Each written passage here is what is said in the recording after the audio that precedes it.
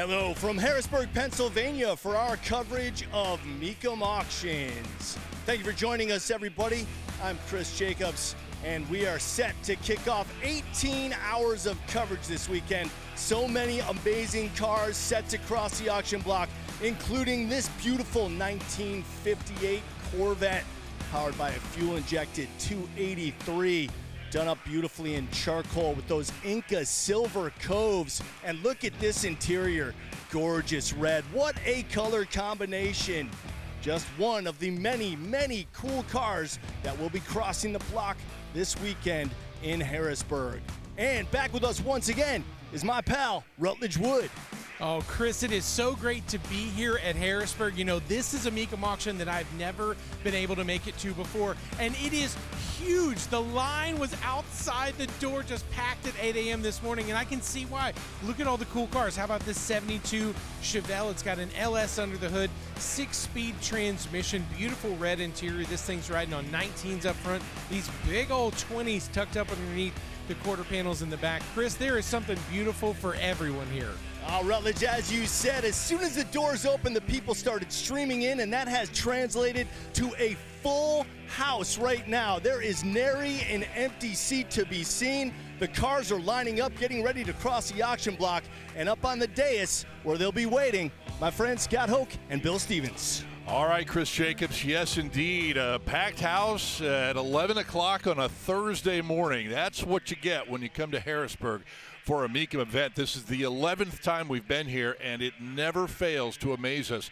The passion and the enthusiasm that the car crazies here in this area have. All kinds of car stuff going on. This is one of the biggest events of the year. But let's talk about this lineup today and throughout the rest of the weekend. Strong Corvettes, Bill. Strong Mopars, a lot of good Chevys. But what I'm looking for are some cars that are going to be time capsules in very, very original condition, and we'll see those from time to time, even today. Let me mention a couple of things. Big auction here in Harrisburg because this is the only Mecum auction in the greater Northeast Metroplex, if you will. So people from all over this part of the country are here for this show. Now, about the cars today. Take it one step further. A lot of people say, Mecum auction, I could never afford those cars. You know, those Ferraris, multi-million-dollar cars. Hey, today you're going to learn that there's something for everybody at a Mecum auction. We'll see cars between $20,000, $25,000, maybe $30,000, and good cars, too. In fact, I'd like to share one with you right now. Oh, go ahead. Be my guest. I would love to. Here it is. This is coming up later. 1992 Ford Mustang LX, not a GT, and that's not a 302. It started life as a 302, but it's now a 347 stroker. Originally, that car had up to 225 horsepower, now well over 400. You see the detailing. How about the beautiful detailing on those wheels and tires? Probably the 303 tire shine was applied. And it's got a 5-speed manual transmission. Great combination in terms of powertrain, color, and remember, this was a year before the SVT team went to work for Ford, so this was kind of like the precursor for that era, and again, we'll see this later today. Very good, Bill. That is coming up, as you say, and we will push toward the block for our first car of the day, which will be a 1925 Ford T-Bucket. Hot Rod City, right here, yeah. This is probably one of the quintessential ways people built hot rods in the early days of that hobby. Flathead power, too. That's a throwback. Hoffenhauser heads and 3 2-barrel carburetors, combination we saw a lot of back in the day, and the bid goes on. And to your point about the budgetary concerns, $9,000 was the high bid. So somebody might want to put up 10 or maybe make a deal with the owner at the bid goes on desk, and you're going to get a really cool car for not a lot of cash. 1 year ago today, I bought my Jeep Grand Cherokee here, and that was a bid goes on vehicle. Very good. So you speak from experience. You bet. Nice. 1954 Olds, 88. That rocket engine, you can see it right there on the valve covers. Oh, what an engine that was. That rocket V8 debuted in 1949, and over the years, the displacement of those engines and the Oldsmobiles just kept getting bigger. This one is a 324 cubic inch V8 with an automatic transmission, and look at the interior. That beautiful white interior that works so well with that exterior two-tone paint, and cruiser skirts on the rear quarter panels. Boy, that's a throwback, huh? beautifully presented as well. Spinner hubcap. Those are actually Dodge Lancer spinner hubcaps. Ooh, nice catch. I know. This is kind of like a conservative hot rod for a 1954 Olds. Tell you what, high bid at $13,000. That paint job alone looks worth that. Yeah, all the way. Cool car. Very. We'll move to 2004 now, and a Jaguar XKR convertible. Yeah, this is the hot one in 2004. I have a 2001 XK8, which I love to death, but this has got the supercharged 4.2 with 390 horsepower. This will get on up there. Automatic transmission like they all had, and some extras. The convertible top is powered, dual power seats, and that sumptuous leather interior. I love sitting in my car. I don't even have to go anywhere. I just love the feel of that glove soft leather. Alloy wheels, and still a lot of life left in this Jag, about 75,000 miles on the clock. $8,000. That reminds me of that old Dick Van Dyke show where he's sitting on his motorcycle in his garage making sound effects. Right, yeah. Same thing. Oh, hilarious. Okay, $8,000, the high bid on that Jaguar. We are done with our first segment. Much more to come today and tomorrow and Saturday as well here from Harrisburg. Stay with us. Well, I mentioned some good Corvettes. Here's one of them that is coming up tomorrow, a 1967 big block convertible. Yes, indeed. 435 horse, 427 to be exact. 4-speed transmission, ermine white saddle interior, blacktop and stinger, side exhaust, and that tri-power setup as well under the hood. Tomorrow morning at 10 o'clock or at 11 o'clock Eastern rather, 10 o'clock somewhere. Yeah. We will continue our coverage here from Harrisburg. All right, back to the block, just off it actually, with an 88 Mustang GT convertible. Bill, what's the story here? Well, the story is, Scott, what I said at the beginning of the show, affordable muscle today. Look at this. This is going to go to the bid goes on at $15,000, but how would you like a 5.0 convertible with a 5-speed manual in that kind of condition? Oh. Someone's going to walk away with that Mustang before the end of the day, I guarantee you. All right, so the high bid, 15. Here is an El Camino from 1967. Yep, first generation El Camino right here. Of course, they built it in 1959 and then it went away and came back. So technically maybe the second gen, but still, these are cars, again, fall into that affordable category. This one with a 300 horse 350, turbo 350 automatic with a 12-bolt rear ends, got power steering and AC. And terrific color there. It's just a gray metallic with a simple black interior. And those are rally wheels. You see it rolling on those with the raised white letter tires. Tilt steering columns, got tinted glass. It's not a stripper. And it's going to sell. Boy, that does not look like a factory color from 67, but it should have been. No, very appealing. Very low key, but still it works. It works to the tune of $25,000. So we'll mark that one in the sold column here and bring out next a Jeep Wrangler Sport from 2012. 3.6 liter V6. Nothing out of the unusual right here, except maybe that 6-speed manual transmission. Oh. Yeah, we see a lot of Jeeps come through with the automatics. This with a manual.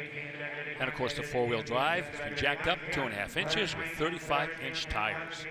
Upgraded rear bumper with a full-size tire carrier. Got side steps on there. There you see the alloy wheels. And the spare also has the matching alloy wheel as well. This probably is within a few thousand of what it's going to sell for.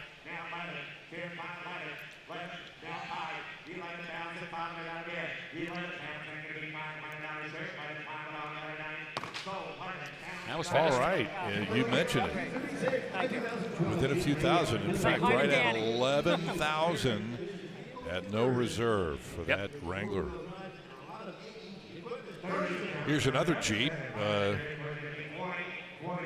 four-door version this time from 2012. Yeah, same year, Scott. So whoever missed out on the previous one can get this one. Not identical, but same powertrain. 3.6 liter V6 with a 6-speed manual. This one has the American Expedition Vehicles conversion. So some extra cool stuff. The tire carrier, the rear bumper pump kit, dual sport suspension lift with Bilstein shocks. All of these part of the AEV conversion.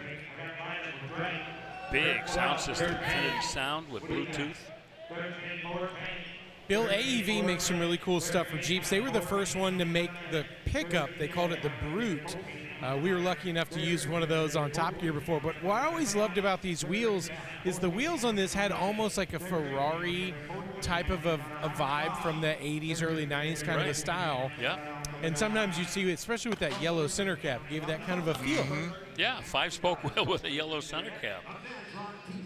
Hey, and it sold at no reserve for $13,000. Okay, $11,000 for the previous one. Right. And $12,000 for that one. 13. So for less than $25,000, get about 2 Jeeps today. Exactly. You know? Yep. Fun factor for those, very high. Yeah. 1954 F100 is on the auction block right now. 6-cylinder power. A truck that, has a lot of originality here. Manual transmission, 3-speed. Paint beautifully applied. Look at the hardwood bed. Stainless rub strips. Obviously not an original color. But that's okay. Outside and inside. Well detailed. What we call Jenny wheels, steel wheels with the original Ford center caps. And they have kept that look so 1954. Yep. Especially with the spare tire mount still there on the side. I know when I got my first 54 Chevy pickup, that was one of the first things I wanted to take off and fill in the fender. But this is a look that's really especially period correct to these style when it's on the original wheels like that.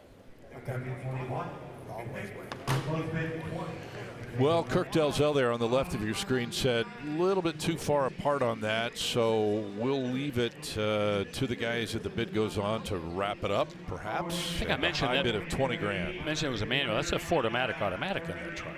Let's clean that up, Joe. Okay, didn't hear you say that, but Yep. good deal. Kind of a, let's see, a 1946 GMC is next.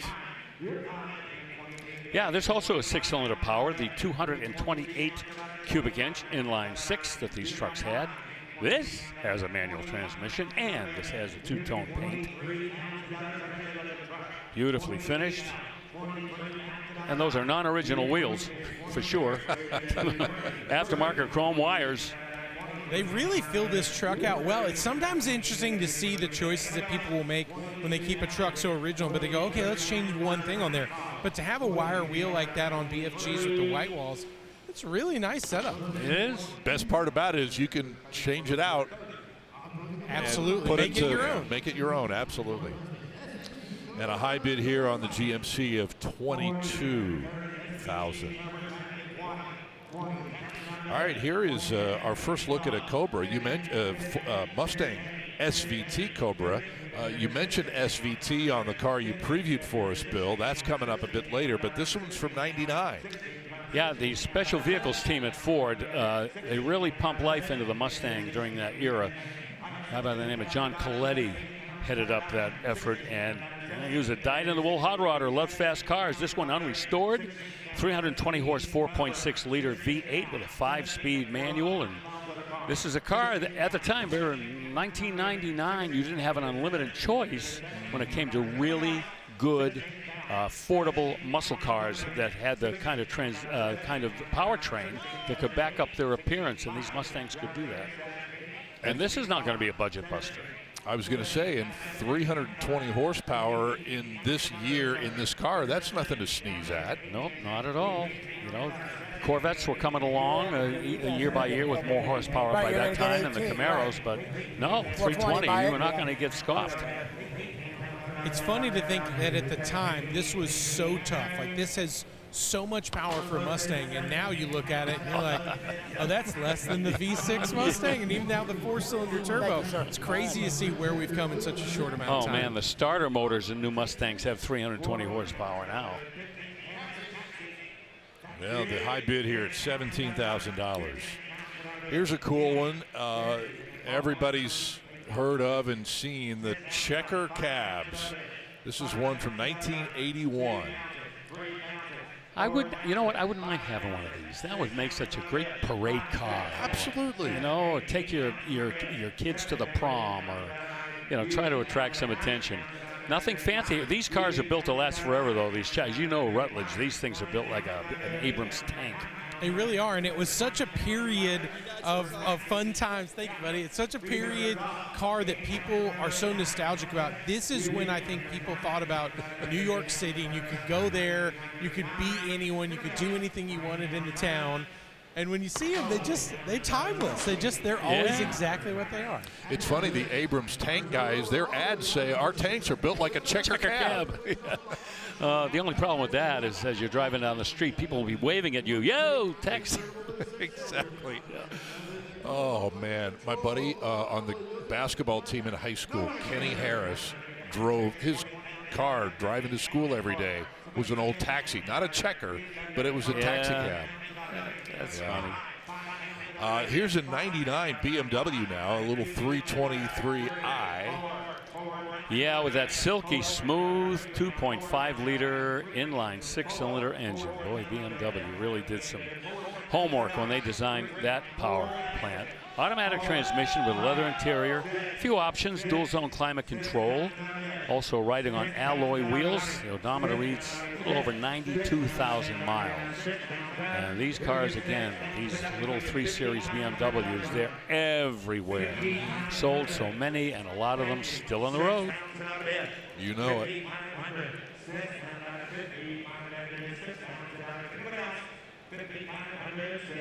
Three-class, 3 Series BMW, the Mercedes-Benz C-classes, that whole category of luxury cars. So many were sold and still being driven.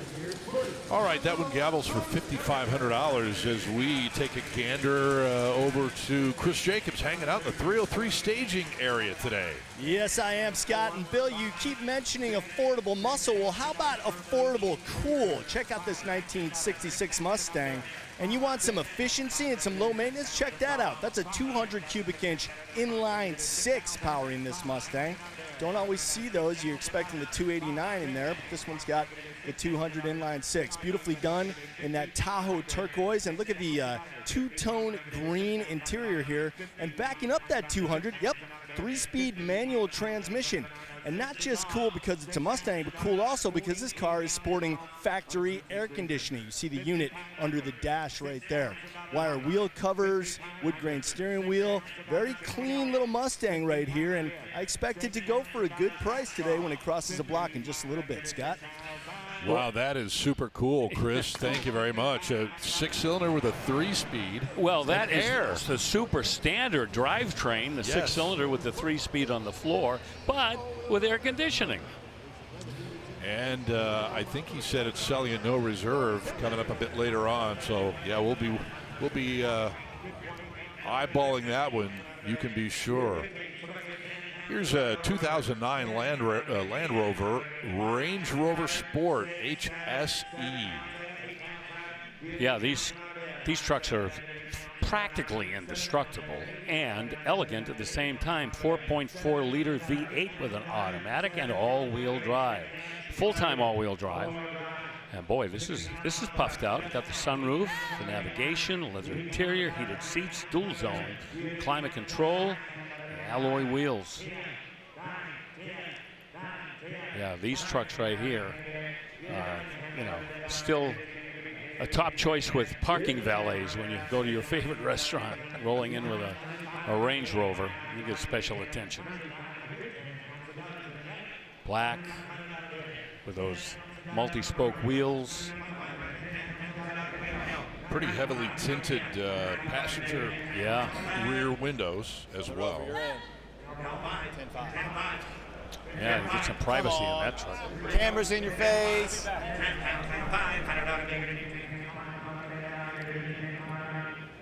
This was not inexpensive when it was new either, Scott. Back in 2009, you're talking 75, maybe 80 grand out the door. Somebody just bought it for 10 grand out the door here at no reserve.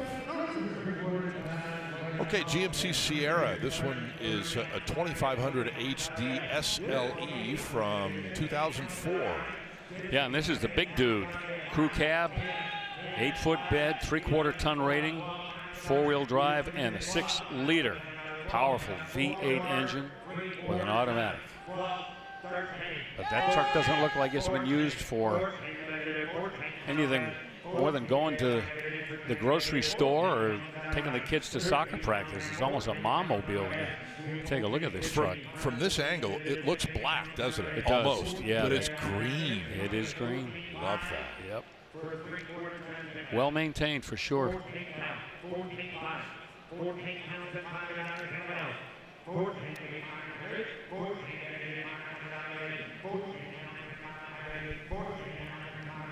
Yeah, that green will pop in the sunlight for sure.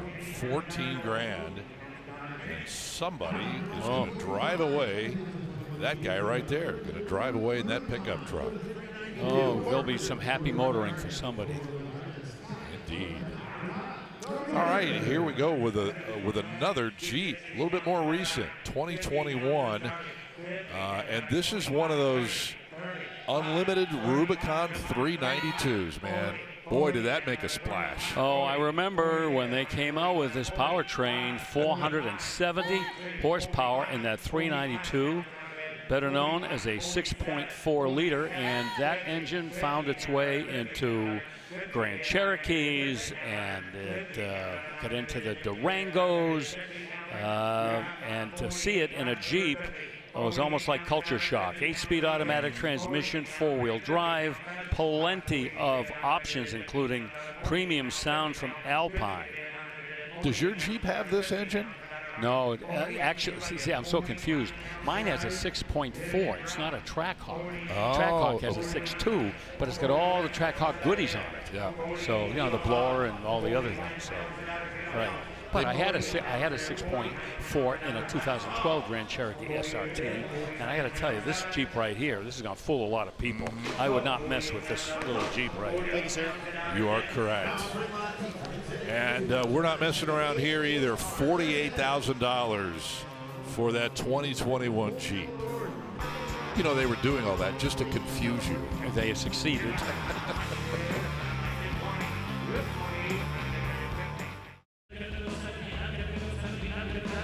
Welcome back to Mecum Auctions here at Harrisburg, Pennsylvania. I'm hanging out in the 303 staging lanes. This is where all the cars get prepped to go inside the auction hall and across the block. And here is a gorgeous 1964 Plymouth Fury. We're looking at the 383 under the hood there. That's been rebuilt. This is backed up by a 4-speed manual transmission, done up beautifully in that dark turquoise metallic exterior color with a turquoise interior. Love the monochrome on these early 60s Mopars. You see the 4-speed right there. Look at that cool steering wheel. Pretty much stock except for a aftermarket gauge cluster underneath the dash. Got the mag wheels, the BF Goodrich radial TAs. What a cool car.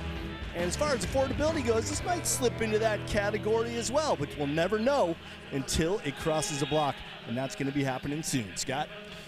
Very good, CJ. Over in that 303 staging lane, we will await that car's arrival. In the meantime, we will share with you at home the deets on an 89 Bronco that has arrived. Oh, what an intimidating looking truck this is. 5.8 liter V8 automatic transmission, 4-wheel drive, has the locking hubs feature. It's got the rough country lifted suspension. As you can see, it's riding high. That top is removable, by the way. Of course, as my brother-in-law says, all tops are removable.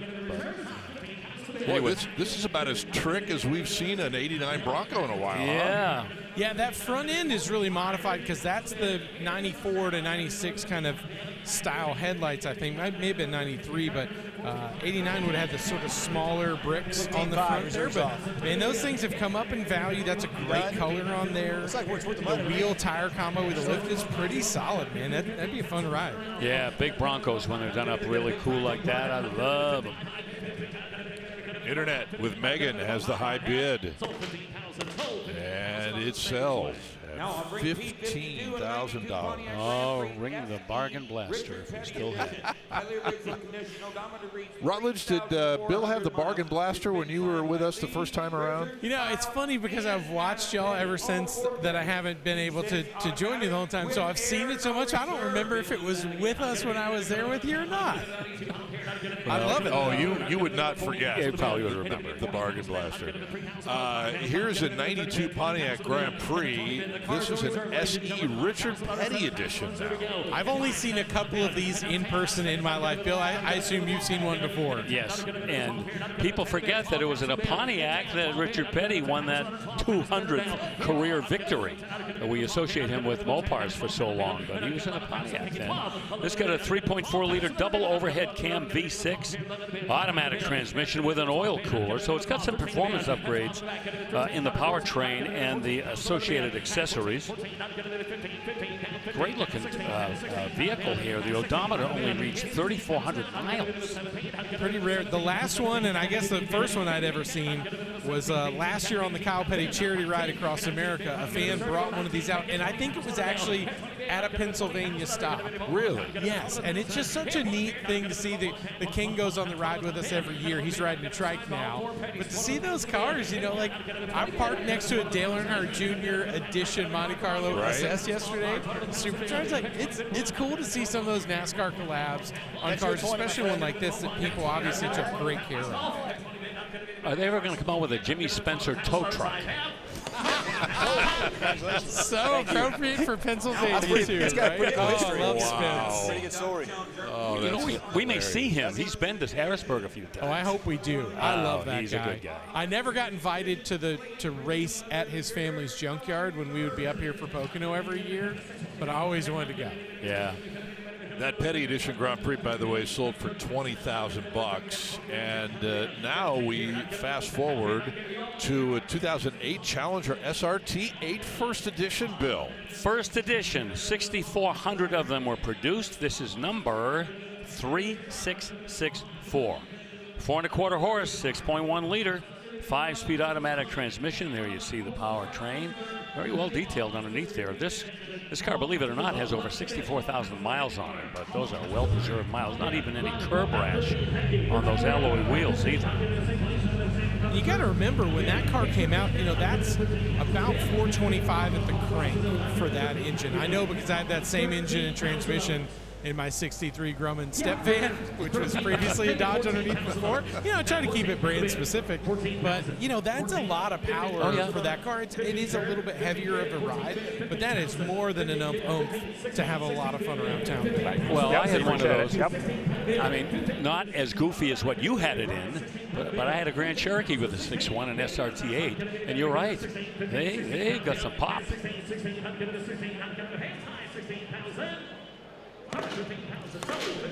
Hammer price, $15,000. Of course, the thing that caught everybody's attention, regardless of the engine, was the fact that the Challenger was back. Yes. And really, and we've talked about this many times, channeling that vibe so well from the original muscle car era 1.0. And we had no idea that the Hellcat was on the way. Oh, either. no. Yep. Man, you are correct. Okay, we move on. 2004 Cadillac XLR convertible. We are getting some factory hot rods today, and if you're not convinced about what I said at the top of the show about affordability by now, you should be, because wait till you see what this car is going to trade for. This was a world-class car back in 2004, the XLR with a 320-horse North Star 32-valve V8 engine with lots of power accessories and performance. and styling as well. The design language on the Cadillac back in the early 2000s had a very crisp and tight and linear look to it like this car, and people really swarmed to these Caddies. Look at that, Scott. Reserves off 13K. Man, oh man. Wow. A lot of life left in this car, too. We're being told less than 70,000 miles or so. Yep. And it looks the part.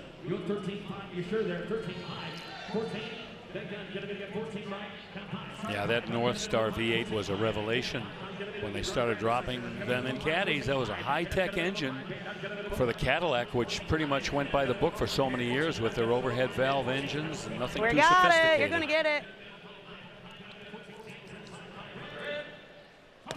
Yeah, congratulations. Nice car. Thank you. There you go. A couple right there will take that one home for $14,000.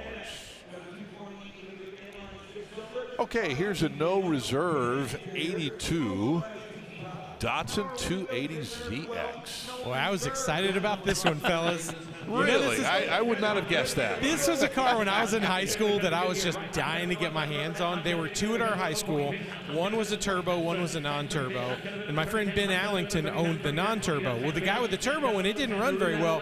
So one day he was like, hey, I'll trade you. And Ben was like, you'll trade me for the turbo one? Oh, okay, yeah, let's do that.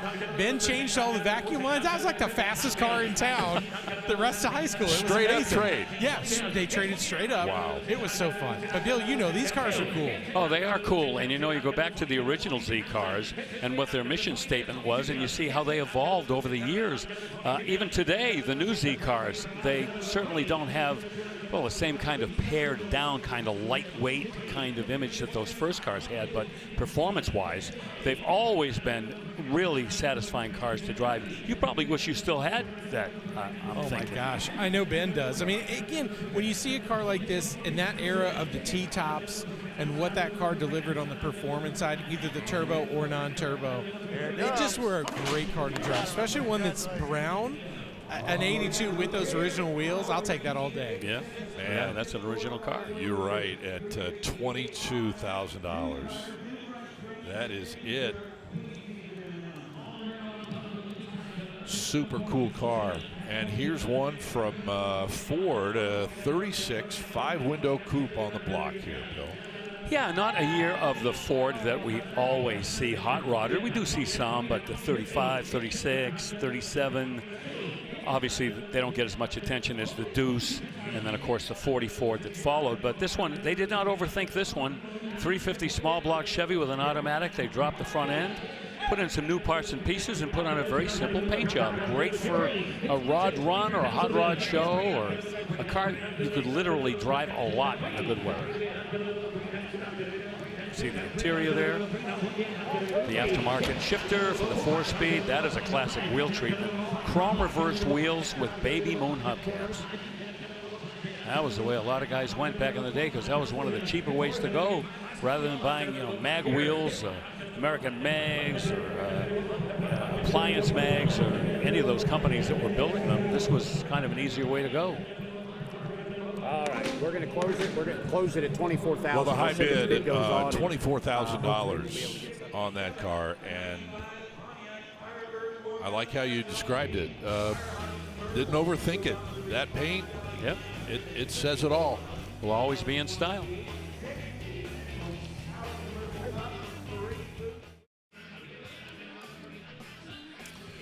Once again, as we've already pointed out, and we've done so over the years on many occasions, this Pennsylvania Farm Show complex is swarming with automotive enthusiasts. One of the real, true automotive hotbeds anywhere in the country here, Bill. You said that right, Scott, because, again, geographically, this is the only Mecum auction where people in the Northeast can easily get here. Yep. And come and take a look at cars like this. Wow. Yeah, this is a street Terminator right here. You know what this has for power? It's got a Merlin big block in it, 572 cubes. That is a strict competition engine. You might have heard the exhaust there. I wasn't going to say it, but Well, I you're right. couldn't help it. Turbo 400, race prepared Turbo 400, obviously, with a 5,000 RPM stall converter. Oh man, that thing will hike up the front wheels. What a machine. Oh my goodness. Oh, and get a load of the paint. And that too. Yes, what a package that is. Yeah, everything, wheels, interior, all show winning. It sold for $41,000, and you know, anytime you mention Merlin, the engine builder, you know you are getting serious about power. Yeah, they're not cheap, but I'll tell you, when guys want to win, they'll go buy one. Yep. Here's a 92 GMC Sierra now. This is an SLE. Just appears to be a pretty standard cab, short bed pickup truck. Yep, you nailed it. 4.3 liter V6 with an automatic. And 23,000 miles showing on the odometer. And I look at it as it goes by. I'm just saying a little bit of fading in the paint on this truck, but just a little though. Just a tad, yep. And a few extras in here, power windows and AC with a tilt steering column. But you know, we may sell this for less than 10,000. Let's see what happens. Mm-hmm.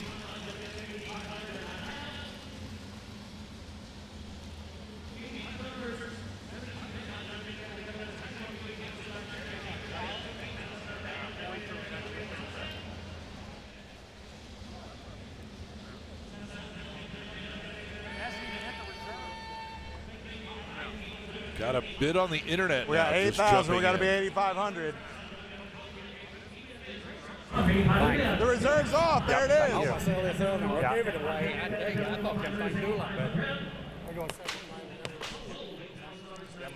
All right, there we go.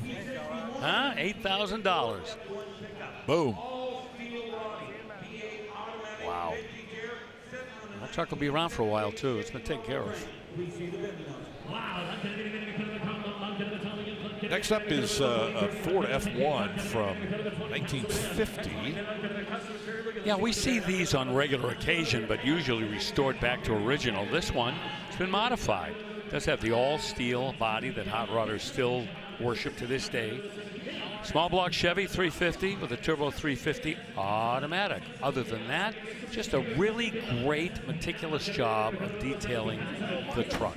You saw the interior, all according to the book, and it has AM/FM CD radio and wood-trimmed bed with the steel slats, as you saw, and it's had the subframe installed up front. Now, the reason that hot rodders do that is from the firewall forward, you do a subframe, and that really frees you up in terms of engine choice and maybe disc brakes up front if you want to go that route, and rack and pinion steering and things like that. And steering alone is worth it. This one also has pretty noticeably a different set of taillights on there. It's got kind of the old Caddy style. 59 Caddy, right? Frenched-in taillights, also the louvered tailgate, the roll pan there, and the exhaust on it. So it's interesting from the front, very mild. From the back, it's like a little more wild, just a hair, right? Less. When it goes by, just wait. You got to see the whole truck. I've got Get the full 17.5. picture. Online, we got to be 18.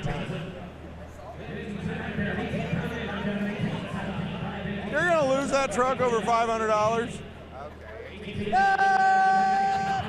Hey, it's gone up $1,000 since we started talking here. We got 18,000. Okay. The only way I think we're going to get more is if we lift the reserve. So it's up to you. Do it. About got you. Yep. That's Clint Hunter there. Almost sideswiped Frank there, but that's okay.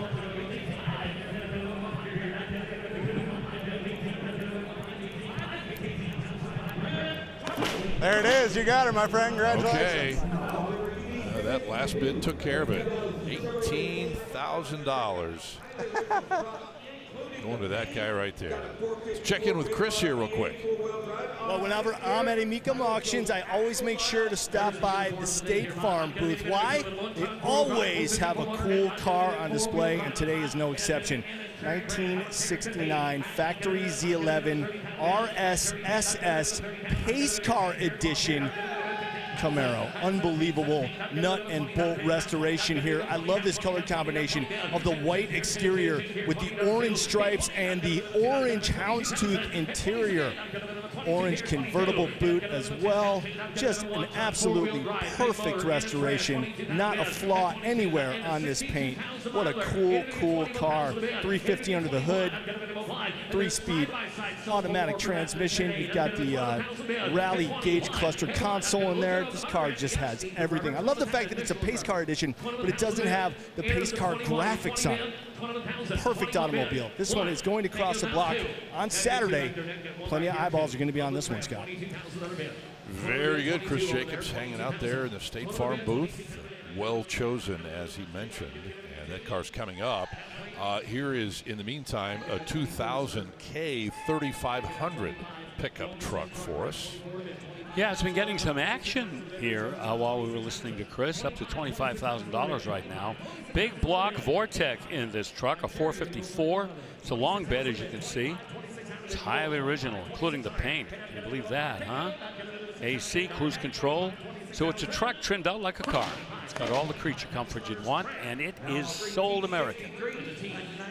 25 grand to be specific. Great looking pickup truck. We've got a breakaway here as we get close to wrapping up our first hour with you from today in Harrisburg. Back in a moment.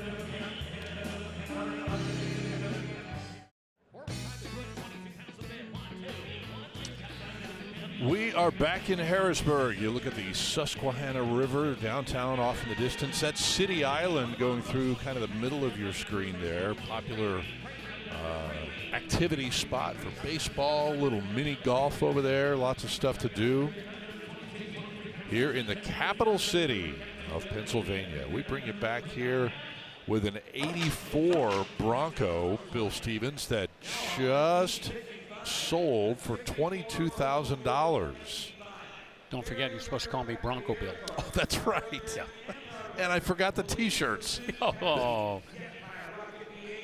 All right, 22 for it. More coming up on the Broncos, Bill. Yep. You know, here's one of the cars that I was talking about at the beginning of the show. Time capsule all the way, and it's a '64 Olds F85. Chris Jacobs, you've taken a look at this one as well.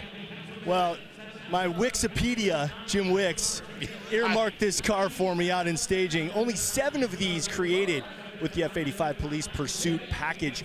I'm just loving the fact that somewhere back in time there was probably a statey or a local cop got the chance to chase guys around in this car. Yeah. How awesome is that? 4-speed. Yeah. It's a 442, basically. This is what the foundational 442 was all about. Police Pursuit package, the 310 horsepower, 330 cubic inch V8, 442, the 4-barrel, the 4-speed, and the dual exhaust. This has all of those, but it's not going to sell this time. And the high bid at $8,000. That is just so cool, though. I love it. I just love the rarity. Yeah. I love the history behind it and the fact that it's pretty much it's been sprayed a bunch of times, obviously, but it's pretty original besides that. Yes, true. Still badged as an F85. $8,000. Bid goes on that F85 while we check out a 69 GMC Sierra 1500. And this is another pickup truck that's had some mild restoration done to it. Nothing too radical. There you see the power. That's from a small block Chevy 350 Cube with an automatic transmission. And a very simple, very tasteful paint scheme. Blue on the outside and blue on the inside. Power steering and dual exhaust. Little chrome here and there.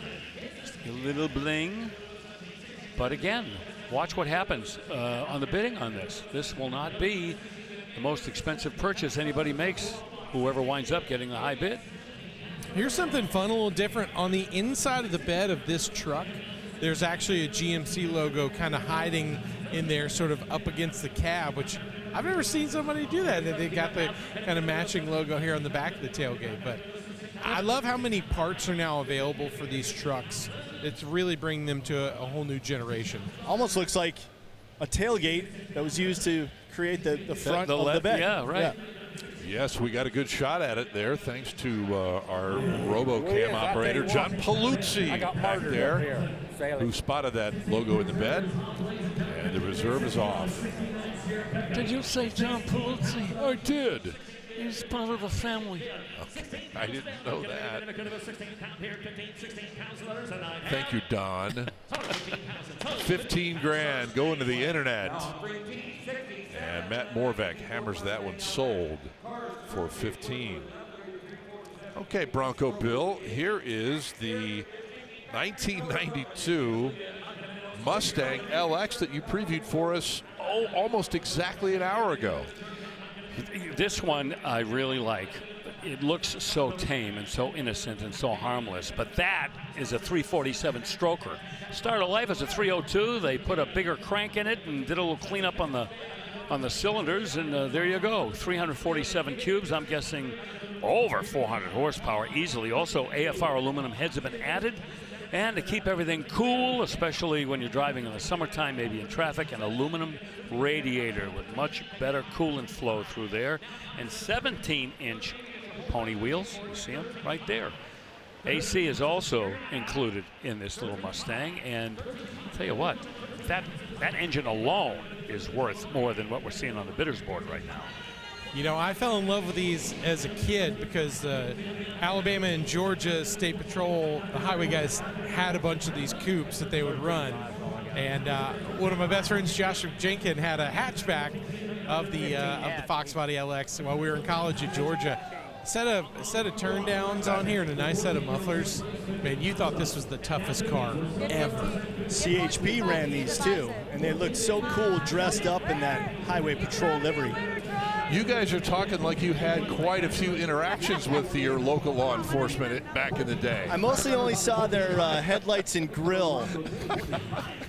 I did not. I saw the entire car as I was given a lengthy discussion. Usually like, why would you get a crappy car going that fast, young man? Because I can. Sure. Good Big answer. downhill. All right, high bid here on the LX of $14,000. Let's go back to the mid-2000s now with an 07 Shelby GT, Bill.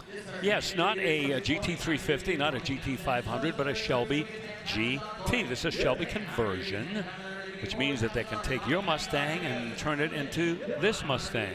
4.6-liter V8 engine, somewhere in the low 300s for horsepower, 5-speed manual transmission, and this one pretty much original. Disc brakes with anti-lock brakes as well. Those are black multi-spoke SVE wheels in all four corners, and they've added a performance dual exhaust system as well to help, you know, raise the power just a tad. The interior, pretty much as it came from Ford. It does have that Shelby medallion right there on the top of the dashboard. A few visual cues too as well that this has had some Shelby-izing. You see the hood scoop there, riveted hood scoop, which goes back to the original 427 Cobra. And the cooling scoops on the rear quarter panels. And of course the Shelby GT rocker stripes. Come on. Yep, we got it. Sell it to him. Yeah! What do we say, Patrick? Sold! Ooh, another sold. low We're having a great day in dollar Harrisburg. sale here, yeah. Scott. Yes, indeed. 15 is all for that car. Well, let's flash back to 1997 and the Brickyard 400. This is a festival car, a 97 Camaro, and perfect timing because the Brickyard 400 is getting set to run this weekend in Indianapolis. Well, you of all people, probably the best, most qualified gentleman to explain what a festival car is for people not familiar with that term. Yeah, isn't that where they would do the kind of big show? They would put a lot of the drivers in cars like this and then parade them around through the town through the big festival. Scott, as the Indy guy? They were, yes, used for the 500 Festival Committee, the 400 Festival in this case. Just stuff that was going on in and around Indy in the weeks leading up to the race. Well, they were used on track for the pre-race parade, perhaps? For the pomp and circumstance. So you're saying there's a chance somebody famous might have ridden in this car. Well, That's it's a number chance we're taking. Number 12 of 50 that were produced, so there's a good chance of that. And pretty much by the book in terms of the powertrain, 5.7 liter V8, 285 horse, 4-speed automatic. You were very close in your pronunciation of the word car. Not quite. I got there. It's core. Core. Core. Oh, they run that NASCAR? It's a real NASCAR. Exactly. Oh, by the way, Ricky Rudd won it in 1997. Okay. And that sold. So we moved to 2017 F450 Platinum pickup truck. Wow. Big boy. Broad-shouldered pickup truck, 6.7 liter power stroke turbo diesel, a torque shift 6-speed automatic transmission, and it is loaded to the roof. Adaptive steering, trifold tonneau cover, has the tow package, and it has that fifth wheel gooseneck prep. A lot of these trucks wind up hauling fifth wheel RVs. Spray and bed liner, power sunroof. Just about every option was checked off when this truck was ordered back in 2017.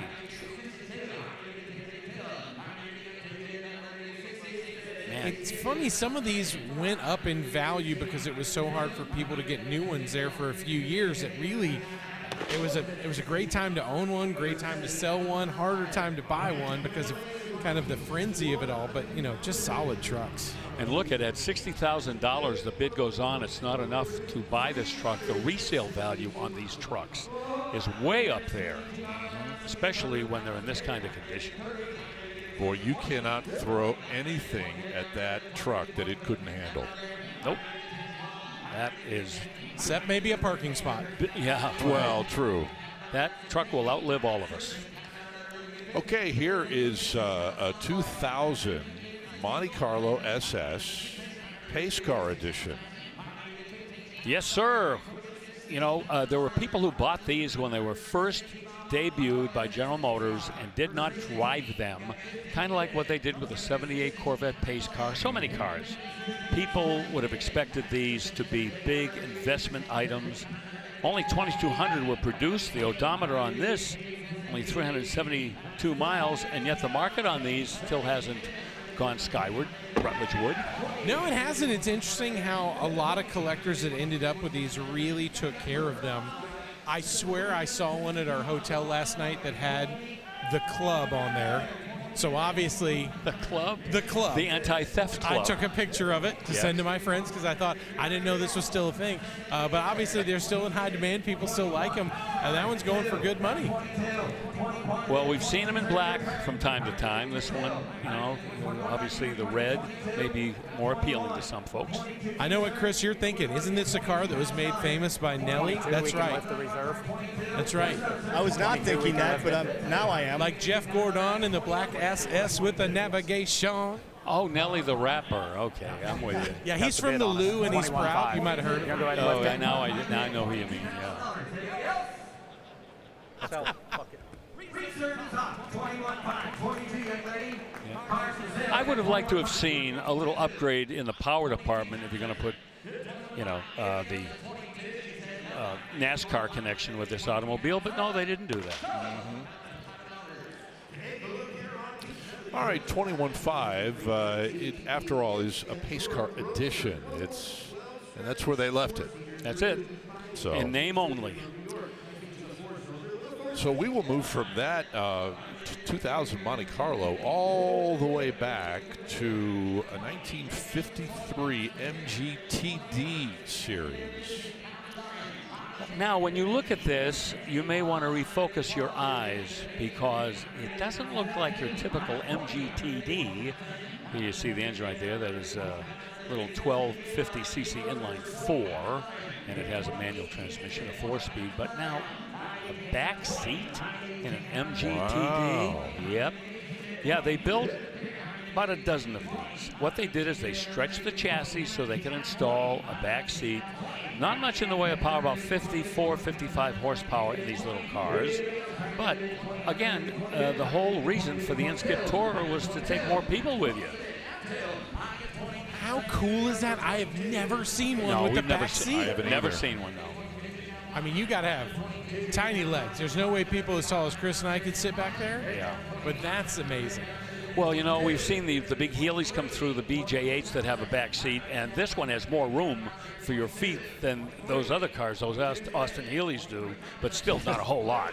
Chris, this is almost like that four-door Barracuda that we saw in Kissimmee a few weeks ago. We've seen it several times. Yes, we have. But this was actually a car stretch, they built. Yeah, they custom 12 stretched editions of them. Yep, stretched it by 10 inches and put that rear seat in there. It's only powered by that inline 4. So if all 4 of us got in that car, it might take a little while to get up the hill. Oh, yeah.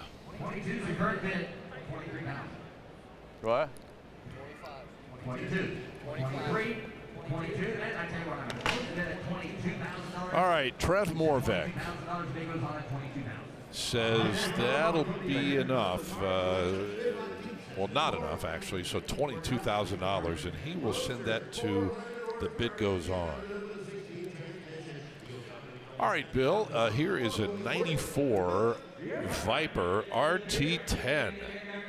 Yep, this is the 3rd production year for the Viper. It debuted in 1992, and it was a minimalist sports car, to be sure. Just a reinterpretation of Shelby's Cobra. No exterior door handles, no roll-up windows, nothing like that. That wouldn't come until much later. And this one has that 8-liter, 400-horse V10 with a Tremec 6-speed manual. And in 1994, the big story was, well, now you could get air conditioning. Yippee! And along with the red, you could get 4 other colors, red and green and black and white. But other than that, these were pretty much what the 92s and 93s were all about. Bill, were those gunmetal wheels available, or is this something that a person had changed? I remember seeing a red and yellow combo that was out for a little while, right? But was the gunmetal a color option then? No, that I would be willing to bet you those are not factory. I've never seen a finish like that. They look great on them. Yeah, it's really kind of a subdued look on that red paint. And neat to see. I know obviously as a Viper guy you understood it, but when people started adding the soft tops and some had almost like a hard shell tonneau they try to fit in there, it did take it from a car you could only drive when it was dry exclusively to maybe some other places too. Yeah, that car did have some growing pains back in the early years, no doubt about it. Have a cool look with those wheels, and they match that side exhaust on the rocker panel too. They were fast though, I'll tell you that. All right, a 94 GMC K20 is next. It must be pickup day here at the Mecum auction. Here we go with a K20K 4-wheel drive 20 pickup with 350 V8 and automatic and power steering and brakes and an AM/FM radio. They just put new brakes into this truck along with new fuel lines and a fuel tank and tires and an interior. So it's road ready, ready to go. This is one of those just get in it and drive it. Don't worry about anything. Okay, of course, designating that 4-wheel drive. Yeah, and the bed, no spray line or anything in there. No color key to the rest of the truck. Hey, how about that? $15,000. And Trev Morvek with emphasis selling that one. Love the next pickup truck. Kind of a little bit out of the ordinary what we have seen in the last few minutes or so, but it's a 1937 Ford with a flathead engine and 3-speed power bill, and it looks just like it rolled off the assembly line. Fabulous restoration on this truck. And this is back in the day when a truck was a truck. They weren't trying to be cars. They usually were put to work, either a tradesman or a farmer or whatever. It's got the flathead in it, the 85 horsepower flathead. That would be the 221 cubic inch flathead. And a couple years later, they went to the Merc flathead and got 95 horsepower, but this is prior to that. And that black paint, you never saw a 1937 Ford with a black paint job like that back when it rolled out of the Dearborn factory, I'll tell you. Those are replacement front fenders, by the way. They are fiberglass. But otherwise, original. Halogen headlights, okay, we'll allow that too. I mean, these rolled off the assembly line, and especially in black, were like instantly covered in dust. Remember, the roads weren't anything to speak of back then. No, yeah, and back in those days, not only was there dust, but there were like potholes as big as the Rio Grande. So the fact that this truck survived is certainly remarkable. What a piece.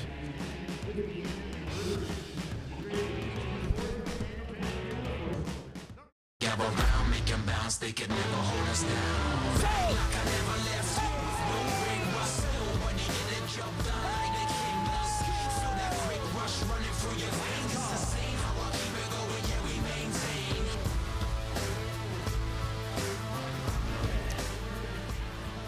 Well, the gang is here in Harrisburg, and a packed house to boot. Scott Hoke, Bill Stevens, Chris Jacobs, Rutledge Wood. We should point out that Danielle Trotta not with us again this weekend, and you see on the lower left that we'll resume our coverage tomorrow at 11 o'clock Eastern, 11 a.m. Eastern. Danielle's going to be back with us in Monterey, so never fear. She's taking care of some commitments with the NASCAR circuit these days. She at the Brickyard? I'm certain that she will be, I would think. Yes. 2008, she may be in one of those festival cars. Maybe we'll have to wait for a report. 2008 SL Class, an SL 550 convertible now, and it just sold, Bill, for $18,000. I'm never able to explain how these cars depreciate as much as they do. Look at this 2008 SL 550. That's the big guy, 5.5 liter V8. And all of the extras, an expensive car with new, and it still looks new, but it did not sell for new money. Yep. Not at all. Just 18 grand. Yep. 2003 Mustang Mach 1 is our next example. Yeah, that Mach 1 nomenclature just never goes away completely. Ford has used it any number of times, of course, going way back to 1969, but here we are in 2003 with a 305 horse, 4.6 liter V8, and this with a 5-speed manual. You get an automatic too. This one with a 5-speed, leather interior, the tilt steering column, and cruise control, and a lot of the common options. A lot of folks would check off: power windows, locks, mirrors in the seat. Also, that shaker hood, that unforgettable shaker hood. That has the same configuration as the original shaker hood. 19. Pretty much stayed with that design. Less than 20,000 miles on the odometer. It's selling at no reserve. Hey, you know what? On that shaker hood, if it ain't broke, don't fix it. Yeah, great look. Why? 21, Gus.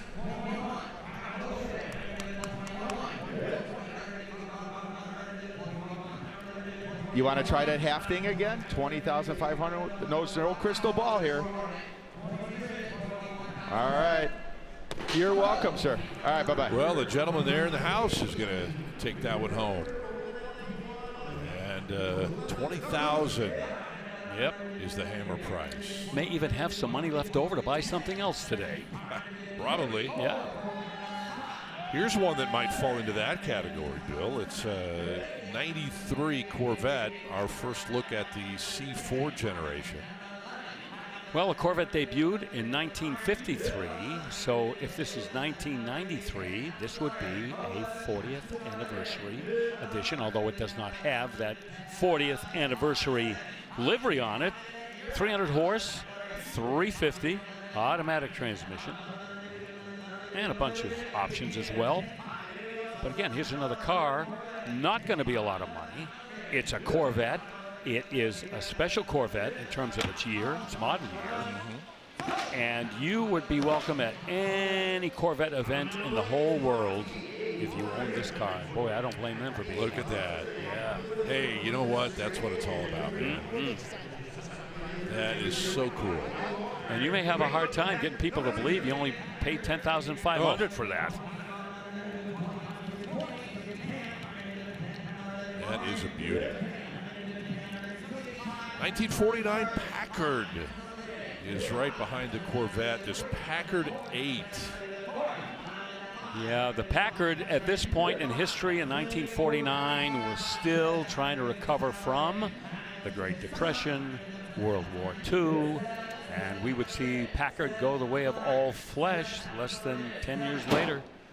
This one with a straight 8, 327 cubic inch straight 8 with a manual transmission, a 3-speed, and it looks like number 2 condition, not number 1. We see a little tarnish on some of that chrome, some of the bright work. Paint looks like it's holding up very well. And the interior also looks like it's had excellent maintenance. And there are curb feelers on there. That's going to win some points with me. Oh, yeah. Because I remember when anybody that had a car back in the 1950s and wanted to get a little bit of attention would put a set of those on there. And basically what they did is they spared your big, wide, white wall tires. When you were parallel parking, that curb feeler would vibrate on the curb and tell you were too close, and you'd spare the sidewalls. Usually you'd see them on the front and the back. Yes. Only on the rear of this back. And I've seen them where they've had 2 on each end. Yes. 2 at the front, 2 at the rear. Yep. Maybe this guy was just really good at parallel parking. Or so bad he ripped it off. Didn't put it back on again. All right, that one sells less than 10 grand. We check in with Rutledge Wood. Scott, you know, it didn't take me long to find a beautiful Toyota that's going to run through tomorrow. This is a Supra. Take a look inside. It's what makes it so wild. Oh, that's right. It's right-hand drive. You got beautiful JDM Recaro seats. They call these the confettis, but it is the 6-speed manual. It is, in fact, the 2JZ twin-turbo legendary engine under the hood. This is just like my 93 at home, except mine's a left-hand drive. They've got the carbon strut tower bar. They've got the Tane coilovers on here with the electric dampers. You got parts from Greddy and Sard that I can see on here. This is a really stout setup, and with the imports coming in, more and more of these have made their way. But this is a hardtop. It's not a Target. It's going to be really cool. But right over here, take a look. Chris, you found something that's also rare and cool. Well, Rut, I will take your 96 JDM and I will raise you a 69 domestic good old-fashioned American steel. This is a 1969 Charger SE with the rare factory power sunroof option. Only 260 of those left the factory in 1969. This is forest green with the black interior, the tan top, and it's got the SE package on it, the comforts, the leather seats, the padded vinyl roof, the wood grain steering wheel, and the console. And what a car this is. Magnum 500s at all 4 corners, wrapped up in red line tires. Beautiful, beautiful car, and once again, very rare. So when this goes across the block on Saturday, I imagine it is going to get some big dollars. Scott? Okay, guys, thank you very much.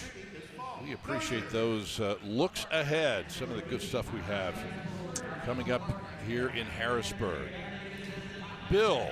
Yes. It is Shelby Cobra replica, a clock. Yeah. And this is actually a really cool group of Factory 5 Shelby Cobra replicas. Yeah, really so inspiring to see these cars because they were all assembled, all 5 of these Cobra replicas you're about to see, by 5 different high school shop classes. This first one here, students at Candor High School put this car together, and what a fantastic job they did on this car. This one with a Coyote 5-liter V8. It's been signed by Al Unser Jr., and it's got a 5-speed manual transmission from Tremec, and it was featured in the upcoming From Zero to 100 documentary film that's streaming this fall. But this is all high school kids. When I was in high school, our shop class, we would do like a sheet metal ashtray, and we would be so proud of that. Yeah. And look at these cars that these youngsters did. This is insane. It is great. Candor High School in Candor, New York, a suburb of Ithaca, New York. And these are all part of the Winner's Circle Project collection. And look at this, 45 grand. Yeah, that's strong money for, you know, that tells you the quality of the build on this to be able to sell for $45,000. There's nothing about this Cobra that you can squawk about. And that's, as you mentioned, the first of 5. Here's the second. Look at this, all selling at no reserve from the kids at Dover High School. And that is, look at that. I love this paint color. Mango Tango. Let's go. Yeah, aftermarket Ford 302 gives you the power in this. This with a Tremec 5-speed as well. Put independent rear suspension in this and 4-wheel disc brakes that they cannibalized from a Mustang. So creativity on each one of these. Everybody did it a little differently, and yet look at the paint. That is a paint Hall of Famer right there, Scott. That Mango Tango. Beautifully applied. It's got the aftermarket pin drive wheels on there, side exhaust. The correct safety belts in there. Wind wings on the windshield per original SC Cobras. Has the jack pads, front and rear. You mentioned that blueprint 302. Yeah. Wow. I did, yeah. That's a quick little car. These cars weigh hardly anything at all. So any V8 with any power and torque whatsoever is going to be a handful. 3. Ah! 45. Hey, you only get 44?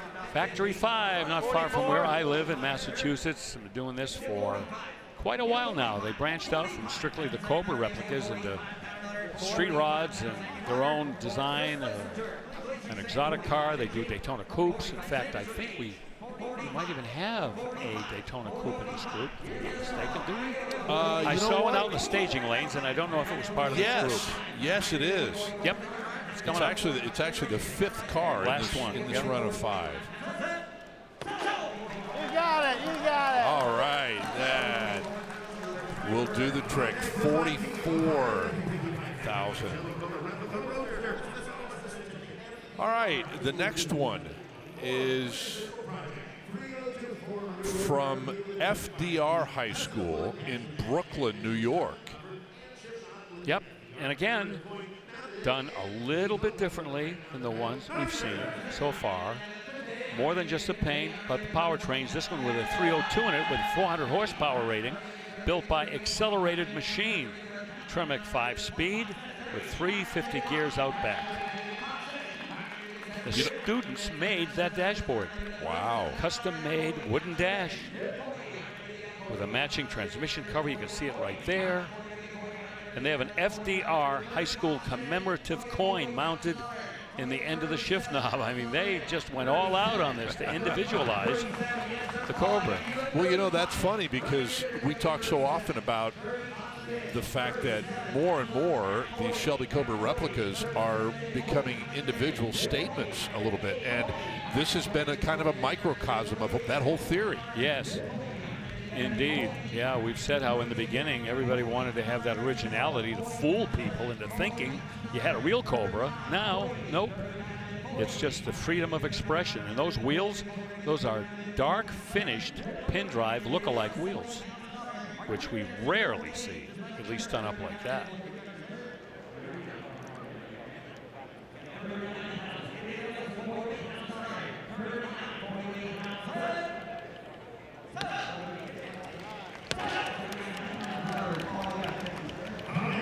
All right, 39. That's the hammer price. All these at no reserve, as we've mentioned. And so the last of the Cobra replicas coming up here. This one is courtesy of the students at John Jay High School in Westchester County, New York. You matter.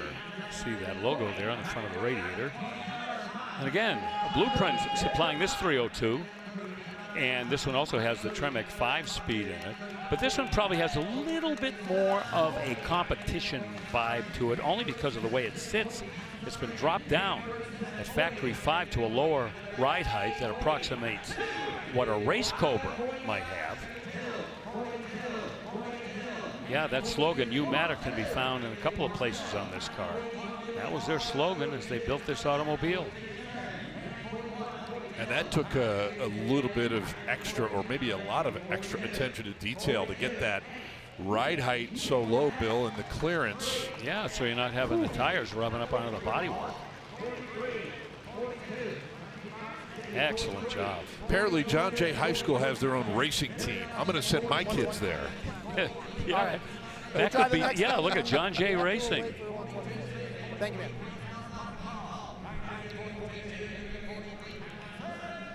Looking good.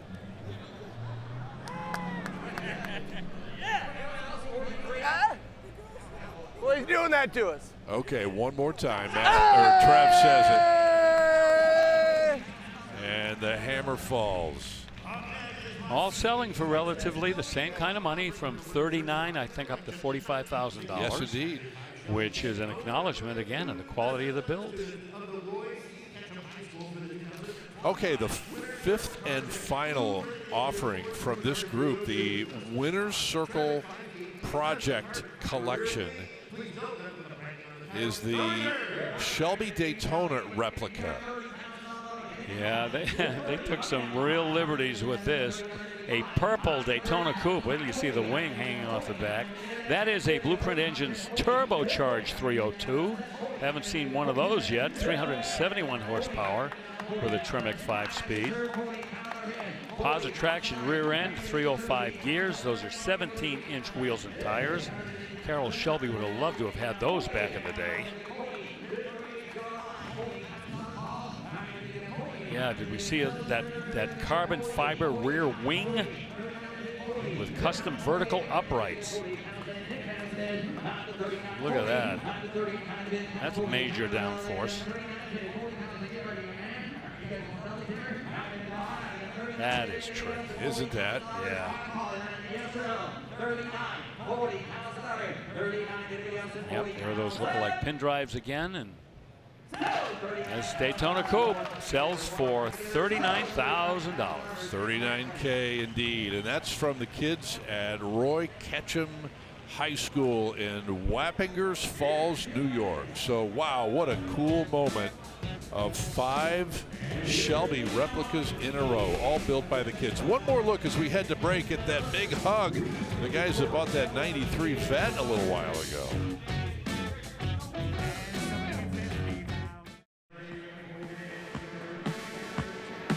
Welcome back, everybody, to Mecum Auctions here on ESPN Plus from Harrisburg. I'm out in the staging lanes, and this car right here is pretty much a perfect balance between restoration and modification. It's a 1969 Olds 442. You're looking at the 455 under the hood, but that's actually a fuel-injected 455. It's got the Holley Sniper EFI system on there, but it's got the air cleaner on there, so it looks stock. See my buddy Chip Foose has got his wheels at all 4 corners, and that is in front of Willwood disc brakes, both front and rear. Take a look at this interior too. Stock appearing, but if you look closely, you can see the customization done, particularly in the gauge cluster. But again, stock appearing, but that is certainly not a stock transmission. That is a 5-speed Tremec. New convertible top, very nice repaint on this car. Looking really, really good. And like I said, what I love about it is great balance between restoration and modification. Watch out for this one, Scott. We'll be watching. Chris Jacobs, thank you very much. I'm back into the Expo Hall at the Farm Show Complex at Expo Center in Harrisburg. And this little 65 Mustang just sold for 31 grand.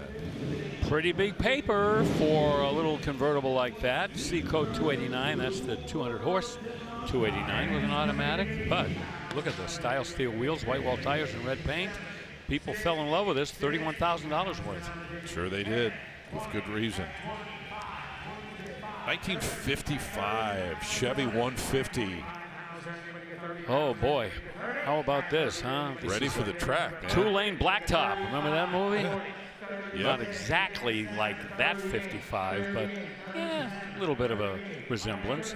Big 358 cube racing, big block with a 671 supercharger camped up top. Dual quads, got a roll cage, it's been tubbed, and 4-link in the rear, taking us back to the glory days of pro street builds. There's the interior. You see the Chevy logos on the bucket seats.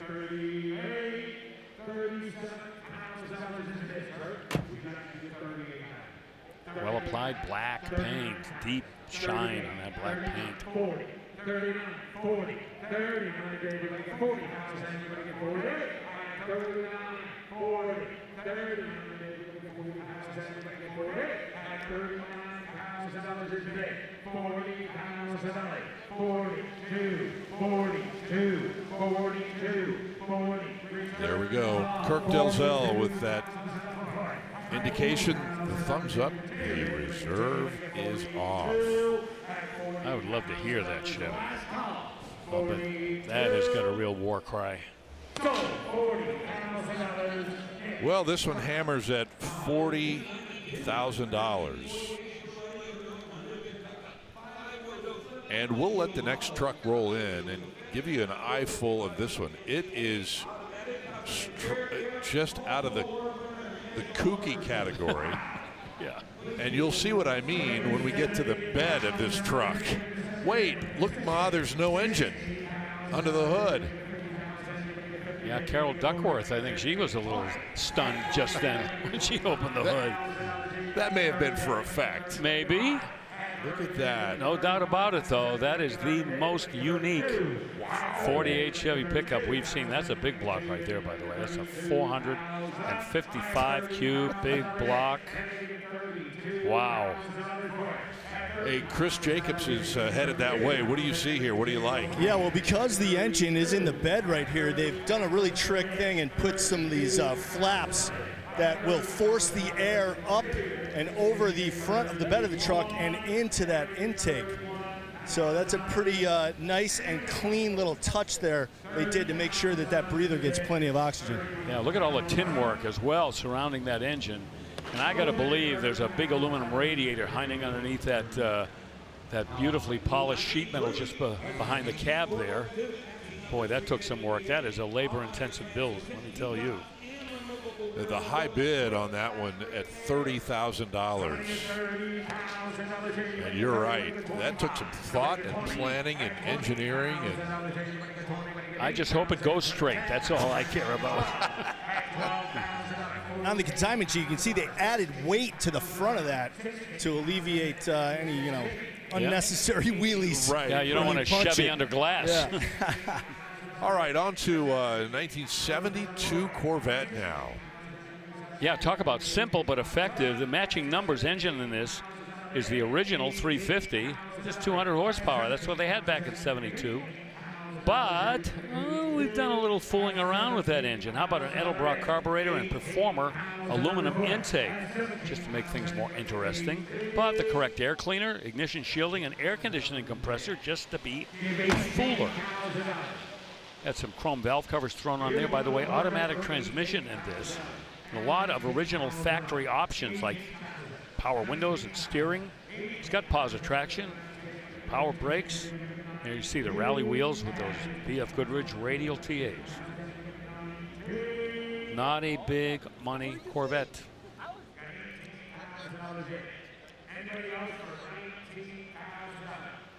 Perfectly designed luggage rack on the deck lid there. You can still get the gas cap to open up because they've left you a little space right in the middle. Yep, and my guess is somewhere around the mid-20s is going to buy that Corvette, and it could still happen over the bid goes on. Okay. Well, we got to 18. That's where we'll leave it. Next is another red pickup truck, and no, the engine is not in the bed of this 1950 Ford F1. It's where you would expect it. Right, and now even that looks weird after the last one we saw. But, hey, they stayed in the Ford family. That's a little Ford small block 289 with some Ford Racing extras thrown on there, open element air cleaner, and those Ford Racing valve covers as well. Got an automatic transmission. And the Ford F1 pickup, that preceded the Ford F100, as we probably all know. Willwood disc brakes to haul it down. Took some power seats out of an F250, as you may have had a quick look at that. Yes, we did. Yep, clamshell front end there with a hydraulic tilt. And polished 5-spoke wheels. And I'll tell you, it's pulling some pretty strong bidding. Well, if it should happen to sell, anywhere now, it's going to be our top seller of the day to this point. 55 in, I think 755 in, you're going to get 57,000. $55,000. We got 55 big.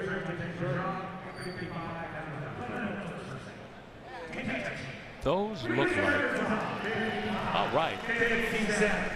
Those look like a 1960 Chevy taillight. The little round taillight from a 60 Chevy is tunneled into those rear fenders. Yeah! That's what I'm thinking.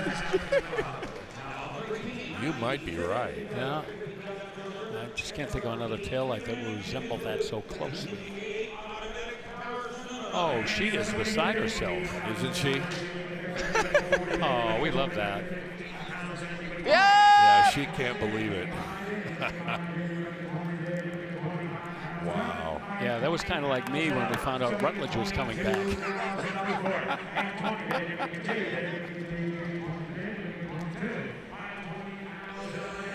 Hey, Chris, it's all yours, brother. A lot of emotion flowing through the house right now. Yeah, we got up on the block 2015 Challenger. This is the 392 Hemi. That's the 6.4 liter non-supercharged version, although it does have the Hellcat airbox on this car. There's also been some other custom performance-oriented touches. Splitter, both front and rear, by a company called ZL1. It's a little kind of additional splitter off of the factory lower spoiler. And in the back, you'll see the diffuser as well. That's also ZL1. This is done in bright white over black interior, factory sunroof, narrow body. Pretty good for 2015. Yeah, that Hellcat airbox, that was an interesting little upgrade that we see people do to their Challengers. It actually channels air through the inboard headlights back into the intake and kind of gives it some added street cred, I guess you might say. Pretty easy installation as well. Yeah, that's exactly right, Bill. You can see the inner headlight here is actually has a pass-through. Yeah. Don't stick your hand too far in there.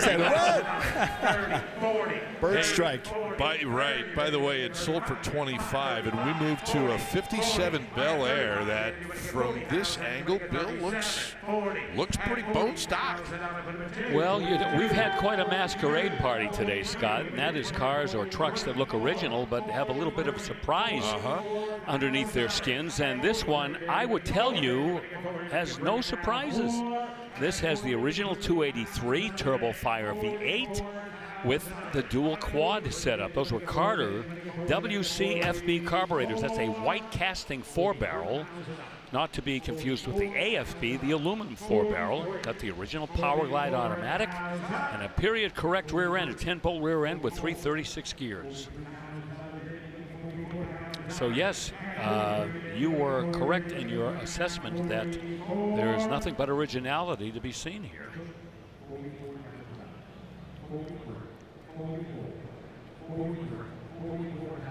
$43 is the bid as Blake Baugh in the upper left-hand corner having a little conversation with the consignor. Even has that original windshield washer system with the glass bottle. Oh, yes. See though? Yep. It's got that. That white with red interior color combination worked fairly well for Chevrolet in the day, didn't it? Yeah, back in the 50s, it sure did, and we've seen that any number of times since. Okay, the reserve is off now.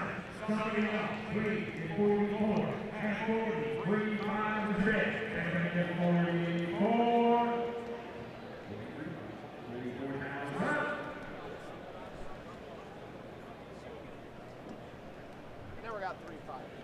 43 is what I have.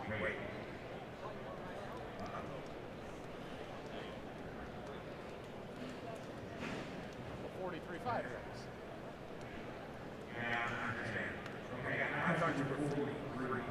They're 43. Oh, okay. Let's see what they 43.5 would be a done deal.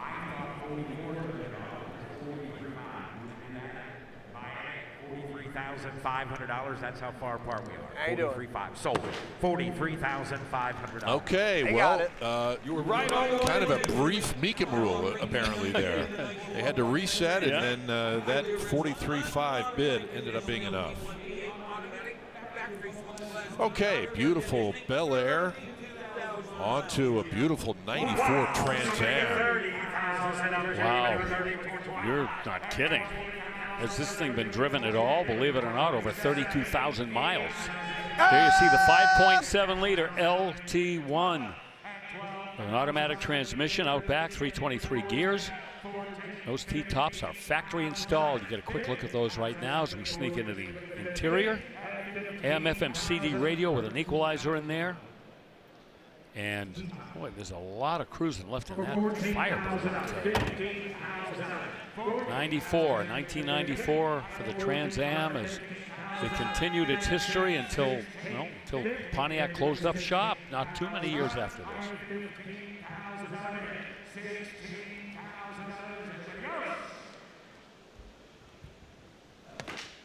Boy, the 32, almost 33,000 miles. I want to know the guy. He must have been using a lot of 303 on this car because it looks absolutely spectacular. It has not been restored or modified. It's just been driven a little bit. Looking at the cut lines, door hood, everything doesn't look like it's ever been hit. Sweet. Okay, we will move on to this 1966 Mustang on the block. And Chris previewed this one a little while ago. Yeah. The 6-cylinder with the 3-speed. Yeah, I mean, I mentioned it in my preview, as efficient as it gets, right? And appearing to be fairly original, this car. Bill, I'm not sure what it says there on the consignment sheet, if it's been through any light work on this car, but what a time capsule here. And again, you walk up to these, you expect to see that 289 badge on the side, and open it up, and it's that very efficient inline 6. Yeah. No, it's a T-code 200 cubic inch inline 6, and we see that right in the VIN. I don't think there's been any hanky-panky on this Mustang at all. The chrome air cleaner, by the way, that's not aftermarket, not added. That's the Sport Sprint package that was available with this car back in '66. Factory air. Yep. Tahoe turquoise over a two-tone green interior. Really sets off the wood grain steering wheel and gauge cluster and glove box very nicely. Well, someone will either buy this, drive it and enjoy it, or drop in a Coyote. One or the other. I'll be watching. Well, somebody got that ball rolling, and they bought it for $20,000. Well, our number one seller today is that 1950 Ford F1 at $55,000. Our number one reaction is right there from the new owner.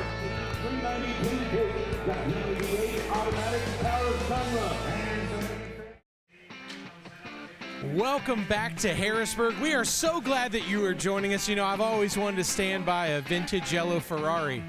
And unfortunately for me, today is not that chance because, my friends, this is actually a 1988 Pontiac Fiero. They called it the Mara. This is not a kit car per se, but this was a dealer available option at some Pontiac dealers. You could literally take your brand new Fiero and they would turn it into this. Most of the kit cars that we know are actually built off of this Mara kit. They made about 247 of them over a 2-year period. You can see even from the back, this thing looks great. We would call this a faux Rari where I'm from, and I actually had one of these, a red one, on Top Gear years ago, and it looks so real, guys, that this was the only car out of our 3 cars that we drove that someone tried to break into in the Hampton Inn parking lot. That's how good this kit is from afar. Incredible to see the variety of fun stuff you see here at Mecum, guys. Wow. That's a great story. Yeah, I'll bet the folks at the Hampton Inn are glad you pointed that out. Nice to know. Best breakfast around, guys. You know that. Yeah, that's true. I did see that car yesterday or the day before, I think, Rutledge, and you do a double take. He did say try to break in. Hampton Inn security was all over that. Okay. I'm so glad you added that. I feel better now. This will make you feel better. Big block, 396 in a 66 El Camino. Yes, this is a big block 1966 Chevy El Camino. You could get a big block in these cars. And this one's been rebuilt. It's got a 600 CFM Holley carburetor up top there with a rebuilt 700 R4 automatic transmission. They beefed up the rear ends, got a 12-bolt Curry underneath there now. Front disc brake conversion and factory air. They converted the Freon as well to R134A. So a lot of extra touches done here. Got some options as well to brag about.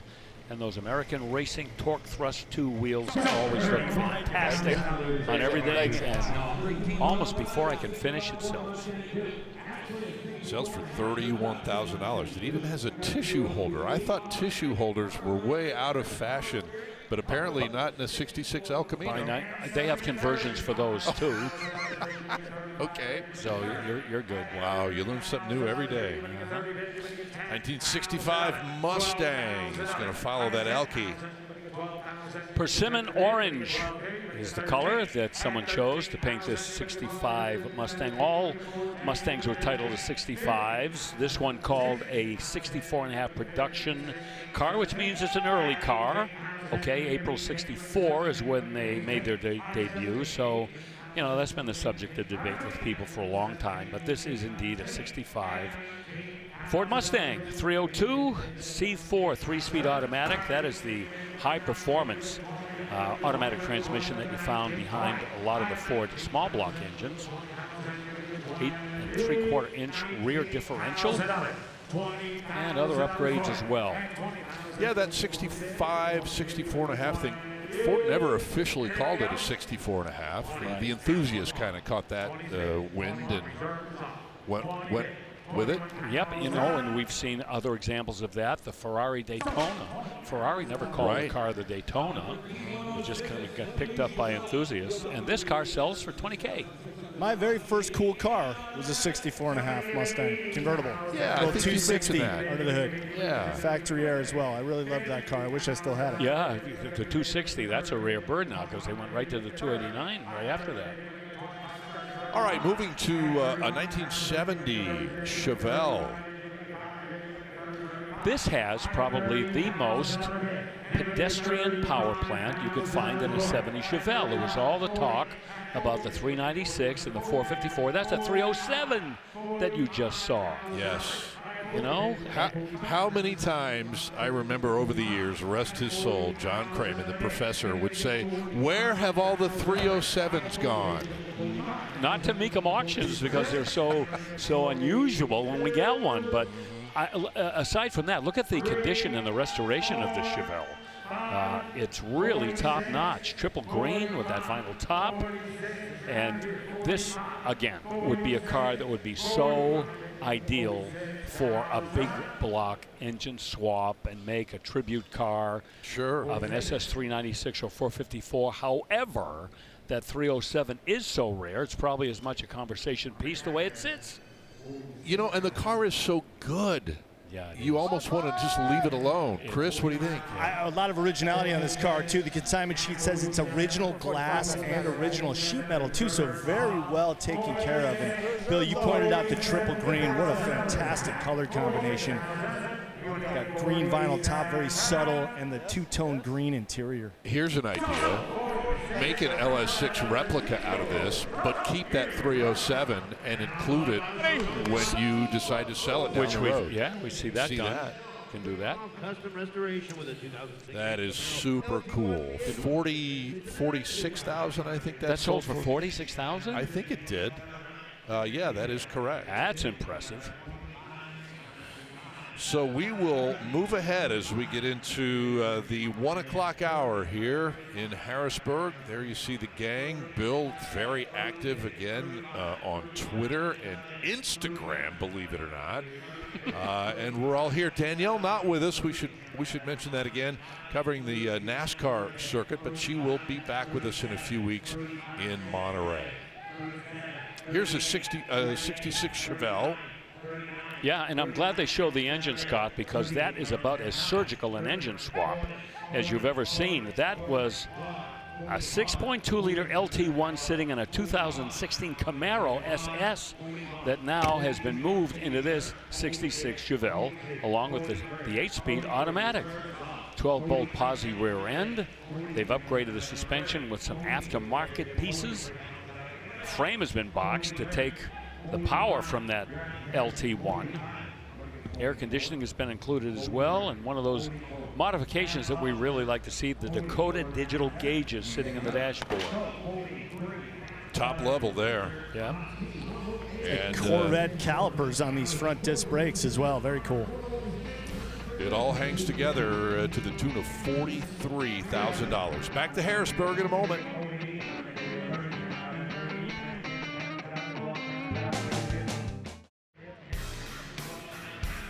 There you go, an aerial view of the Pennsylvania Farm Show Complex and Expo Center. By the way, it is currently 87 degrees out here in Harrisburg. Expected to get up there near 90 before the day is over, but inside, folks are comfy and cool and enjoying the show as the next car to roll up on the block. Pretty clever build here, 65 Ford Falcon Squire wagon that's had quite a makeover here, including a 289 high performance V8 that's been dropped in. And look at the woodwork on the car as well. Beautifully applied wood grain trim. Inside, leather. Beautiful stitched leather interior in beige. They've added the vintage air as well, and also disc brakes. And the reserve is off. We're at $30,000, and choice of color and wheels and detailing is without question well done. I love the old school crank on the deck lid of the wagon there. Oh, to lower the window in the tailgate. Yes. Yeah, everything is power these days. Even the tailgates are power. Saw this car yesterday walking through the building. Does it just not have eyeball for days? Absolutely. Yeah. It's that gloss on that wood grain just totally pops. $34,000. Buys it. And we move to the 1969 Olds 442 convertible. Yeah, this is the one that Chris showed us a little bit earlier. Chris, any follow-up here? Anything else? Other than saying wolf in sheep's clothing, I don't know how else to describe this car. I mean, as I said in my preview, stock appearing, but so many custom upgrades, starting with that 455 that we're taking a look at right there. It's got that Holley EFI fuel injection system on it, and I love the way they put an air cleaner on there to keep it stock appearing. Oh, absolutely. And you know, there is so much to talk about this car. Remember, 1969, the only way you get a 455 and a 442 would be to get the Hearst Oldsmobile, which had the 455 in it, but you couldn't get the 455 until 1970 in a factory-built 442, and this 455 has 525 horsepower, along with the induction system, as you mentioned, Chris. It's had a cam in it, MSD ignition, electric fuel pump, hooker headers, so it's full house all the way. And I love the way they have the modern gauges in the stock gauge cluster, so they didn't mess with anything. They didn't cut anything up in the interior. They just upgraded it and fit it all in there. Of course, my boy Chip Foose, his wheels all the way around. I think you mentioned the disc brakes at all four corners, new top, gorgeous car. We should say hi to Chip. I'm sure he's watching. You know, love that guy. Just can't get enough of him. I always love seeing cars. I was just home in Chicago a couple days ago, and I saw a Cutlass on the street with his wheels on it.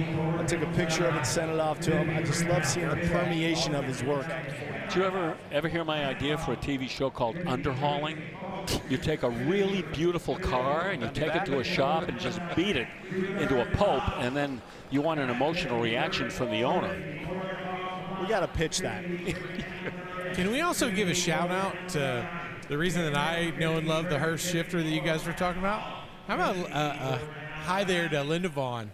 Love her. Yeah, we love her. She's the best. Yep. Frequent Mecum customer Joe Spagnoli owns that car that she rode around with, and the shifter itself, the giant shifter that she would hold on to. How cool. Yeah. Well, this Olds 442 just brought $53,000. I would call that a bargain based on what that car has had done to it. I would agree. Yep.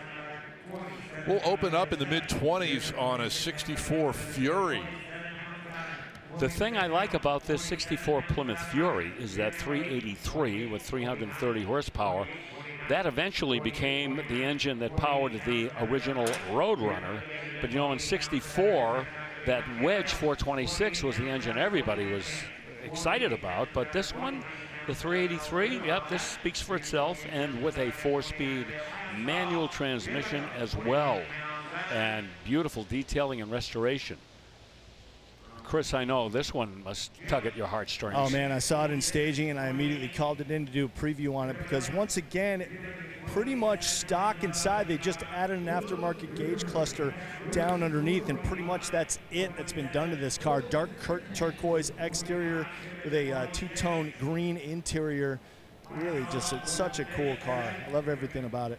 Chris, what I always loved about these, how they stuck out to me, was the sharpness of the lines of the sort of back seat and how the roof goes down, but then yet it's also sort of a rear bubble. It was a combination of almost kind of two different stylings, I thought. Yeah, it's got a lot of round parts, like you said, this rear glass and the curve here, but it's also got these sharp edges, a little kink in the roof. It's got these dual kind of body lines that are coming down the rear quarters as well. Yeah, so it's kind of the perfect balance between the curves and the sharp lines. Hey, let's give some credit to Elwood Engel, who came in after Virgil Exner to do the design work at Plymouth. They came through some pretty tough times. 61, 62, we talked about those 2 years, how the design just didn't catch on that much. But by now, 64, all sins were forgiven, and these cars are still very attractive to the eye. Right, they kind of settled down and got back to a little bit closer to normal. Earthbound designs. Okay, moving on. Another El Camino. This one, 1979, and I believe, Bill, this fits the category of Brownie Tanny Brownie. Oh, textbook. Yes. Haven't heard that term in a while. Yeah, look at how conservative and yet appealing this is. Torque thrust D wheels with the gray centers and the polished rims, and hardly anything else on the exterior outside of what it would have had when it rolled out of General Motors in 1979. Just not a car that needs a whole lot. I mean, that's well bought at that price. And let's be honest, let's give some love to the half car, half truck, really the mullet of the automotive world. It's business up front, party out back. Yeah. Bill is such a big fan of the El Camino and its possible return. I'm not quite sure how he felt about that remark. Oh, well, yeah, I'm okay. I mean, I think Bill's classy enough to know it's not untrue.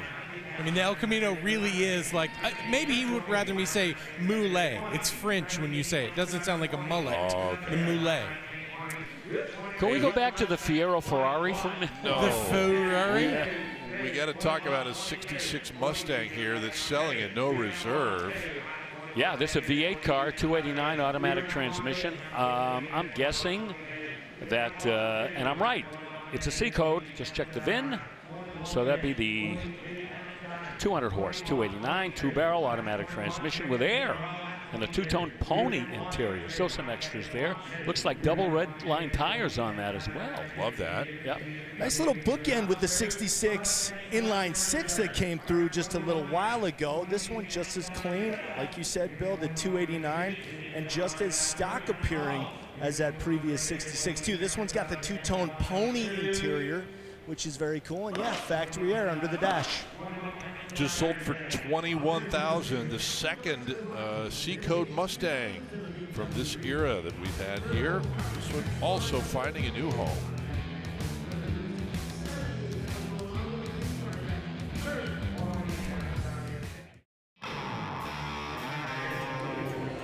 Glad you're with us today on ESPN Plus. We're hanging out in Harrisburg, us along with thousands of car enthusiasts here in this car crazy area of the country. 63 F100 as we bring you back to the block live on this Thursday. First of 3 days of coverage And no reserve, Bill. This one just sold for $24,000. Yeah, the parade of excellent pickup trucks continues with this one. It's been transplanted with a 4.6-liter V8 with an automatic transmission and some other extras as well. And new owner just signed on. Let's see if we can find out who the new owner is going to be on this 1970 Beetle. We know there will be a new owner because it's selling at no reserve. The unforgettable Volkswagen Beetle. Here you go, 1970, in an aqua and gray color palette. Pretty much all original, although that does look like a Hearst shifter or something there for that 4-speed. That's a little out of place. Yeah, but it actually gives it a little bit more of a masculine feel, I guess you might say. And the roof rack on there as well. And that aqua color, I'm going to guess that that's not an original Volkswagen color. If it is, I don't think I've seen it before. Love the cheese grater, we call that little exhaust accessory that goes in between the two original pipes. You know, the little pea shooter exhaust on there. But they're just so much fun, those cars. Millions and millions and millions of them have been sold over the years. I think only outsold by the Fisher-Price Cozy Coupe is actually the best-selling car of all kids time. had those. Wow. Food for thought, Scott. That's a great little trivia. It's a toy. It's not a real automobile, but to a lot of kids, that Cozy Coupe, that's their first. I'm tracking with you. Yeah. There may or may not have been one in my household back in the day. Here is a 1986 K10 Silverado. Yeah, a couple of thousand miles ago, frame-off restoration on this, 350 V8. Guys over at Jones Performance of Johnstown built that engine with a performance fuel injection system. And, that's another thing we see now in some of these restored pickup trucks that look original. They will go a little bit over the top with the powertrains. And, give them the same kind of treatment they might give an automobile. 700 R4 automatic. It is a four-wheel drive truck. It lifted a couple of inches. And it's selling at no reserve.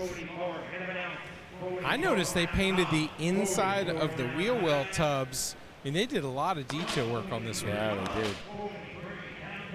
Well, it shows, too. $43,000 is the hammer price. Even the undercarriage, everywhere underneath there has been completely detailed, cleaned up. The funny thing is, too, Bill, not that long ago you would say, wait, an 86 Chevy pickup frame-off restored? Really? No. But not anymore. No.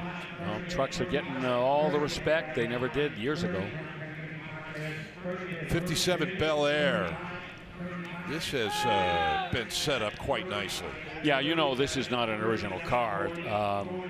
Obviously, this was a project, and it all starts underneath there with the power plant, a 355. Great engine. Double pump Thule cylinder heads, Edelbrock Performer intake with a new Edelbrock 4-barrel carburetor with 650 CFM. My guess, with a solid lifter camshaft and MSD ignition, over 400 horsepower, easily. Turbo 400 is the transmission. And the interior, all restored black vinyl. That's a two-door postcar, too. Yes, it is. Love it. High bid at $40,000. So we will step away for a quick break here on ESPN Plus. More from the Pennsylvania Farm Show Complex straight ahead.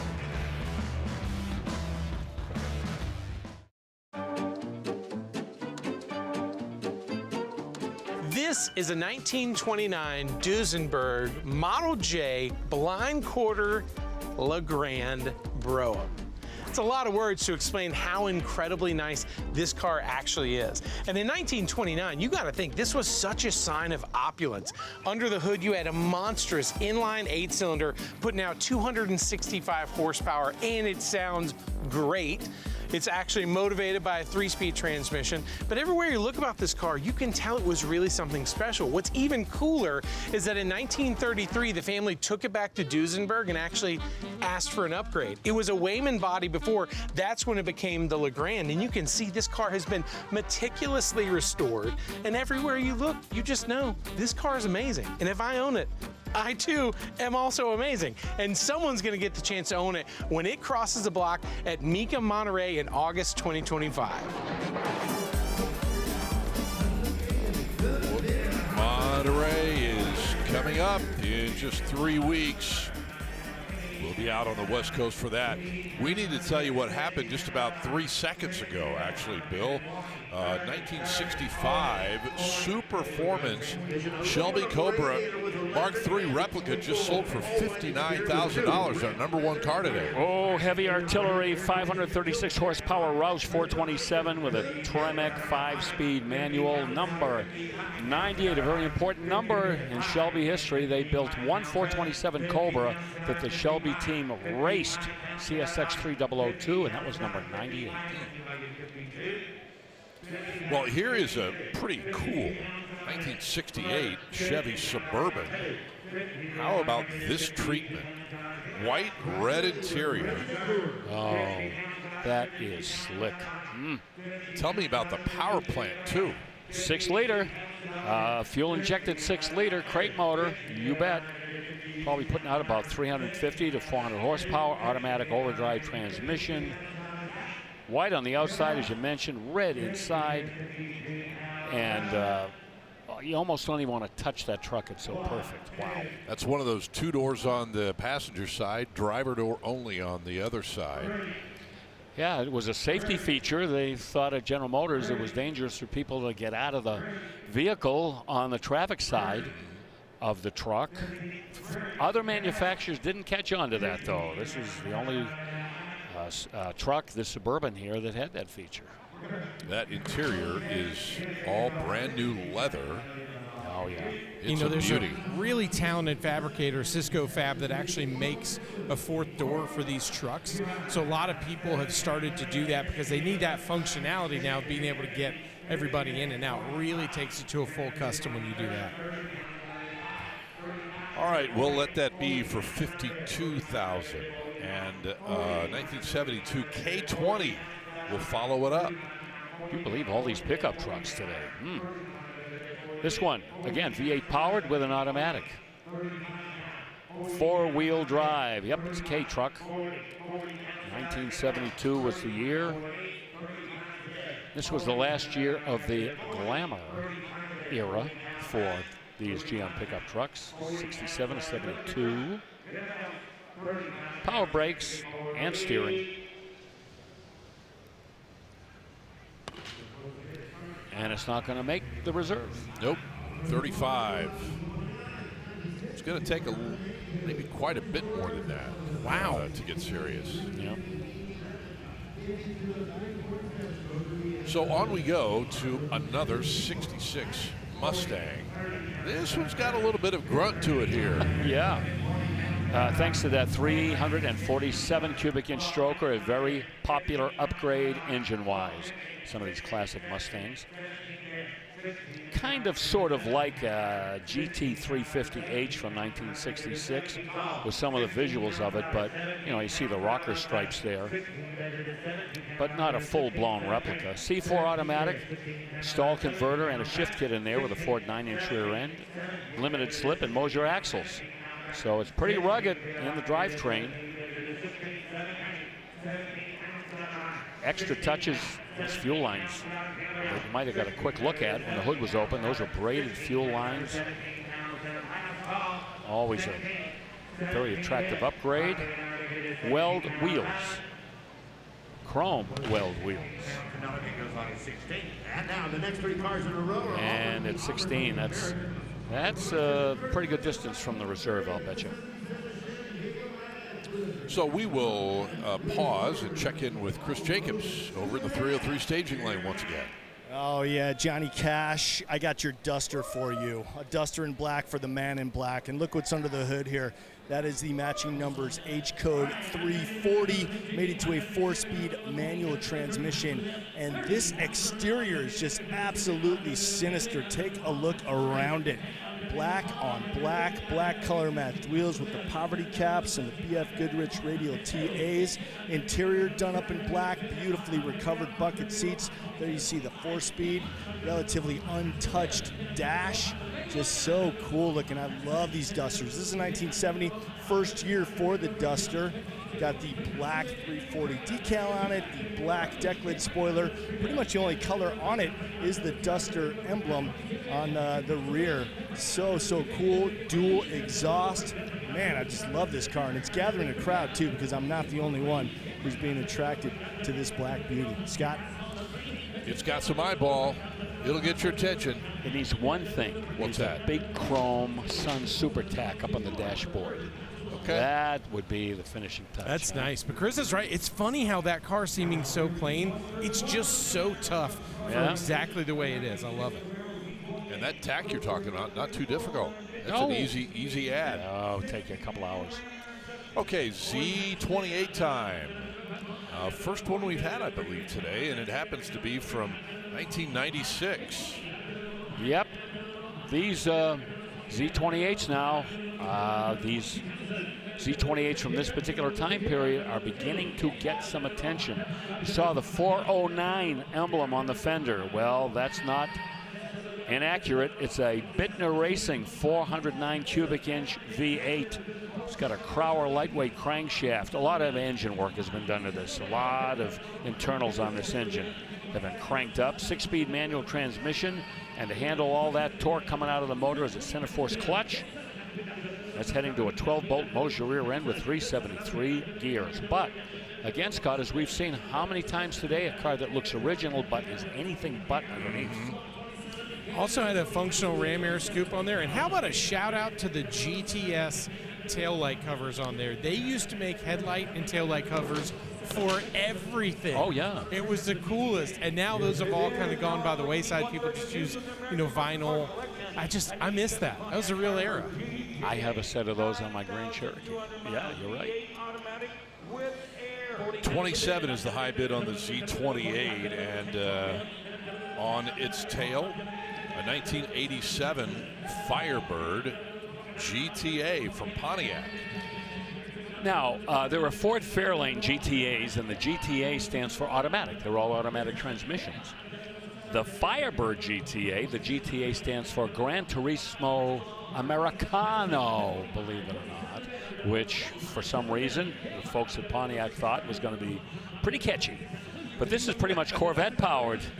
5.7 liter V8 with 225 horsepower and a 4-speed automatic. We call that Red Flame Red. 4-wheel disc brakes, air conditioning, positive traction rear end, and those wheels have been called any number of different things. Gold mesh, gold something else. I've heard any number of descriptions of those. We'll go with gold mesh. Make it easy. They're the perfect setup for that car, though. That's the right width, the style bill. You get good tire to it still. Yeah. That's one of those things that I think makes or breaks those style cars so much. Yeah, I think you're right. Yeah. If you change that, it changes the whole look of the car, and it's not right. It really does. You know what I mean? And I think that's sometimes the line between how collectors view a certain car. Yes. This if it came in with torque thrust, would still look great. Oh, yeah. But these wheels on there, they're original, they're period correct. All of those you go, this is nice. I've heard gold lace, too, how those wheels are described. Thank you. Hey, the reserve comes off at 30. Yep. All right, so you're not so bad at 26. Yeah, they're not snowflake wheels. They're not honeycomb wheels.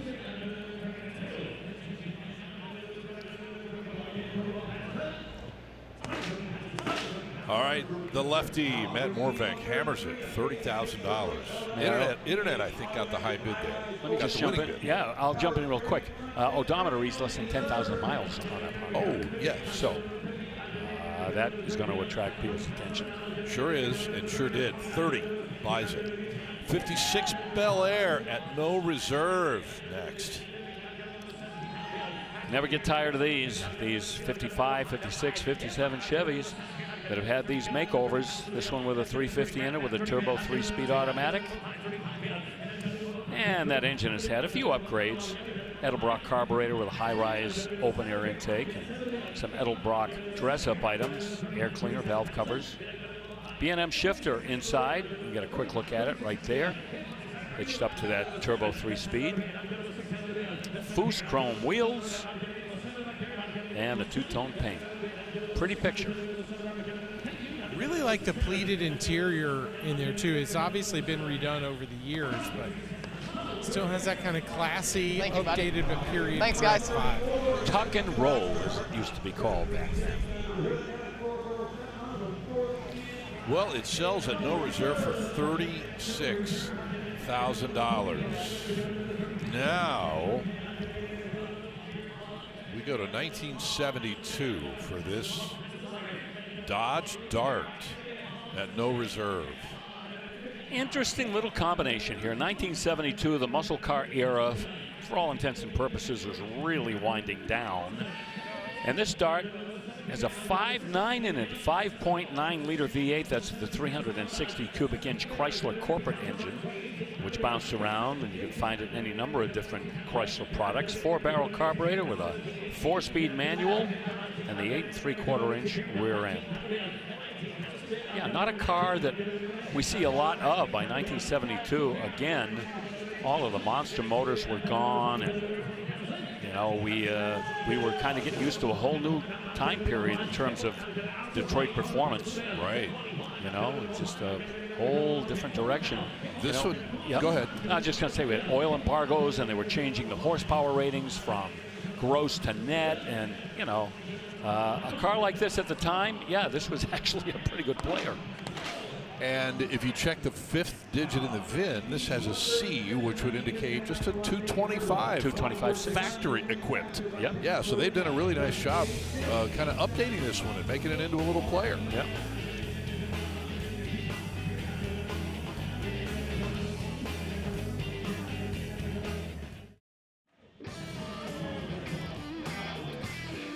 We are back in Harrisburg, and you are taking a look at a car that just sold for $20,000 straight up. 2006 XK8.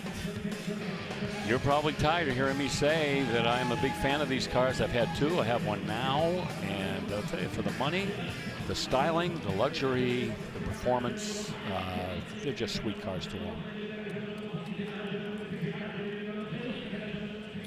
All right, right behind the Jaguar, 1937 Chevy half-ton pickup truck. I see updates on the corners here, Bill, and I'm curious what might be lurking as far as motivation. There you go. Take a look right there. It's a small block, 350. As you might expect when they hot rod these trucks, that is such a simple conversion. Leather interior, custom 3-spoke steering wheel. Interesting wheel treatment there. Just a steel wheel painted black, looks like chrome lug nuts, and a very subtle, is that a red? Yeah, that's a red stripe around the outer rim of the wheel. Clever. I like it. And you know, again, that's my argument about black wheels. I don't mind them if there's something on that outer rim that just gives you a little contrast, whether it's this or something polished or whatever. It just adds. I think the chrome lug nuts help that too. That does too. They? Yep. Yep. Don't remember ever seeing that done before, but I can understand why. It's a good fit with the rest of the truck. If I get 26. We're somewhere where this should be selling. 26 to 20. Not an expensive build. Well done. He's on. He's got more. He's got money. 24. Yeah, where it should be, where the consignor wants it to be, sometimes differ a little bit. Oh, yeah. Guys, all lift. I got 24.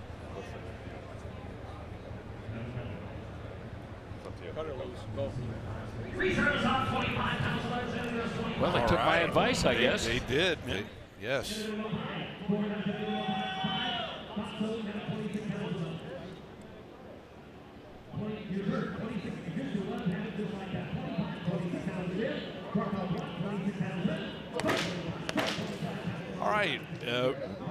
the money, that $25,000 hammer.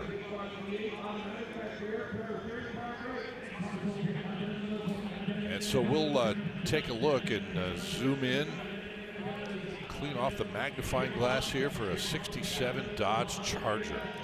Powered by that 383 that we saw just a little while ago in that Plymouth Fury, the 330 horse 383. 67 Dodge Charger, a year before the Roadrunner debuted with this engine, rated at 335. That engine also found its way into the Super B. And there were even some darts that were rolling around there with the 383 in them. This one with also the Torque Flight automatic transmission, which in the minds of a lot of people was superior to the 4-speed if you're out there doing some street squirreling and trying to be the big man on campus. Power steering and brakes. And very attractive presentation with that yellow exterior, black interior. And once again, the red line tire with a Magnum 500 wheels. Guys, this is a car that was drawing a crowd the entire time it was in the staging lanes. The way that those 4 seats in there with the console running through the whole car really come together. This one is just it really tells a different story than the Chargers that came after it. Yeah, you're right, Rudd. 1966, the debut year. All right, there we go. And they carried it over in 67 with that styling. How about that? Beautiful car, $25,000. Well, right now, we need to shift gears a little bit, check in with Chris Jacobs, this time for our Stabil Performance Tip. Chris? Well, Scott, it is late July, which means we are smack dab in the middle of car season. And if you're like me, you're probably bringing your car to a show every weekend. And to ensure that it stays running right in season, try a little of that Stabil in-season protection. Put some of it into your tank every time you fill up, and it will maximize your car's efficiency and performance. And hey, if you're gonna go to a car show, this is a pretty good one to bring along. 1969 Ford Mustang Mach 1 Fastback, powered by that 428 Cobra jet, done up in white with that red interior, looking so good. Automatic transmission on this one. And the best part about this car, I will have to say, it is going at no reserve, meaning when this auction ends, this car rolls across the block, it will be going home with a new owner. So cool. What a cool car. Oh, yeah, original wheels, too. So much to love about this car. Air conditioning has been upgraded as well, so you'll be rolling nice and cool in this Pennsylvania heat. Scott? Very good, Chris. You are correct, and that is our Stabil Performance Tip for today. StabilMecum.com is your web headquarters for all their product line. Beautiful convertible coming up next here, Bill Stevens. Yep. 66 Impala Super Sport. Yeah, that's a 427 right there, 335 horsepower. But Bill, they cry, wait. In 1966, that 427 could be 390 horse. Some people would say 385.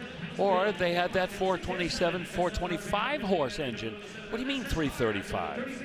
Well, 1969, you could get a 427 with 335 horse. So I would have to say that that's a transplant from a 69 427, okay?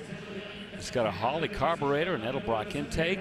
Couldn't tell you what the actual horsepower is right now because this has been breathed on a little bit. Wide ratio M24 speed manual transmission. Power top. Final bucket seat interior. Vintage air. Upgraded gauges. And, ooh, we're going to come up short there, Scott. Yes, 36. Going to take a little bit more than that. Might need to be 40, mid-40s perhaps. Yeah, I would pay 40 for that. To get into the territory. That's a real super sport, too, by the way. Right. All right, 1970 once again, we find a Plymouth Duster that has arrived here at Mecum Harrisburg. Rotisserie restored, so you can expect this to be beautifully presented. Matching number 340 V8 with a 4-speed. This is the car that we saw just a little bit earlier. That, boy, Chris had a diaper fire going on when he saw this car. Oh, what? Don't ask me to repeat it. Yeah. But oh dear, I can't disagree with him. Really, I just put that tachometer up on the dashboard. That's all. Really exceptional automobile. My 3-year-old daughter has had a few of those, Bill. All right, okay, fine. Oh, man, you are too much. Well, this goes into the category of not enough at the moment. $35,000. We'll send it toward bid goes on. And a 1970 Chevy Nova is right behind it. This is looking for the world like it's a Yanko Deuce, Bill. Yeah, they've approximated a Yanko Deuce, I would say. They haven't gone all the way through. Just adding the Yanko stripes gives it that Yanko vibe. 350 V8 with a 4-speed. New parts and pieces here and there, including the front disc brakes and the clutch. It's got headers and an Edelbrock aluminum intake manifold. That would be per Yanko issue. And it probably would have American torque thrust wheels on it if the person who were buying this as a Yanko wanted to have the most excellent wheel treatment you could have. Although, again, these wheels here are nothing to sneeze at either. Boy, for 32 grand, that's a lot of fun you can have right there. Yeah. We are told that is Hugger Orange from the factory, which we don't see often on a Nova. Right. But a well done application of the Yanko decals and an original Yanko Deuce way beyond 32 grand. The color and super stock wheels and raised white letter tires. It's a pleasing package.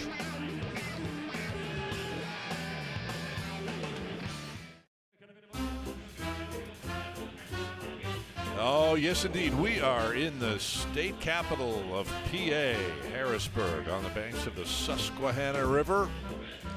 And we are enjoying it. 11th time we've come to this great city and this terrific venue.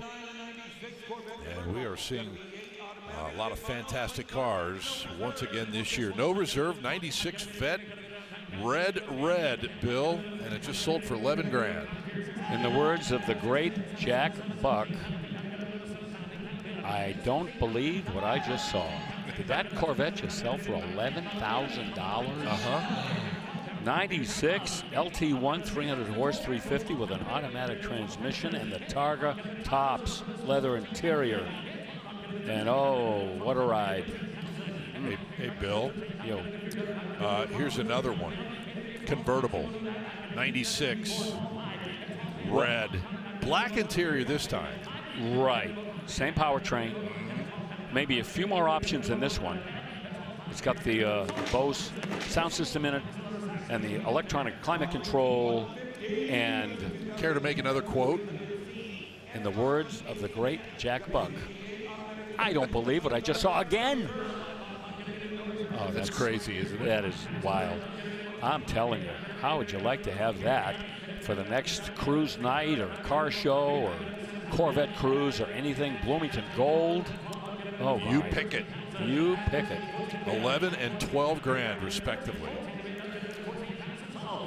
By the way, that's what Jack Buck said on CBS Radio when Kurt Gibson hit that home run. Oh, yeah, 1988 World Series, right? Yep. Okay, 2010 Chrysler 300C SRT8. Another factory hot rod, the 4 1/4 horse 6.1 SRT Hemi. In this 300C, same powertrain, get the Grand Cherokee, get it in a Challenger, great motor, quick, responsive. This one with a Torque Flight automatic. And it's loaded, sunroof, navigation, leather, heated seats, dual zone climate control, and aftermarket black alloy wheels. What a deal that is. It's funny, those have held their value so much more. That, the SRT8 Magnums. You know I've spent way too much time looking for those online. But, you know, it's still such a stout car, and you look at what it's at right now with no reserve. Yep. Oh, my gosh. 13.5. Good job. Yeah, this is following in the footsteps of those two Corvettes. What's so cool about these cars is it's still new enough that you can still get tons of parts for them, still look good, still handle well. It's a lot of fun. All right, let's check in again with Chris Jacobs over in the 303 staging lane. Oh yeah, Scott, this is my favorite spot to be, the Dodge booth, and I am between a pair of amazing rides. Let's go back to the first generation, well, the second generation really, but the first modern generation of the Demon, 2018, 6.2 liter supercharged V8 under the hood, making 840 horsepower. This one done in octane red over black leather, rear seat delete. Just an absolutely gorgeous car. This is number 1194 in the run of 3,000 cars, 300 for the Canadian market. Now swing over right next door. Ooh la la, the 2023 version of the Demon, the D170.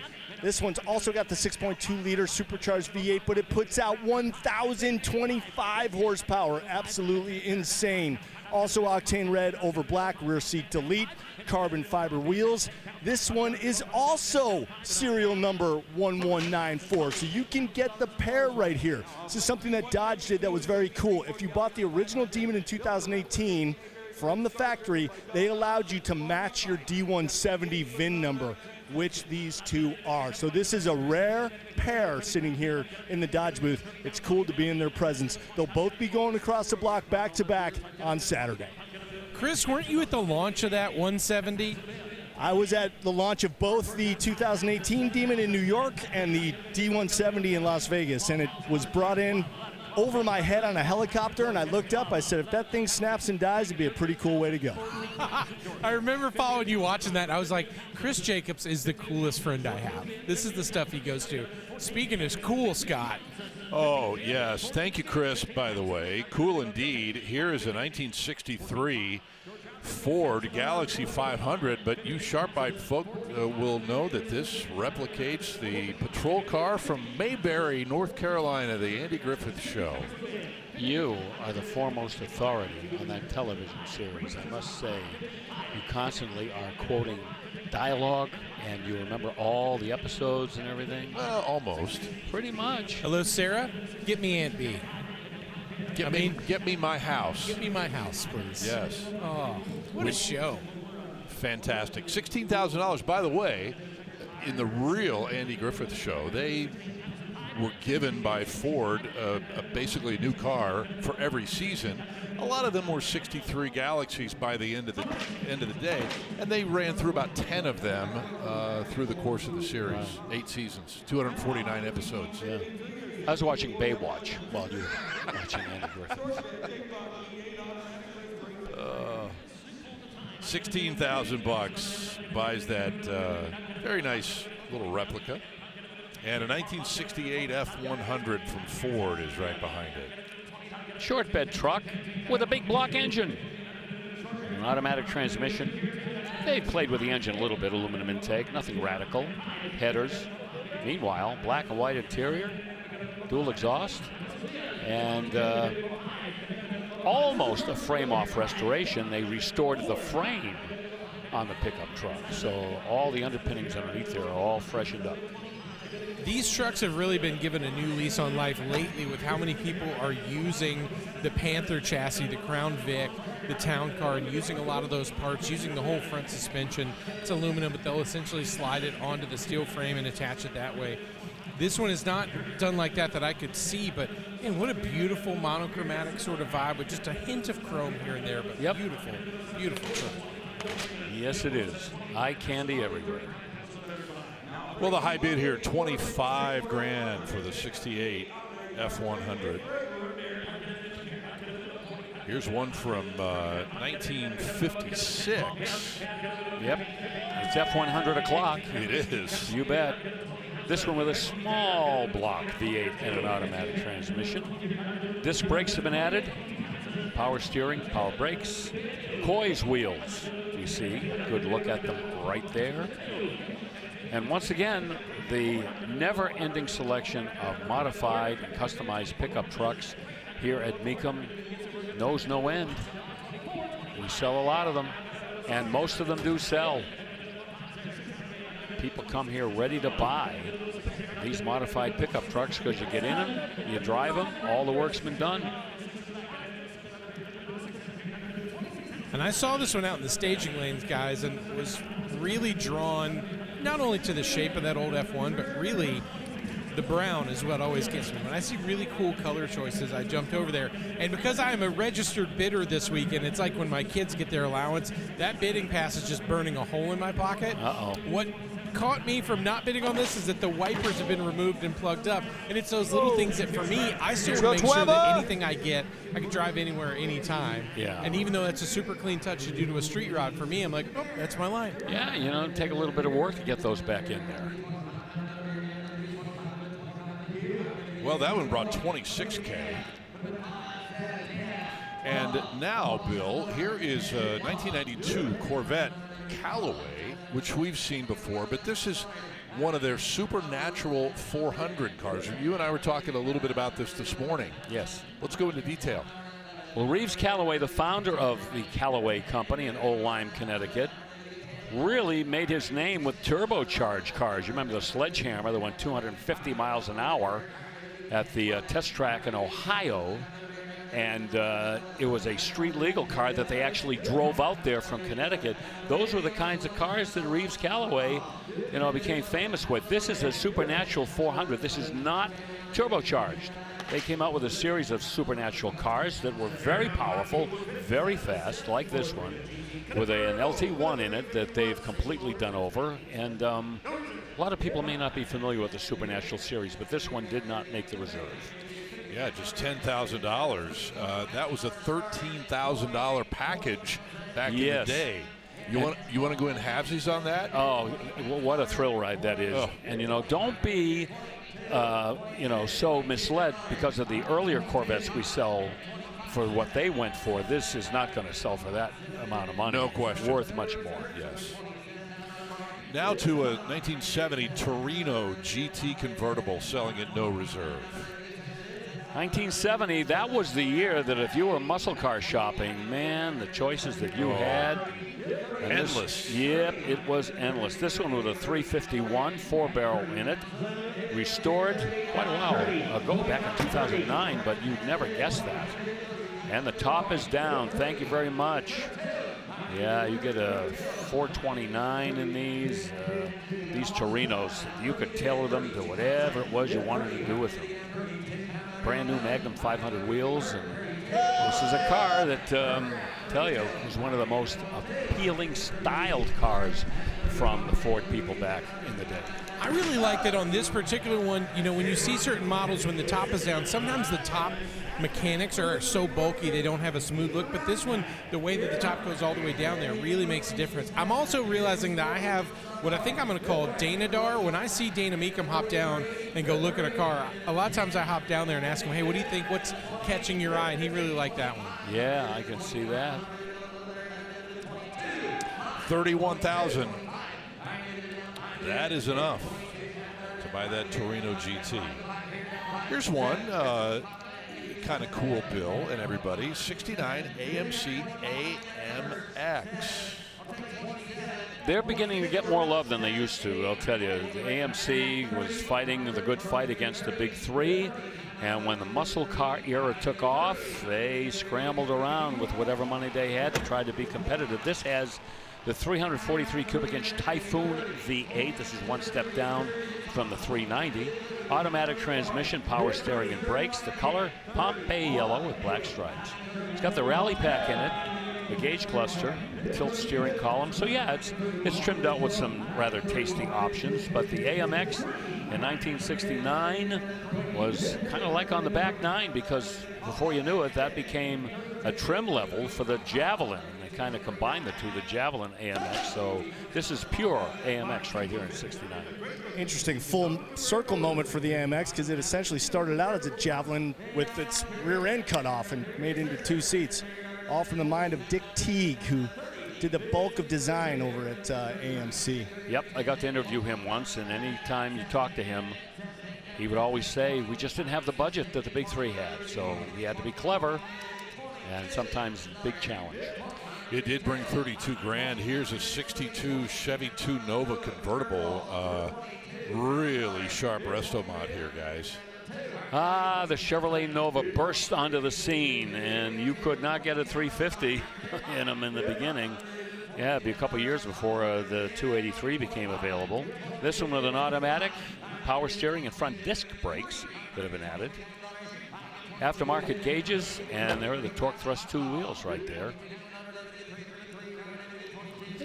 They could use a little polish on them, I think. That car's pretty well done. I like the color on there. Sometimes those cars look super short, but there's something about the way that they use the black on the top of the car as well as the convertible black top. Really elongated. It's a nice style. Look underneath in the back. Anything you notice with the springs?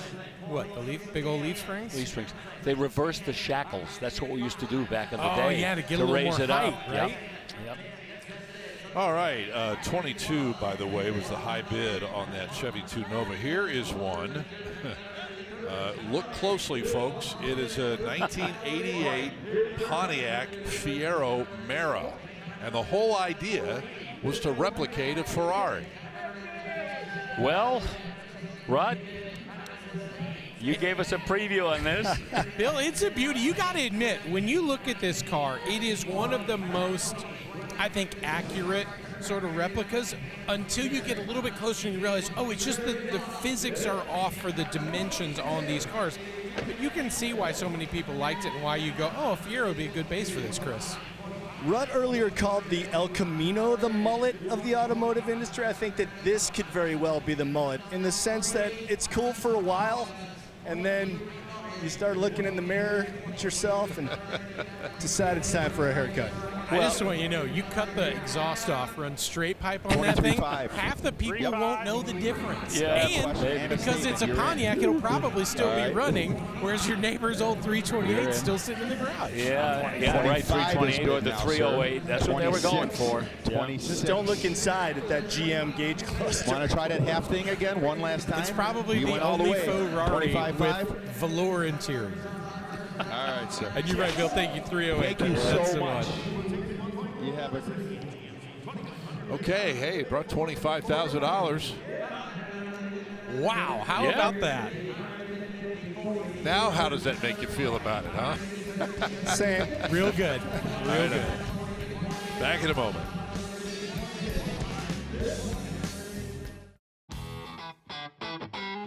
Boy, do we have a sweet ride coming up for you tomorrow. A 32 Ford Total Custom.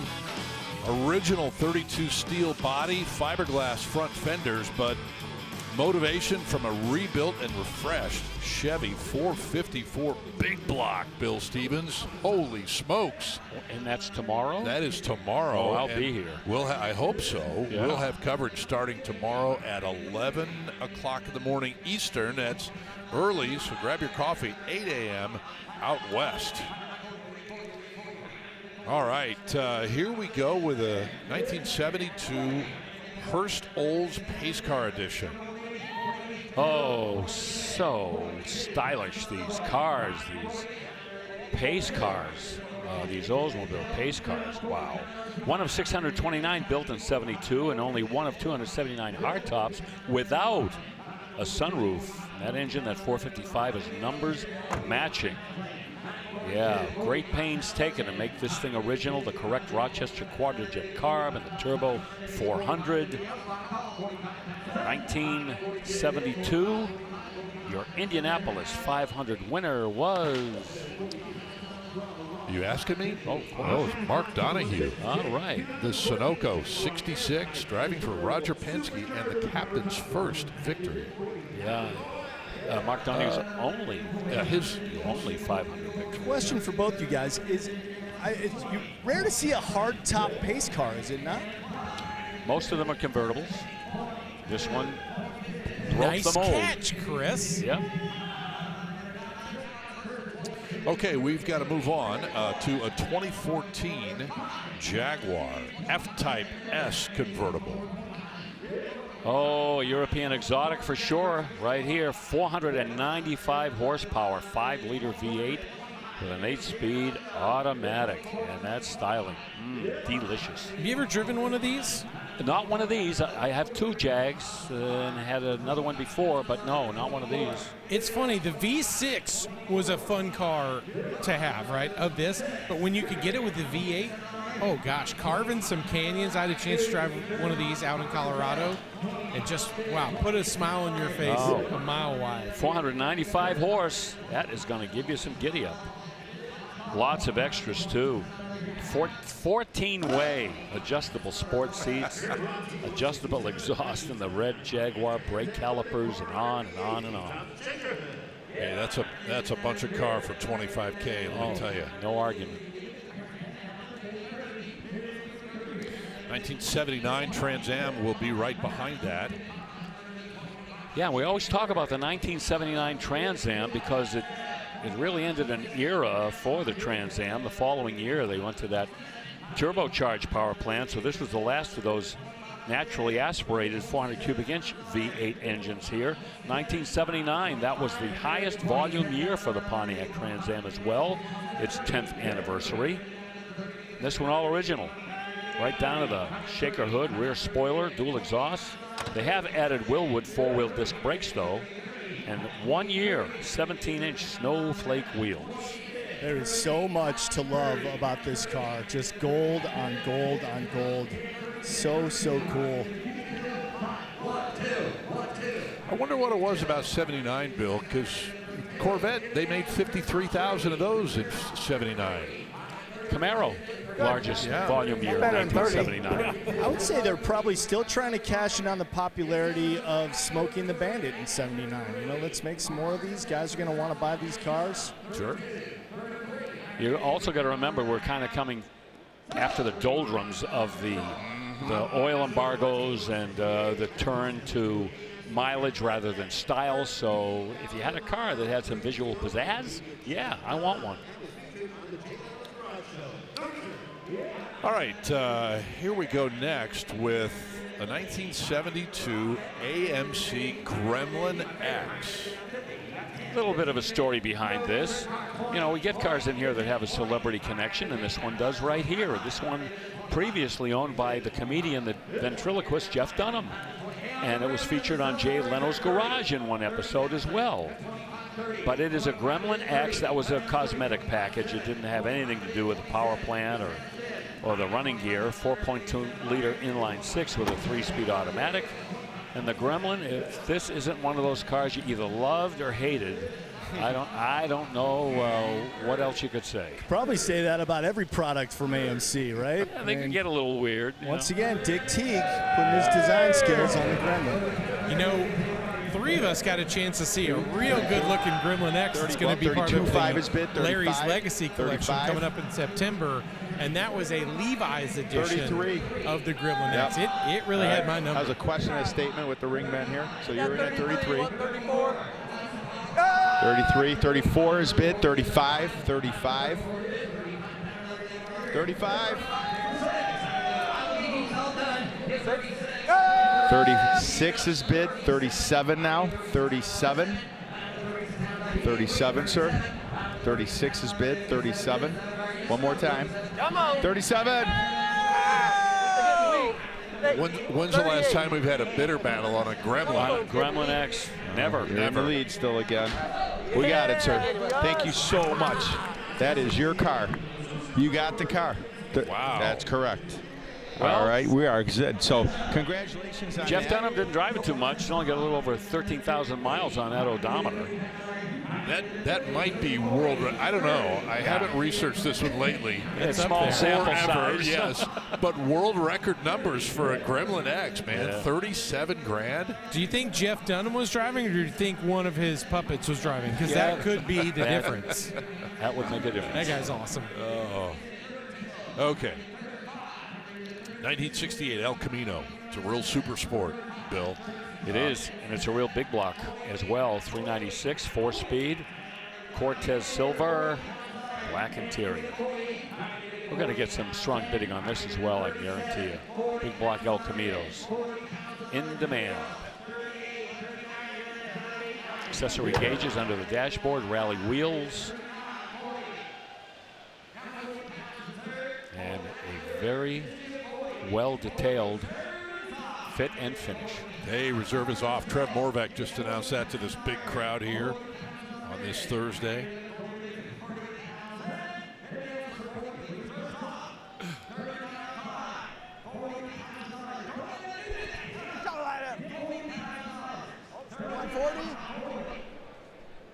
You're all done?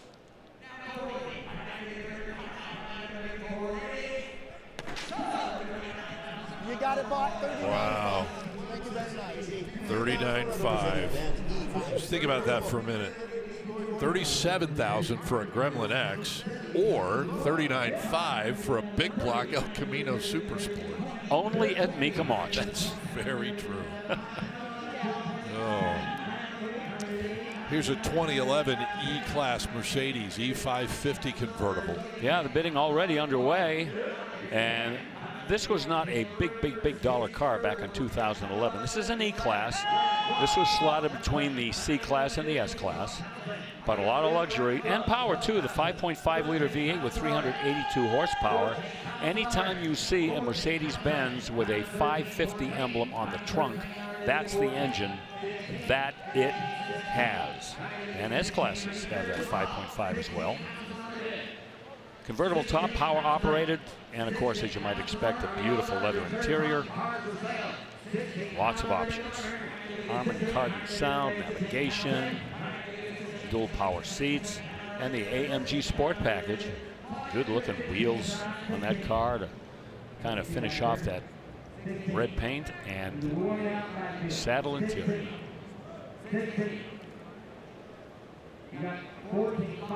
And in a matter of seconds, you'll hear the hammer, and that Benz will be on its way to another garage.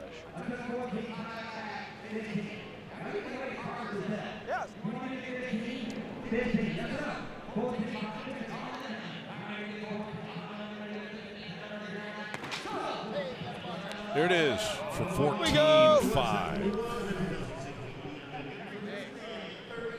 A couple more cars left before we have to break away, and first among the two will be a 2016 M3 from BMW. This is a kind of a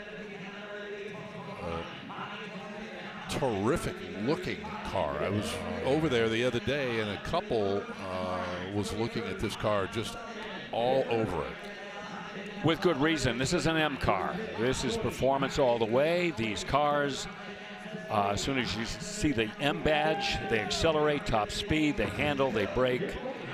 They are athletes through and through. The odometer reads less than 4,000 miles on this one.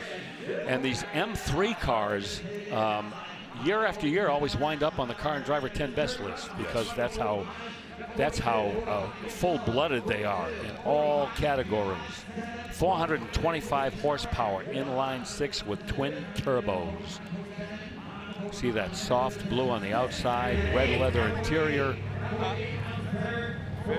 The color combo on that bill is so unique. A lot of these fun colors they use on the M3s, there's like a cool kind of blackish purple they use also, but I always like to call it like a Smurf blue to me. But this car is just an absolute ripper. It has that ability to be kind of Dr. Jekyll and Mr. Hyde. You can pick your kids up from school and everything's cool, and then when you get out of sight of the resource officer, you put in manual mode, start really chirping through those gears and light the tires up. It's awesome.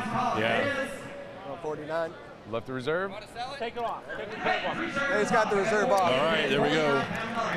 49. Do you remember the first M3s were 2 doors, and then they went to the 4-door, and the BMW community was not really that thrilled with that. That's right. The 3, 4, 5, if you got the 5-speed. Yes. M3, 4-door, 5-speed. They call it the M345.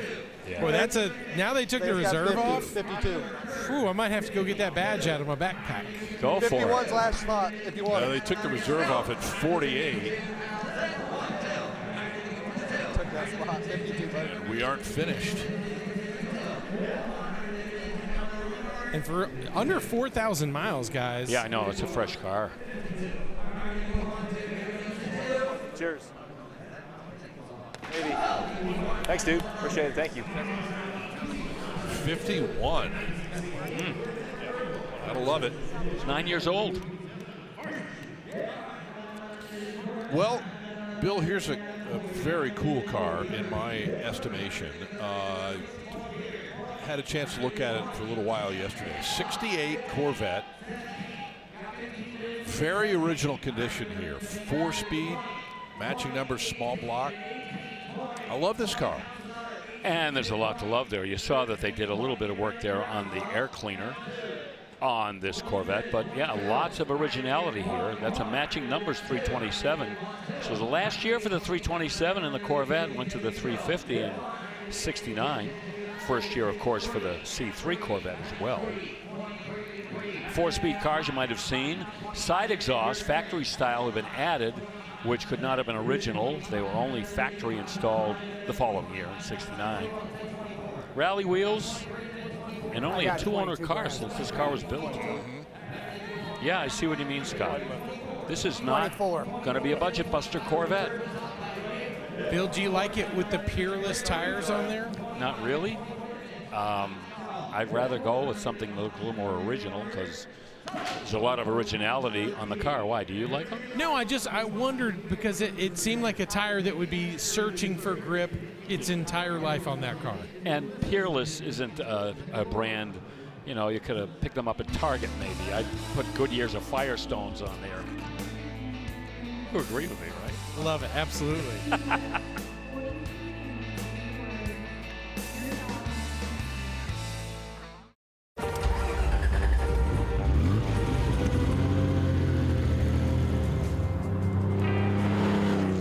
My name is Jack May, and the car is a Ferrari Dino 246 GTS.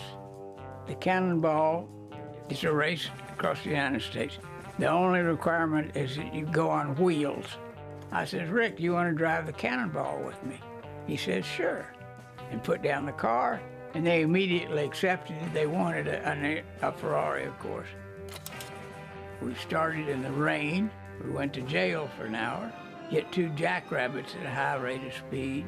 We went through a sandstorm. Despite that, we still set the world's record. 35 hours and 53 minutes. And they don't run the Cannonball from New York to LA anymore. So our record in the real Cannonball will never be broken. Well, I guess the reason I didn't restore it, I didn't feel like it needed it. And it's been carefully maintained. June has taken care of it like her baby. She's a very talented mechanic and a good friend. It's nice to see something that's honest.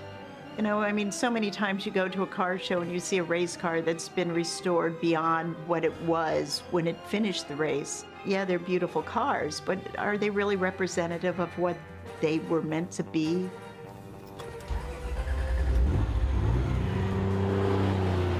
I'm not a car collector per se. I never bought a car except to drive it and drive it hard. I think it'll bring tears to my eyes when it's gone.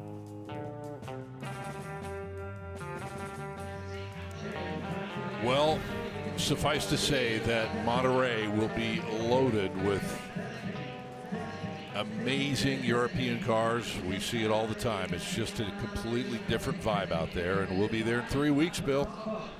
We never get tired of going to Monterey. It's just Car Week. The experience is just indescribable. For right now here in Harrisburg, for the time being, it is AMC o'clock. A 77 Pacer wagon just sold for $16,000 at no reserve. We don't get many of these, and it's always fun to see them. Those cars were just so outside the box back in 1977. And a 1974 Matador Fastback right behind it. And this car probably was a little bit more sensible, you might say, because, you know, this was a car that had styling, not a whole lot of horsepower and performance, but for AMC, it had some attitude. It definitely brought a styling edge to what AMC was turning out at the time. This one, 232 cubic inch inline 6. The odometer reads 68 miles, if that can be believed. And just a couple of extra cost options. And we'll see where the bidding goes on this. It's so hard to comp these cars because we get so few. Oh, yes. You know, what is reasonable and what isn't.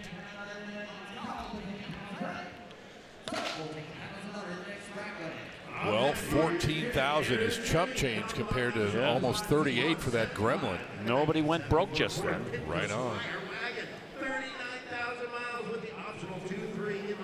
Such a peculiar shape. It takes your breath away. You stare at it longer, and you're like, wow, there's just a lot going on. It's kind of a hodgepodge. You can see other manufacturers' styling cues kind of pasted together on that. Behind it is a 74 Pinto Squire wagon, selling at no reserve. Oh, the poor Pinto, the much maligned Pinto. But, you know, like a lot of other cars that went through what that car did, now they're finding some love. This one, 2.3-liter inline 4 with a 4-speed manual. An excellent presentation. Rut's right down there. Take a close look there, Captain. Yeah, you know what's funny is obviously the car had a lot of critics from the safety aspect and people making jokes that if you got near the rear bumper, it would explode and catch on fire. But, you know, they were trying to do something at that time revolutionary, make a smaller car with a smaller engine that would be more fuel efficient. When you look at the car now, objectively, you go, oh, it's kind of a cool little wagon. It's a two-door wagon. They're trying to make something unique and different. Really, like, let's be honest, all SUVs are really just station wagons that have been lifted. So you could say this is like the early birth of the SUV for one. Yeah. It's not bad. No, and they lend themselves to customization. You know, you make a little surf kind of vehicle out of that. Sure. Anything at all. Yeah, it's really not a bad ride. And they did some cool things. The interior in that car was good looking. My whole TikTok's just full of Hulk Hogan. Do you remember the TV commercial, The 5 Pinto Family? Did you ever see that? I didn't. One of the great Johnny Carson lines was one night when he said, kind of a rainy day in L.A., I don't know what I'm going to do. Maybe I'll call the 5 Pinto Family and see how many are left. That's pretty good. He was funny. 20,000, by the way, buys that one Pinto here today. And 1933 Factory 5 Ford here on the block. Yeah, Scott, we talked a little bit about the Factory 5 product lineup when we saw those Cobra replicas earlier. And the guys there, the Smiths in Wareham, Massachusetts, decided, hey, you know, let's see if we can build ourselves a classic-looking hot rod. This is what they came up with. This has got a supercharged 4.6-liter Ford Racing V8 with headers and a Tremec 6-speed manual. Ford 8-inch rear end, power steering and disc brakes, and you would kind of believe that that's a classic Ford high boy, but it's not. That is really well done. Yeah, it is. Beauty. And the high bid at $33,000, as you can see, and as we check in with Chris Jacobs. Well, guys, there are some heavy hitter Mopars here in Harrisburg, and this one may be at the top of the heap. It's a 1970 Plymouth Cuda convertible. You're looking at the V code 440 plus 6, made it to a 4-speed transmission. But what makes this car special? It is the Pilot convertible car. This is the first convertible with the V code that left the factory. The serial number ends in 0004. Amazing. This was produced in August of 1969. Left the factory done up in Alpine white with that side stripe delete. Black interior and 96 shaker hood. This car was restored completely in 2005, and wow, what a beauty. And historically significant, oh man, it's got that absolute spade. It's going to be great to see this car go across the auction block on Saturday, Scott.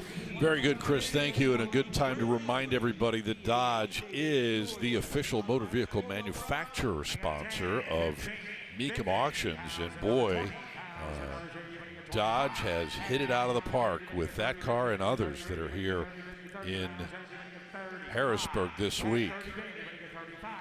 On the block right now, a 91 Jeep Grand Wagoneer. And I think it's worth pointing out, Bill, that the popularity of these SUVs has really kind of hit the upswing in the last 5-6 years. And you're hitting upon a point that I was going to make.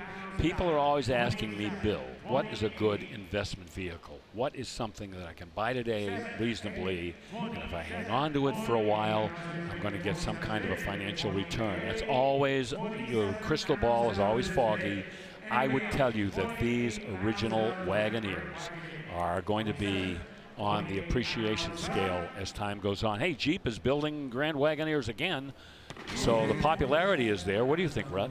Yeah, I agree. I've owned a couple myself. Rust is really the thing that is changing the price for most people, because a lot of times you get to one you can afford, but then the rust to repair is actually far more expensive than the vehicle's worth. That one was a final year vehicle that they made those, and the one before it had a much higher price that the bid goes on that one.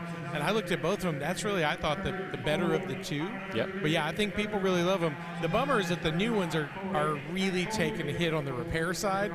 So I think if I was dreaming of a Grand Wagoneer, I would dream of one of these earlier ones personally. Well, they're given credit for helping to establish the whole SUV movement. Sure. Way back when. Here is a really cool VW Beetle from 1957.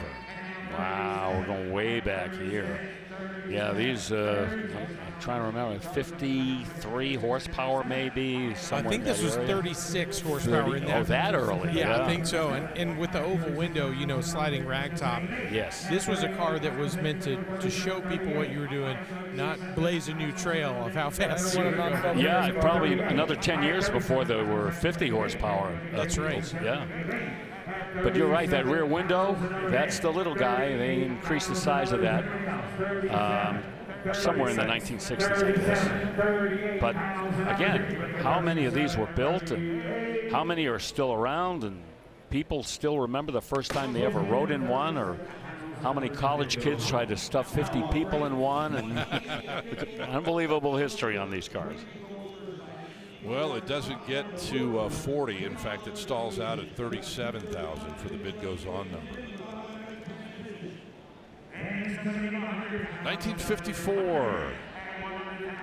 Second year of production for the legendary American sports car, the Corvette. Here's one. It's a good one, Scott. This is a good one. Bloomington Gold certified NCRS top flight. And when you hear those things, you know these cars have been restored to near perfection, sometimes better than perfection. One of only 300 that were built in this pennant blue. Of course, the color palette increased in 54 over 1953. But that blue flame 6-cylinder engine was the only one you could get in 54. The following year, the V8 came in.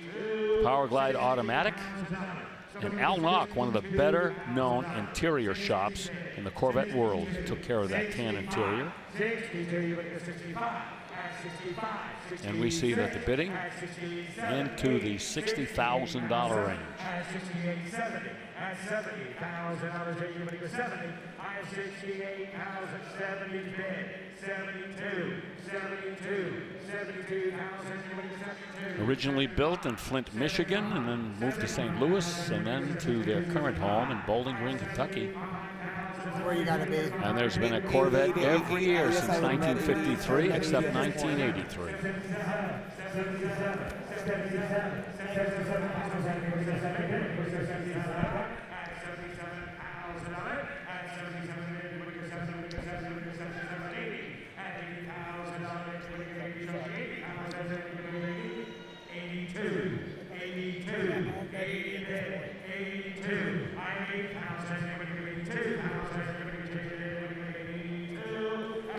$80,000 is the bid.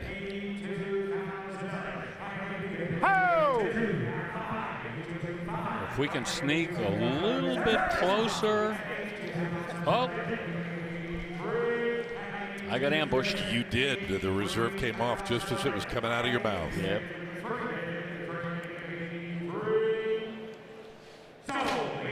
$82,000 going to our friend Jim Wicks. There's somebody on the other end of that line in all likelihood. By the way, you mentioned that St. Louis plant.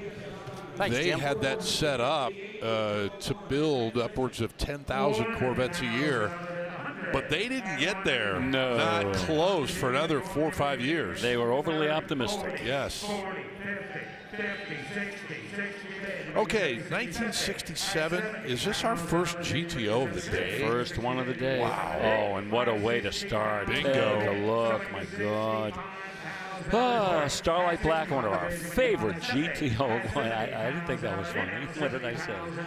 Go ahead. Just my emotions there kind of took you off guard, I guess. A little bit, maybe. Okay. All right, let me finish. 67, this was a watershed year for the GTO, first year for the 400 cubic inch engine, and the first year for the hood tack, the first year for the his and hers dual gate shifter. This one has the automatic transmission. It's got the bucket seats and the dual gate shifter and the hood tack. But it is not going to sell. It's $70,000. Oh, what a pretty car. Look at the red lines with those rally wheels. Oh, boy. Sweet car. Back with more in a moment.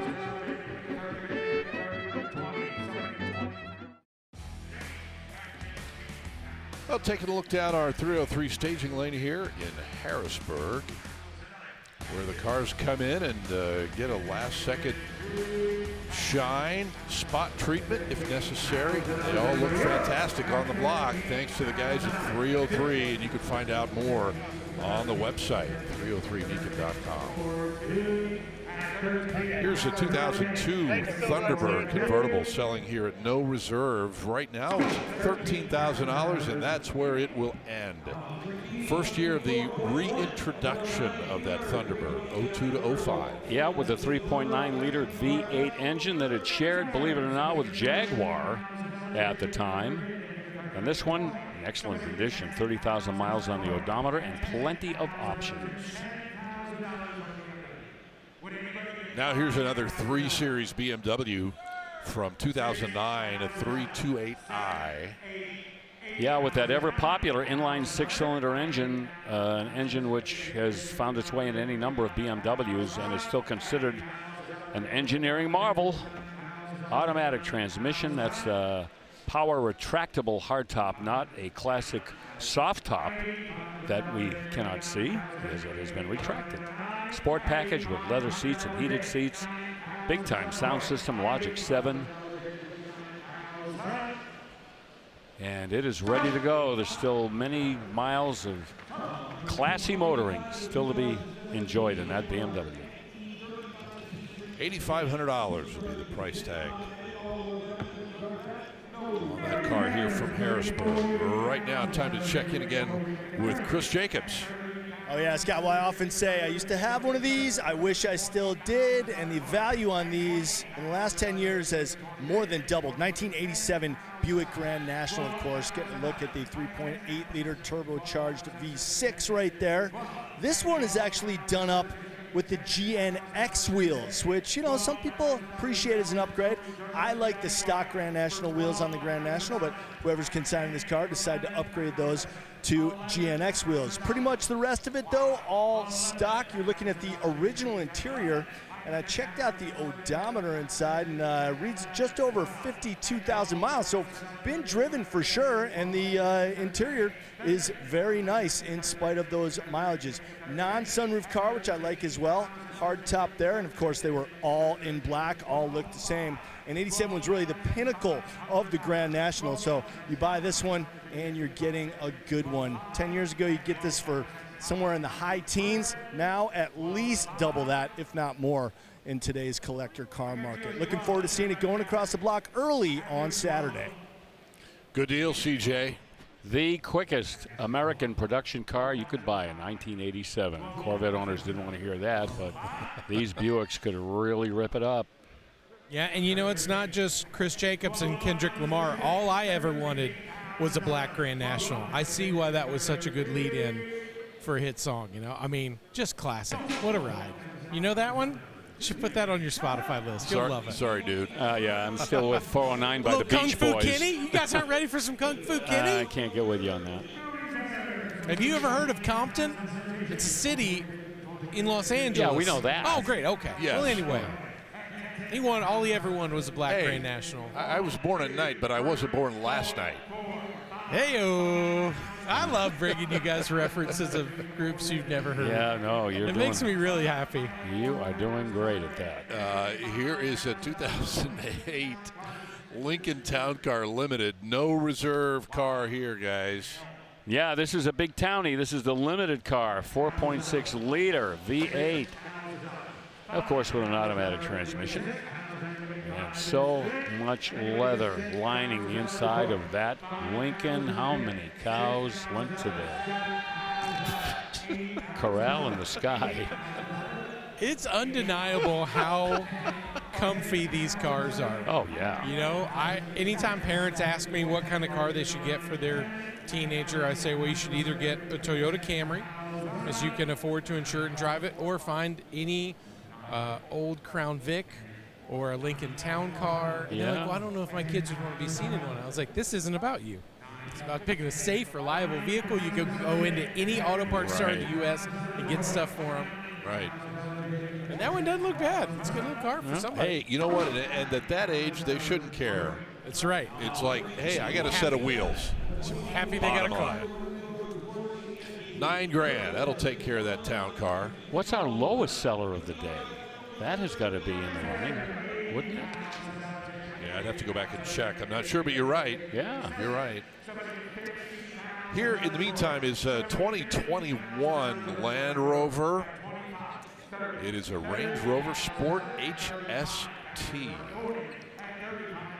Another Range Rover. Boy, these trucks, they are so classy. And this one, well, not so much class, but menace. That dull gray. I'm sure that's paint. I don't think that's a wrap on it. I think it is a wrap, Bill. Really, huh? How would you tell, Rod? Well, I actually was able to sort of see when the hood was up. There was a little white lining in there. Okay. Otherwise, it's such a good job, it's really hard to tell. Because they do have some factory finishes along this color. 3-liter inline 6 turbo automatic and all-wheel drive, panoramic sunroof. Nav and leather, like I say, these things have got all of the things that a high-end luxury SUV ought to be toting around. Somebody's going to tote whatever they want around in that truck for $37K. 2004 F-150 XLT next to another no reserve machine. And another pickup and another 4.6-liter V8 giving it the power. This is the extended cab model with the upper end XLT trim package, power steering and brakes and AC. CD player with an AM/FM stereo. We're not getting CD players in cars anymore, are we, Scott? I guess that's gone. Ooh, yes. Out of the way of all flesh. That's, yeah, cruise control too, along with power windows, locks, and mirrors. Everybody give $8,500. $8,500. $8,500 here. Everybody give $8,500.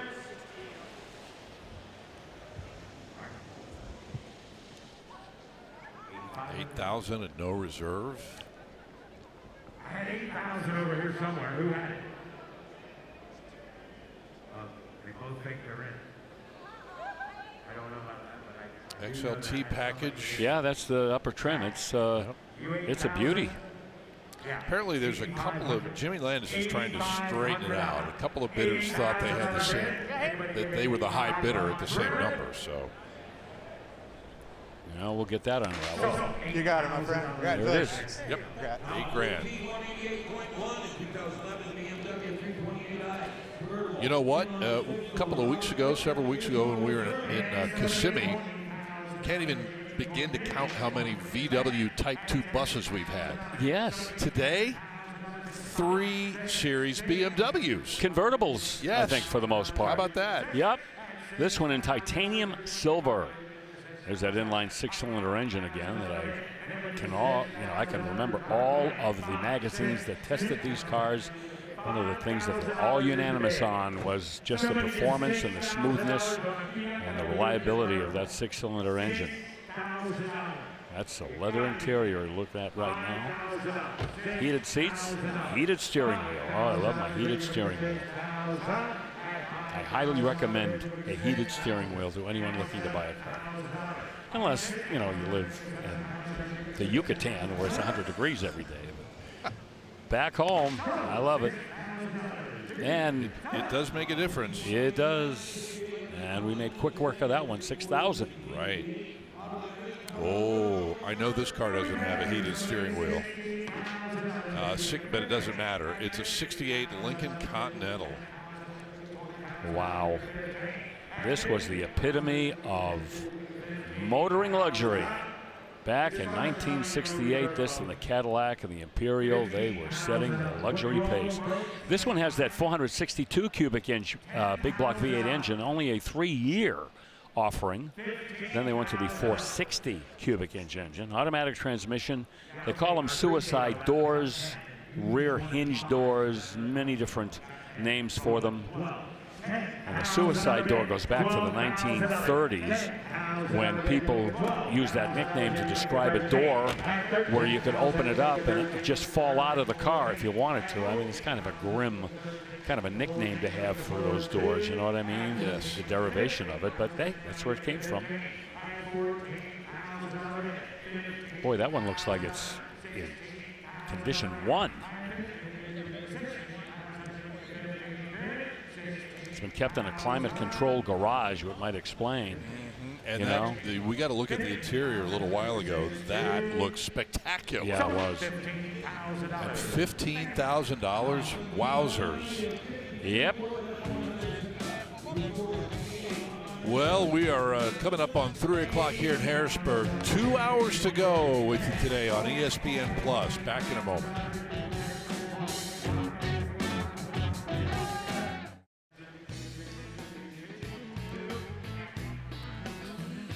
Well, that's our expo hall on the top left of your screen, part of the Farm Show complex here in Harrisburg. Our staging tent off to the right, and beyond that, you can't see the many rooms and other parts of the building that house the vehicles here in Harrisburg. And inside on the red carpet on the block now is a 2011 S65 AMG. 563 horsepower. Woo. Out of that 5.5 liter twin turbo V8. Man, that was a bunch in 2011. You're not kidding. So, you know, street racers beware. This one is going to give you all you want. Every option you could possibly think of, including the panoramic sunroof that's powered, the massaging seats, AMG features as well, including those alloy wheels.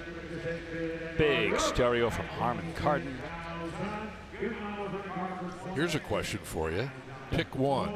Heated steering wheel or massaging seats?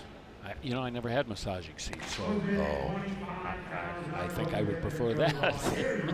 Okay. You know, me being who I am, I probably be more desirable. Now, I'll say this, I've got a heated steering wheel in my GR Corolla and my Toyota Sienna van. I don't have massaging seats in anything. You can only use the heated steering wheel in Georgia for like a good 2 months. So I think I'd choose the massaging seats. Yeah, okay. But you Northerners, y'all might, I mean, that's a tough one. You got to really pick. Our winters are longer than yours. That's for sure. Yeah. Hey, here's a 1953 Olds. This is a 98 Holiday Hardtop. 1953. What happened in 1953? Class? The GM Motorama. Oh, yeah. And the debut of the Oldsmobile Fiesta, the Buick Skylark, the Cadillac Eldorado, and a lot of the styling magic that was taking place in the Motorama cars were trickling down in the regular production cars from General Motors, specifically behind the tutelage of Harley Earl, and you can see that right here in this beautiful 98 Holiday Coupe. That would be the top trim level. This car with a 303 cubic inch V8. And hydromatic, silky smooth hydromatic automatic transmission. That was a wonderkind in the automotive world. Acadia Blue and Cadet Blue teaming up on the exterior colors. Those are factory colors, too. Yes, they are. They're gorgeous.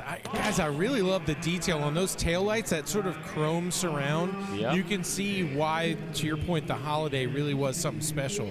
What a gorgeous ride. Oh, my. And just think back in 1953, there weren't many cars on the road that had that much visual energy. Harley Earl, the great aviation aficionado, you can see his influences. Taillights, front of the car, you name it. No doubt. Brought 21,000 now to a Mercedes-Benz E63 AMG S Edition 1. Make way, Scott. 603 horsepower. Twin turbo 4-liter V8. This car, 244 miles on the odometer. 9-speed automatic. We'll ask our expert Rut. Wrap, paint, what do you think? You know what? I couldn't tell on that one. It's funny. I started thinking about it. My friend Tim has one of these at home, and his, I think, is paint, but his wife has the 2-door, and hers is wrapped. Okay. This thing is just such a rocket ship. It's hard to really wrap your mind around it. Wrap your mind. I get it. Yep. Aha. You're so subtle. This is matte black paint. So as I do a little bit more recon, I see where the consignor has identified the finish. Yeah, if you should see one of these riding around Peachtree City, Georgia with the license plate Updog, which was my former license plate they bought off me with another car. Because Bill, when you see it, you know what you think. You think, what's Updog? Is that one of your favorite rappers? No, like when you yell, like, what's up, dog? Oh, okay. It's classic. Yeah. See it in carpool line all the time. My whole cultural outlook is changing working with him. That may have been the intent. That may be. Okay, so we'll move on. That sold for $77,000, and a 65 T-Bird right behind it. The evolution of the Thunderbird continued from 1955 all the way through until the very last one was manufactured in 2006. You can see how super high style these cars were back in 1965. 390 V8 with an automatic, factory air, and front disc brakes. And these cars are undervalued. I mean, for the amount of style and performance and reputation that the Thunderbird had for all those years, you would think they'd be trading a little bit higher. But again, one of those cars that I think could be investment grade if they're in this kind of condition.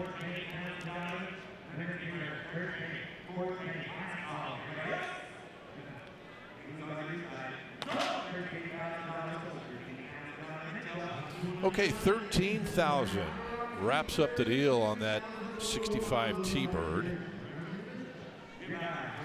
With a 1987 IROC Z next on our plate. 1987, probably the most significant aspect of the IROC Z in 1987 was the fact it was the last year that it was an extension of the Z28. In 1988, it became its own model. 5-liter V8, 4-speed automatic, not an overly powerful 5-liter V8 engine back in 1987. Just about any of those V8s from General Motors would hover anywhere between 200, 210, 215, maybe 220 horsepower.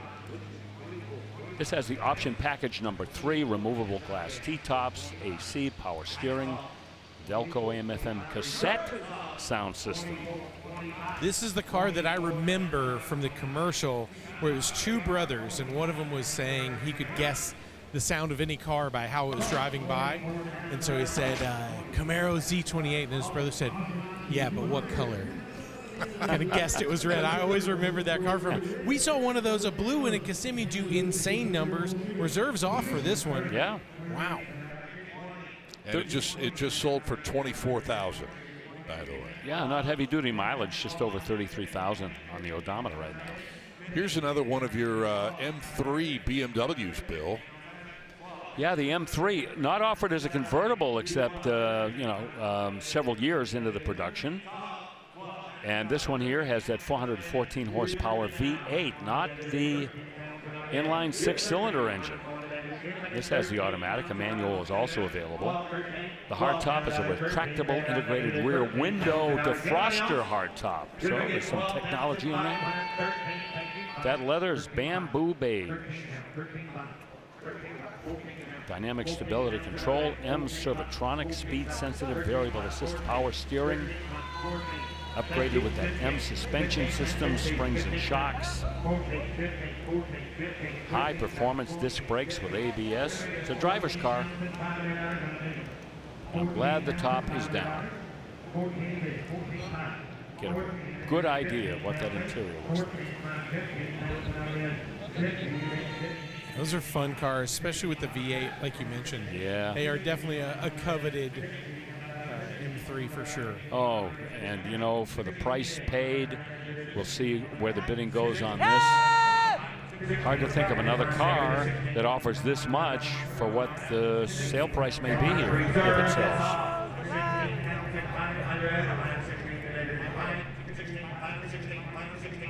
Reserve off at 16. Yeah, congratulations. Congratulations, guys. All right, and they will take that one home and have a little bit of fun with it. Oh, man, I want to ride in the back seat on that ride. Okay, important Corvette here, Bill. 1958 Fuelie convertible. Second year for fuel injection. Back in 1957, this same engine was rated at 283 horsepower. And the marketing people at GM said, hey, you know what? Let's advertise the fact we have 1 horsepower per cubic inch when the engine actually made more than 283. So the marketing guys, they won that debate. In the meantime, it is a matching numbers Fuelie. 4-speed, that's that old Bork Warner T10 4-speed manual. And again, we see the name Al Knock, responsible for that interior, show-winning interiors for so many years. Positive traction rear end is dated April 2nd, 1958, so that's the original unit. Silver blue exterior. And you see those Inca silver coves. Full wheel covers, tidy-whitey white walls. And I'm not seeing any NCRS or Bloomington Gold certification for this car, but it might have it. It's not mentioned, but I certainly would think it would be deserving of that. I agree. Yeah. $120,000 bid. Perhaps the most polarizing design of the C1s as well, you know, with those washboard on the hood and the suspenders on the deck lid. You either love them or you don't. There's no one who really doesn't have an opinion on those design features. Yeah, you're right. You know, it took a while for that car to get the kind of love it gets today. It was a pariah for a few years.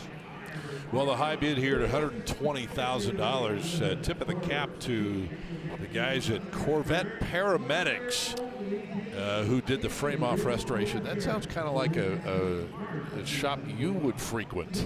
Corvette Paramedics. Is that good or bad? No, they didn't. No, total hats off to them. Oh, their work is great, but yes, you know, think that I'm a paramedic in need of restoration. Never mind. No, let's not waste time on that. All right, here is a 77 Firebird Formula. A Firebird Formula is basically a Firebird that could be just as potent as a Trans Am without paying for a Trans Am.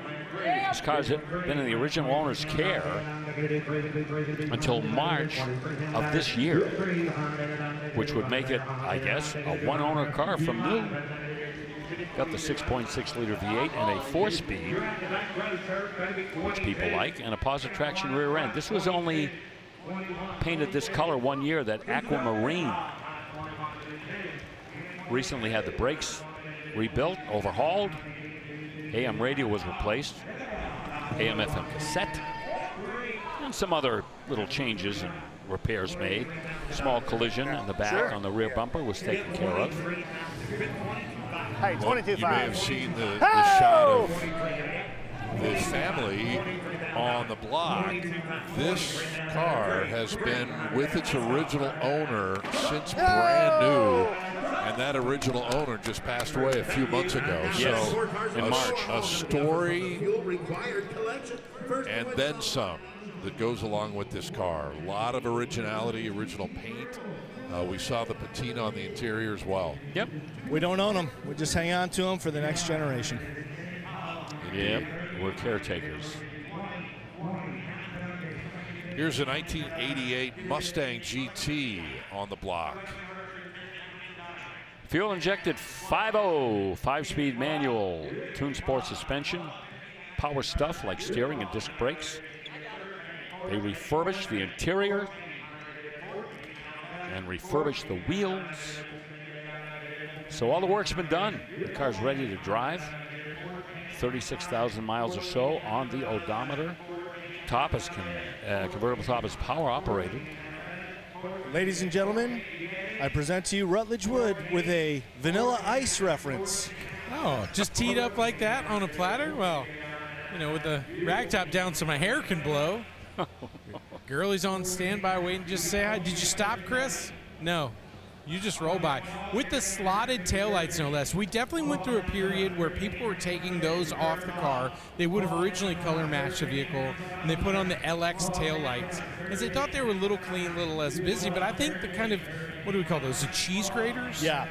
There's something about them. Well, and they really make the design of this generation of the Fox body. I mean, you know, without those, it's not the same car. You're right. So different. Sold for $12,000. I'll be honest, I was having a hard time figuring out where the lyrics ended and where your description of the car began. But that's the art of it.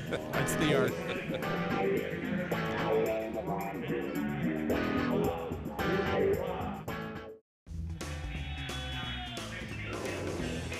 Happy Thursday to you. Good to have you on board with us today on ESPN Plus. Don't forget, all of our programs in their entirety will be available starting next Thursday on the Mecum YouTube channel.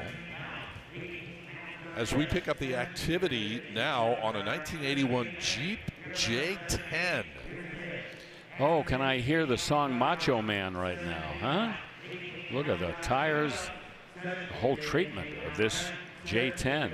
It's got that 5.9 liter, 360 cube V8, which usually in the tune that the factory put into it was around 245 horsepower. But this one has a cam in it with headers, so we're going to jack that up a little bit. A 3-speed automatic, and we're coming up short to the reserve. 17 grand, the number. Got to be better than that. So a 2001 Porsche Boxster convertible is next in the line. Hard to believe that it's been since 1997 that the Boxster made its debut, and it is still a desirable automobile. That's just mind-boggling. You know, boy, Porsche really hit a grand slam on the first pitch here. 2.7 liter flat 6 with a 5-speed manual. And I don't know what the production numbers are on these Boxsters, Scott, but I got to believe that they have built and sold an enormous amount of these automobiles. You will see them everywhere. Power-operated top, leather interior. Other power accessories include the windows and locks and 17-inch alloy wheels with that Orient red paint finish. Highly original. 6-speed manual, by the way, and I believe the Tiptronic might have been available in that car as well. Back in the day, that semi-automatic Tiptronic. Did you get it in the Boxster in '97? I'd have to get our best people on that. Yeah, we'd have to get our best people on that. This one sells. And $9,000. Wow. That's it. I will tell you, from 96 to 2004, they made 164,000 of those Boxsters. Just look that up quick. That is not a surprise. Here we go next with a 1940. Did I mention the Boxster brought $9 grand? I think I did. You did, yes. 1940 Ford Standard Custom Coupe. Yeah, and you know, you can tell just by the modifications to this. This is a build that took place a while back. Yes. It is an all-steel car, including the running boards. 468 cubic inch big block Chevy. That's a 454 that's been punched out. Aluminum Street Avenger 670 CFM 4-barrel carburetor, Edelbrock valve covers, chromed alternator, and aluminum radiator. You see the yellow paint. And inside, you see the custom seats, and and the flames on the paint as well. Things like that kind of tip you off. The kind of wheels on it that not a recent build, so it's not going to bring big money. But one like that, when it's done correctly, and obviously they spend a lot of time and money, you throw a different set of wheels on there, you can really change the whole car. But yeah. That one was neat. Yep. Here's an 07 Porsche Cayman next. But you know, Scott, it's really just a Boxster with a hardtop. With a hard fixed roof. Correct. Yeah, the same 2.7 liter flat six that we've seen any number of times. 5-speed manual transmission, leather, heated seats, AC, cruise control. And watch what happens to the bidding on this 07 Cayman. Pocket money. It's interesting because this really did take the Porsche brand to a totally different group of people. I think it was, a lot of times it was people who maybe had a few Miatas, really loved that feeling of a small sports car, and just kind of kept moving up and moving up. Yep. And when the prices are coming down at the same time, it really meets a different enthusiast. A lot of these have ended up in the hands of younger people who have, changed wheels, suspension, put them down on the ground, but still really love to go sideways with them and have a great time, Yep, absolutely. And, not a very sophisticated powertrain, no turbos, intercoolers, things like that. These were kind of maintenance friendly as well. Solid power. My buddy Chelsea Denofa built one that just goes sideways. He's a pro drifter. Insane to see it happen. It's a cool ride. What's he got for power in it? Still has the Porsche setup in there. Really? Yes, it's crazy. Well, it brought 10.5, and we moved to a 1972 Pontiac. And don't look now, it's wearing GTO badges, but this is a Le Mans dressed like a GTO with modern power under the hood. All kinds of table magic involved here. It's a GTO Judge-themed replica, but a 6.2 liter, 525 horsepower LS3. Now, the LS3 is a 430 horsepower engine, so this one has been gone through for sure. Built up turbo 350, automatic transmission, suspension, all reworked with new front and rear control arms, shocks, springs. All the underneath of this car has just received full treatment. I looked to see if there was a bowling ball in the back seat because I thought maybe it's a movie reference to Dazed and Confused. There was no bowling ball back there. I checked. I didn't see that movie, did you? Oh my gosh, you guys didn't see Dazed and Confused? Hey, I was watching Baywatch. I already told you. All right. K5 Blazer time, 1989. Yeah, nothing fancy here. Solid white paint, tan interior, 5.7, fuel injected. 4-speed manual, 4-speed, 3-pedal, classic 4-speed. Rear end has 342 gears. And this is not a show truck. This is a have fun truck. This might have actually been a military spec or military grade. This looks a lot like the one that I used to own. We used on Top Gear. A lot of times you can tell by the grill setup and sort of what kind of luxuries are on the inside. This one's pretty bare bones, but it also means it's the lighter of the model. So, again, just a really solid setup. Great place to start to go have some fun with your family. Oh, definitely. Yeah, it's rugged. Built to last. All-terrain tires. You could go, hey, Rutledge, you could pay less than $30,000 and take this and go drifting with your buddy. If I had known that I could have kept mine and sold it for this much money, I would definitely not have traded it for that Roadmaster wagon. Rutledge, we can all lament the cars we had sold for. But you had a Roadmaster. It's several. I think More they're than going to keep one. working on it.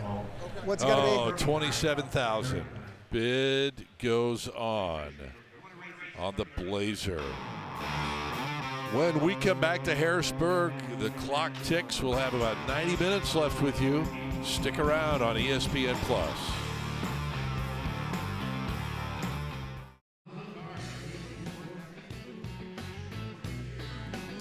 We are back in Harrisburg. Never get tired of seeing these terrific cars and trucks coming to the auction block here, and we are privileged to be able to bring them all to you on ESPN Plus. I'm Scott Hoke, Bill Stevens, Chris Jacobs, Rutledge Wood, and our entire crew parked out back right on Cameron Street. here in Harrisburg. 2007 Mercedes-Benz SL 550 convertible is up next for us. Oh, another good one here. 5.5 liter V8. This has that 382 horsepower rating. It's a fast car. Has the AMG Sport package with a 7-speed automatic. Black opal metallic. That's the color. Oh, is that pretty, huh? Retractable hard top, not a soft top. They call that interior color ash. Very subtle and classy. And it sells for $27,000. One of the higher prices for one of these older Mercedes-Benz, Scott, 27 grand. Yeah, interesting that you point that out. Normally we see them in the mid-teens to just did. mid-20s. Not long ago. All right. Here's a cool one. 1967 Plymouth Belvedere 2. Oh, all gone through. Custom build. Professionally built 440 with 505 horsepower. That's been stroked, that 440. Custom exhaust with electric cutouts. Oh, I want to hear them. Oh, I want to hear that engine. 4-speed transmission with a pistol grip shifter that's been adapted to that 67 Belvedere 2. They got half-tubbed rear end treatment back there to get as much rubber underneath there as they can, and wow, that sells for $25,000. That is another oh my price. They took the liberty to throw a couple of Hemi badges on there just to disguise it a little bit, to throw you off the scent, if you will. Well, it's got enough power to pass for a Hemi, I'll tell you that. Sure does. Yeah. Very true. That's a cool car. Yeah. Okay, an 08 Jaguar XKR. Yep, the R tells you, look out. 420 horsepower, 4.2 liter V8, supercharged. Silky smooth automatic transmission, lots of power accessories. Odometer reads just a tad over 60,000 miles. There you see the engine room. Boy, that's clean. This is a well-maintained Jag. Beautiful 5-spoke wheels. Contrasting well with that color. I can almost smell the aroma of that leather interior from here. Oh my. Cents on the dollar. 13.5, Bill. Yeah. Talk about deals today. We are seeing some great We're ones. selling out to the bare walls. All right. We are so happy to be, once again this year, partnering with our friends at National Parts Depot. They've been around for 50-plus years, and they have an extensive lineup of model-specific parts catalogs that you can choose from. More on that in a minute. First, we check in with Chris Jacobs. Yeah, Scott, and this is a great car to feature right here. 1971 Mustang Boss 351 Fastback. And it's a rare one, too. That is the numbers matching 351. This is one of only 312 that left the factory with the bright blue metallic with the black Rufino and Corinthian vinyl bucket seats in there. Matching numbers all the way through. 4-speed manual transmission, functional Ram air take under the hood, too. Great, great car. Beautifully restored. Not a flaw on it. Of course, it's going across the block Saturday during prime time. One of my favorite features, too, is this silver deck lid spoiler right here. Such a beautiful, beautiful car, and there's a reason that it's proudly displayed right on the staging lane going up and onto the auction block here. And Bill, I know that you have got a great history with NPD, and their catalog for the Mustang is now on the fan shroud. Tell us a little bit more about it. Well, you know, if you're going to have a restoration that measures up like this one, you're going to have parts that are hard to find. So don't take any chances. Have the NPD catalog. I've seen it. I know what's in there. And boy, you can't really do without it if you're going to do a restoration that looks like this one. Excuse me. And by the way, I'm glad you picked this car. This is an important car in Mustang history. This is the 330 horse 351, the 1 year only. And we didn't see a real high performance Mustang again until 1979 when the Fox bodies came in with a 5-liter engine. So, yep, I'm glad we got a look at that one. All right, thank you both. There's the website again, nationalpartsdepot.com or npdlink.com, whichever you prefer. Here's a 97 Dodge Ram DMC conversion pickup truck. DMC, wasn't that a rap group? Actually, I believe that was Run DMC. Look at you guys. Yeah. I am proud of you right now. Doesn't take much. Yeah, this is a DMC conversion, which means that it's got a little extra gingerbread, okay? It's got the 5.9 liter. That's the 360 horse V8, 360 cube V8 rather, with an automatic transmission and four-wheel drive. Two-tone exterior with DMC graphics and running boards and ground effects. And, well, you take a look at this truck, you can see it is all dressed out. Black multi-spoke wheels, all-terrain tires. And it's been kept in a garage, which maintains its beautiful cosmetic presentation. At a high bid of $17,000. 93 Z28 right behind that Dodge pickup truck. Yep. Ooh, I see a window sticker. I wonder if that's original or a copy of the original. Well, since the odometer reads 93 miles, wow, that might be some compelling evidence. That's a good clue. Yeah. Got the LT1 automatic transmission. You can see it's just a beautiful car with so few miles on it. Why wouldn't it be? Extras include the 6-way power seat, the air conditioning, and the Delco Bose AM/FM CD stereo. That is the original window sticker. Original quality control sticker, I think, will also be found in that car with the owner's manual. Power windows, locks, and mirrors, and cruise control. Original tires, why not? Original air. Original air.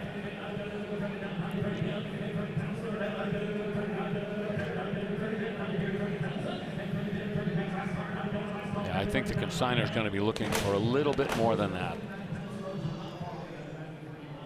Oh, we forgot to mention the cassette player. Oh, okay. I see CD on my information. Oh, I'm sorry.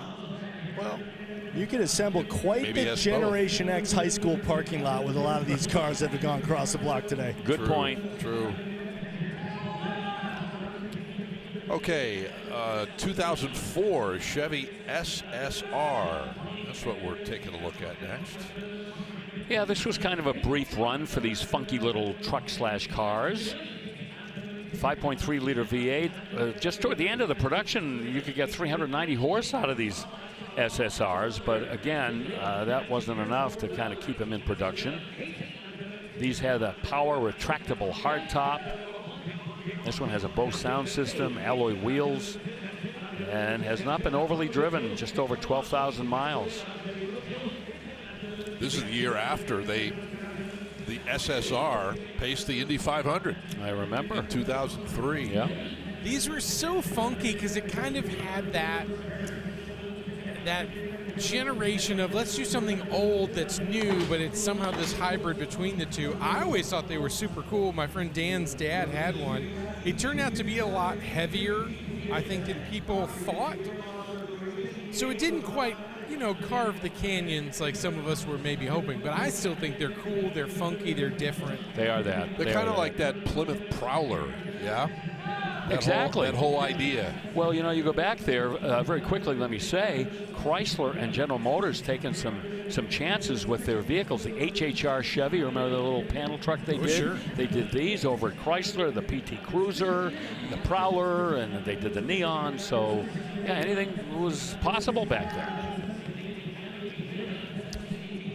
1983 Jeep CJ7. Look at the paint treatment here, guys, on a line of the Jeep that is always going to be popular among Jeep owners. Especially with a 350 small block in it. Bill, this is crazy. This is crazy. Have you ever seen a C10 Chevy taillight molded into one before? No, the whole truck has been totally rethought and had the full Monty done. The list of modifications is long and lustrous.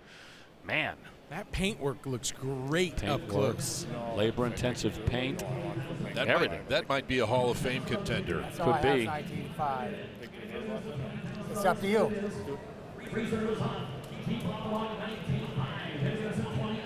Yeah, that's a loss leader at that kind of money, I'll tell you. That paint job alone. You're talking some real money. The labor-intensive engine swap. The engine's got a cam and lifters. Ported and polished heads. Congratulations. Thank you. Ka-ching, ka-ching. Wow. Yeah. 19,500 is all. All right, and we'll use the opportunity to pause here for a few moments from Harrisburg. More still to come, as they say.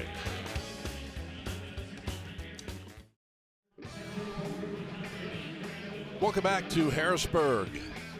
An annual stop for us since 2014, and always a pleasure to hang out with some of the very, very passionate folks here in the Central PA area. This 96 Ford F350 XLT with diesel power, Bill, just gabbled for 34 grand.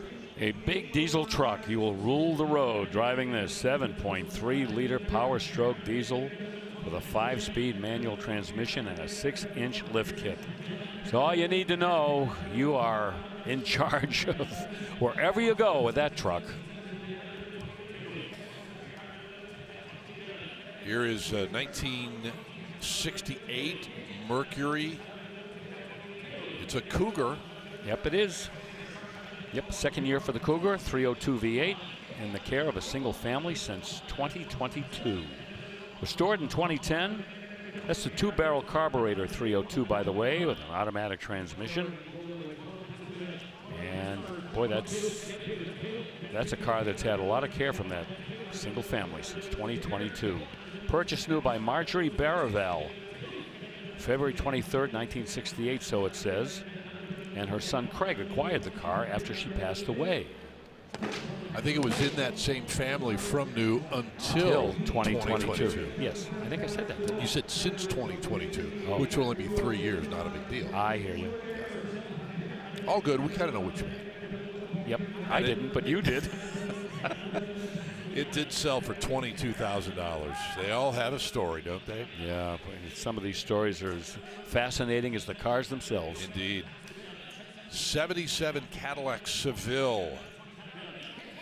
This car was a huge success for Cadillac. It had style. It came at a perfect time, following all of the travail we suffered with the oil embargoes and the safety lobby and the emphasis on mileage. And so this car was kind of like, I don't want to say downsized, but it was certainly, more of a practical application of the Cadillac. Factory fuel injection, highly original condition. These came with a 350 V8, and that's called Naples Yellow, with a yellow interior. I maybe downsizing is a little strong, but they were definitely shrinking. They were getting a little bit smaller during this time period, and they were everywhere. And take a look at what was happening. Ford sharing their platforms with the Thunderbird and the other Ford models, the Galaxies, the LTDs, cars like that. Yep, it was a whole different time. High bid on that Seville of $17,000, and you've heard, no doubt in the background, the arrival of the next car, which happens to be a 66 Chevy 2 Nova Custom. Restored as a street rod and drag racer. Gee, almost 20 years ago, a 383 small block stroker. Big Holly 750 CFM carburetor too. Let's take a look inside. Yeah, that's had some work done to it. You can see the accessory gauges, the tachometer with a shift light on the steering column. Rebuilt 700R automatic transmission. This would be like a bracket racer. This car you take to the drag strip and get your dial in and try to hit the number. Get as close as you can. Magnaflow exhaust. Mows your rear end. Yeah, that Magnaflow system responsible for that rumble that we heard coming in. All right, Gavel at 23,000. Another one in the sold column here today. Ooh, I love the color on the next car. Navy blue. Yep, it happens to be on a 99 Trans Am convertible.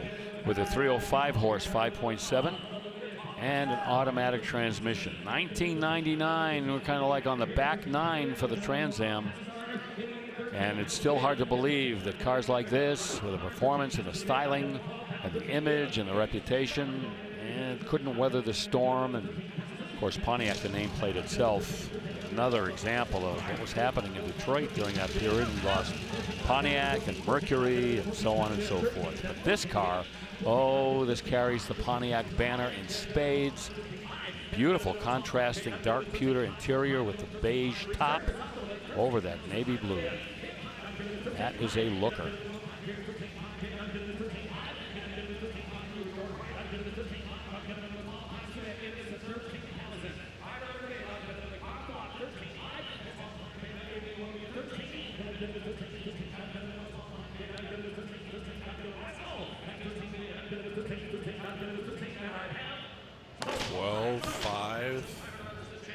Yeah. Hard to believe. That's all it took to buy that Trans Am. 1970. Oops. Nope, not a 70. That's a 57 Bel Air. Well, you had the 7 anyway. Exactly. Yeah. A little out of order. Bel Air hardtop from 1957, and again, pretty accurate, I think. Yes. Yeah. Other than that battery there, yeah, you're talking about originality all the way through. Scott, 283 V8 back in 1957. That was the upshift from the 265 that debuted in 1955. Power Glide automatic transmission, surf green and colonial white. I love the names of those colors. Put some radial tires on that too for a much better ride, more compliant handling. But yeah, that's an original car. Love it. That is worthy of love. Good work. Boy, someone just scored that car. $35,000 for that Bel Air. By the way, that's the first car out of 7 from the Danny and Barbara McCone collection. One of a handful of collections here in Harrisburg, and here's another one. I got a chance to hang out a little bit with these cars. They're not complete 100-point restorations, but they are really super cool and so well presented here, Bill. Here's a 59 Dodge Coronet Lancer next. Yeah, their collection predominantly 50s cars, a few deviations from there. And you're right, not 100-point cars, but that's okay. Yes. Yeah, because they still have plenty of eyeball like this Lancer. It's got the 326 cubic inch V8 in it. It's a 1959 spec engine. Push button torque flight automatic. Two-tone red and black. Matching red and black interior. And remember, 1959 people, the styling coming out of Detroit, it's almost like Superman's dad was designing all of the cars coming out of Detroit. Think of the 59 Cadillac, the 59 Ford. We see what's happening at Chrysler. The forward look was probably more forward than a lot of people expected, and this car is an example of that, and it sells for 20 grand. Yeah, nice car. Yes, indeed. Have a seat, young man. $20,000 for that Lancer. Well, here is a 51 Mercury. You gonna call this a lead sled? All the way. All the way? That is a textbook lead sled. Top has been chopped 3 inches. Power, 5-liter Ford V8. Engine and transmission from a 95 Ford Mustang. Got ghost flames on burgundy exterior. The cream interior from a 67 Thunderbird. Electric windows, automatic doors, keyless entry. Oh my, yeah. That is lead sled through and through. The lead is not dead. It's got skirts. It's got those faux wire wheel hubcaps, Lakes pipes. Yep. The Continental spare tire carrier with an interesting mural. It's been painted on the back. I don't know if you get a chance to see that. Oh, yeah. Yep. Those big diameter exhaust pipes sneaking out from underneath the rear bumper. And look how the taillights have been Frenched in there, too. Yes, those are Mercury taillights that exactly have been molded into those rear quarter extensions. $18,000. And if you're wondering, kind of a narrow definition of a lead sled, basically 49, 50, 51 Mercuries. That's it.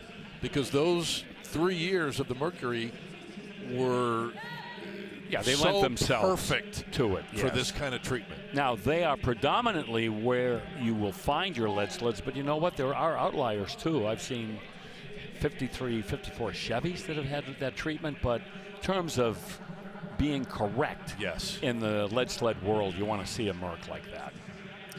Here's a 55 Bel Air hardtop now up on the block.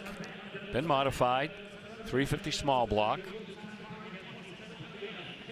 Had the 63 Chevy Impala seats that have been bolted in there as well. Kind of conservative. You see the button tufted upholstery on the inside of that. Boy, that is a throwback. A lot of show cars back in the day went that way. Maybe you can get a good look at it here. Button tuft. Yep. That's what we called it. Yeah, very clean.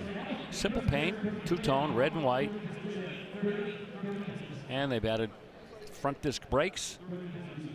And I'm going to guess that those wheels are either Foxcraft or I'm trying to think of all the different wheel manufacturers that would have built a wheel like that. Yeah. Not Krager, not American. ET was a company, made aftermarket wheels, somewhat similar to that. Anson, right down the list. But they're period correct, kind of aftermarket wheels you'd see people putting on their hot rods. Fantastic look. It sure is. 31 is the current bid. That gentleman here in the house just bought it for 31 grand. Okay, another one from the Danny and Barbara McCone collection. Here's a 55 Crown Victoria. Been a while since we've had a Crown Vic come through, I think. Very popular car back in 1955. Remember, the 1955 Chevy was wowing everybody with a new V8 engine and, you know, all of the styling coming out of General Motors. And Ford was, I'm telling you, they were going toe-to-toe with Chevrolet in terms of sales and surpassing them during that time period and a couple of those model years. This one has a V8. I'm going to guess that's probably a little Y block in there for power. Could be a 352 FE, not sure. They're not telling us. Right. Automatic transmission with overdrive. And you see that two-tone paint. Turquoise and snowshoe white. Lakes pipes along the side. Twin antennas in the back. Spare tire carrier there, the Continental deck we called it. And rear fender skirts.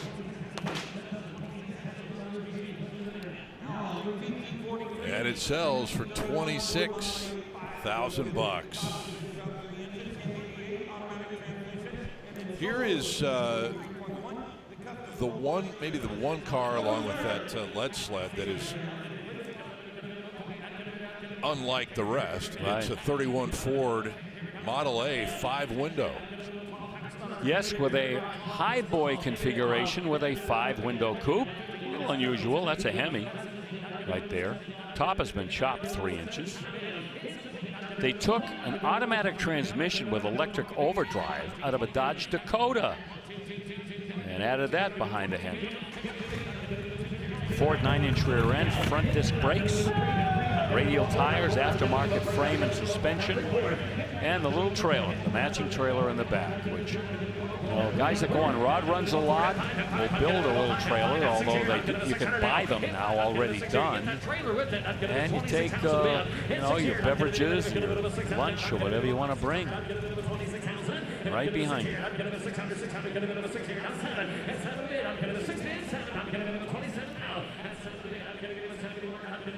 26.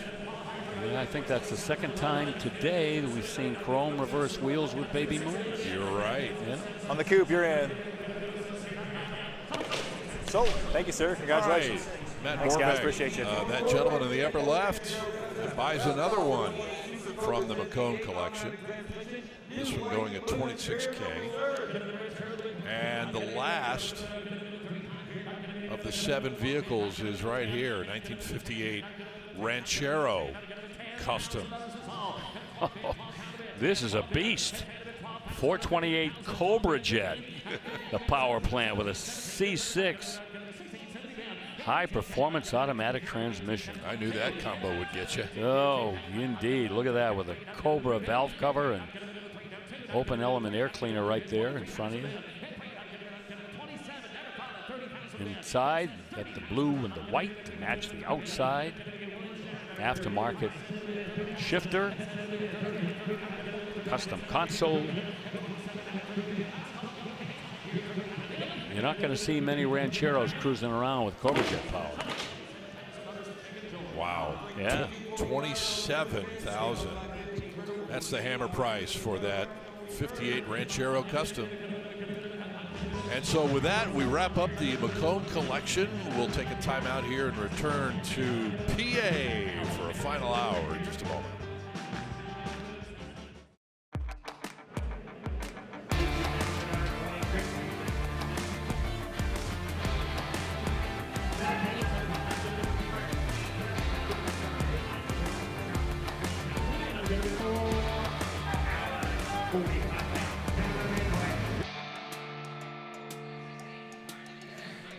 Well, we are 5 hours in, exactly 1 hour remaining today from here in Harrisburg on ESPN Plus. We'll regroup and do it again tomorrow at 11 o'clock in the morning Eastern Time, 8 a.m. out west. So grab your coffee, you West Coast folks, and get ready for a terrific Friday. Let's bring you to the block. Another S-Class Benz here, Brother Stevens, 2012 S550. I have an S-Class. Another one of those cars that I cannot say enough about. Mercedes. You have one or had one? I have one. Oh, you do? I do. Oh. And I could rave about it right now, but I won't. Let me just tell you that these cars are spacious and comfortable. This one with a 429 horsepower twin turbo 4.6 liter V8. So it'll get you there. But so many great electronic add-ons in these cars. Remember, this is 13 years old, but Mercedes was not lacking when it came to automotive technology even back then. Well, we have not been lacking good deals on these Mercedes-Benzes today. $16,000 for that one. And Audi is up next from 2011. It's an S5 convertible. First Audi we've had today, I believe. Yeah, kind of joining in our collection of German exotics. This one, supercharged 3-liter V6 with 333 horsepower. And this is, whenever you see the S designation on an Audi, that is a step up from your standard Audi because you're going to get more performance. And this one has it. New top. Dual power heated seats, you know, all the little options and extras that add to the enjoyment of these cars. So much to enjoy. Navigation, power, everything, obviously. I got 5-spoke alloy wheels. And a sale price, if it gets to the hammer, that belies I'll just give you 12.5. how great an automobile this is. You said the start was 12.5. No, I was wondering what you were saying. He's not going to do it for a nickel, I'll guarantee you. 12.5. It's more to go tomorrow. 12.5. Reserves off, we're in. All right, they got it worked out 13.5. You mentioned Nav. How did you survive before Nav? I don't know. You know, I used to drive a truck over the road and never got lost. Something happened. How did any of us survive? I mean, it's such a common thing now. And I know. Crazy. And even those early navigation systems, you really couldn't trust that well either. Very true. Okay, 13,500 for the Audi.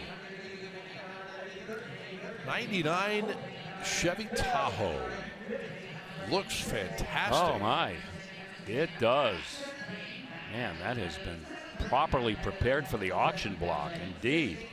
5.7 liter V8.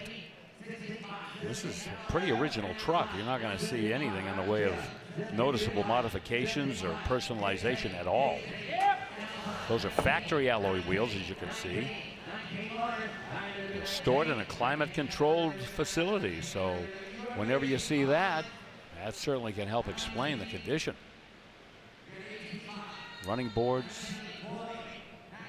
What, 25, 26 years old now? Yeah. Holy cats. It's got air, a lot of power accessories. Cloth seats, which a lot of people prefer that to the leather. The leather gets hot in the summer and it's kind of cool in the wintertime when you jump in the car. But cloth, well, it's pretty temperature insensitive. Trev Morvek working the room, $21,000 bid. Yeah, that should be close. Mecum rule, 23,000.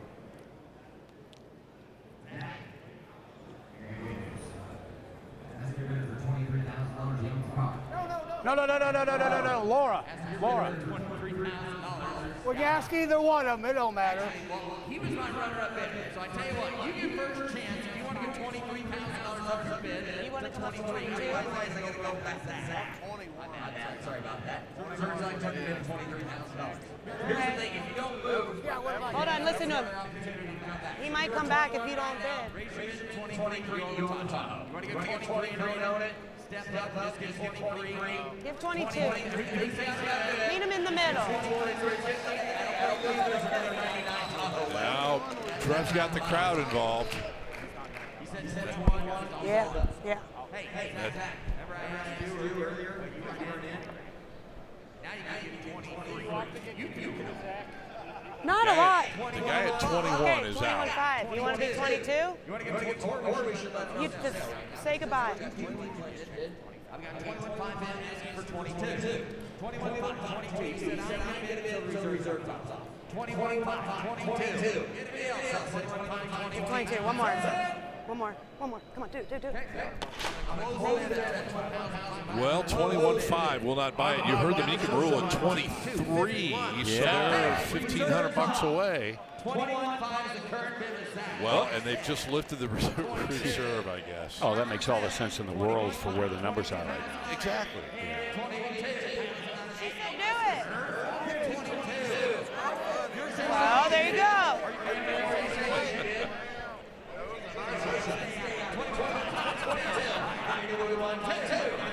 He's going to pass again.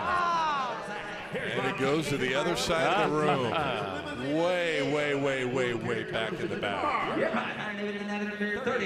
Well, you know, if I buy that Blazer, or Tahoe rather, I'm going to get me a set of late model Escalade wheels. Oh. And bolt those on. Nice. Yeah, that's what I would do. Hey, I tell you what, let's go even further back, actually outside the building, and check in now with Rutledge Wood. Scott, I'm right outside in the kind of bid goes on area. This is next to the staging lanes, and I found this beautiful 08 Mercedes G-Wagon. This is a G55 AMG that ran through yesterday. Bid goes on for it. It's got the Mansouri front end on here. You can see the side skirts carbon fiber trim. It's been painted China blue. It's also got some upgrades. It's got the 22s on it, the AMG G63 brakes on it too, but this one didn't sell, and I'm surprised because it's got a really cool setup. I especially love the plaid interior updates, a kind of Gulf livery. But Chris, I'm wondering, when someone's watching at home or they're here in person, they see something like this that goes to bid goes on, what do they do next if they're interested in it? Well, that's a great question, Rut. What they can do is, if they're here at the auction in person, come on over to the Mecum service station. You can talk about finance, you can talk about transport, or you can see the guys at the bid goes on desk. For instance, if you want that G-Wagon, they will hand you this form. You put your bidder number on it, what your offer is, and then they would contact the consignor, let them know what your offer is, and if he accepts it, you guys got a deal. It's a great system because for the rest of the auction, the car is available, and in some instances, even beyond the auction, for a day or maybe even a week, the Mecum Bid Goes On team will work to make a deal on your behalf if you make that offer. It's a great concept. It allows the sellers to sell and the buyers to buy even after the car has crossed the auction block. All right, Chris, there is the main Bid Goes On desk. Dave and David Purvis, the other guys manning that booth over there. And I will tell you this, that throughout the course of any given auction, about 10% of the cars that end up selling at an auction are via the Bid Goes On. So they are very busy over there. Yep, and I can speak from experience. I mentioned earlier, last year, right here, I bought my Grand Cherokee. Bid Goes On, and I'll tell you, the transaction and everything that they did was just exceptional. 1983 Zimmer Golden Spirit reaches a high bid of $20,000, and as if we rehearsed it that way, that car will end up going to the Bid Goes On. Yeah, I love that subtle, understated look of those cars. Oh, 1940 Ford Deluxe now up on the block, Bill. A lot of times we'll see a 40 Ford that's had the full hot rod treatment. This one has had the full custom treatment. And you can see those look like Prowler headlights there, and you see that all the chrome has been removed, some special hand fabricated skirts. That looks like a Packard rear bumper there, and maybe a 52 or 53 Mercury taillight. See the upholstered trunk. Everywhere you look, there's something that makes this car totally out of the ordinary. Chopped roof, stretched trunk, 350 engine. Wow. I don't know if you caught it. That grill treatment up front is pretty sweet. Yes. Unlike anything we're likely to see from anyone else. Kind of a bird-like beak in the front. Headlights worked into those side panels of the hood, chrome wire wheel hubcaps, and on and on. There it is. The reserve's off, my friend. It should stay right there, but 19.5 is the bid. Boy, that's about as out there a 1940 Ford build as we've seen. Like I say, a full custom treatment, not usually seen. And I can tell you, back in the 1960s, you picked up Rod and Custom or Hot Rod Magazine or Carcraft, you'd see a car like this appearing at one of the local auto shows.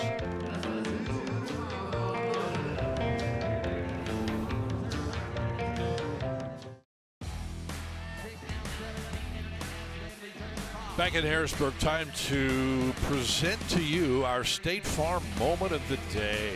You may be surprised to learn that great insurance is available for great rates, thanks to our friends from State Farm. And this was a little earlier. How about this? A State Farm red 93, actually it's torch red, 93 Corvette convertible, red interior, black top, 300 horse, 350, sold for $10,500. But it's all about the catch and the win and the big hug and high fives and handshakes after this one. They were over the moon with that Corvette. And that's our State Farm moment of the day. Like a good neighbor, State Farm is there. That's pretty cool. Yep. this car for $12,000. Back to the block now here, Bill, with a little bit of Mopar action from the mid-'60s and Fury 3 convertible.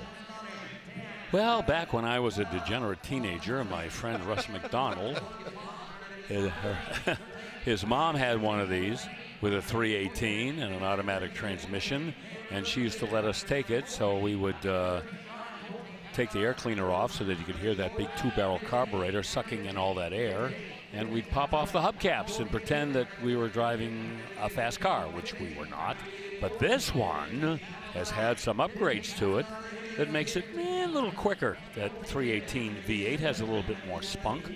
Column shifted automatic transmission, power steering, and a Petronix ignition. Multiple time first and second place award winner from Chrysler's at Carlisle right up the street in the stock C body class. So take a look. You can see why that would be a class winner. Where would you guys go, Bill, when y'all would take off the air cleaner and the hubcaps? Like, what was it like? We needed to drive in. We need to be seen, I assume. You go down to Harvard Square in Cambridge and just go around the block a few times and just do a little styling. So that was it was sort of pre-cruising, but you were cruising, right? Yeah, we didn't have like a Van Nuys Boulevard or anything, so yeah. We go to the White Tower hamburger joint, too. Oh, yeah. Yeah. I thought that was awesome, man. Oh, boy. I would have loved to have met that Bill. Yeah, I'm telling you, man, I would love to have a time machine. $17,000. The reserve is off. Wow. Yes, sir. Not 20. Help!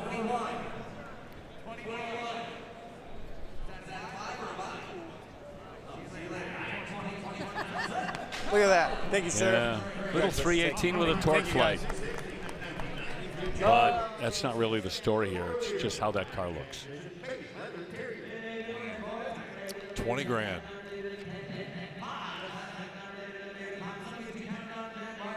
All right, moving on. 93 Jaguar XJ6. That's what we have.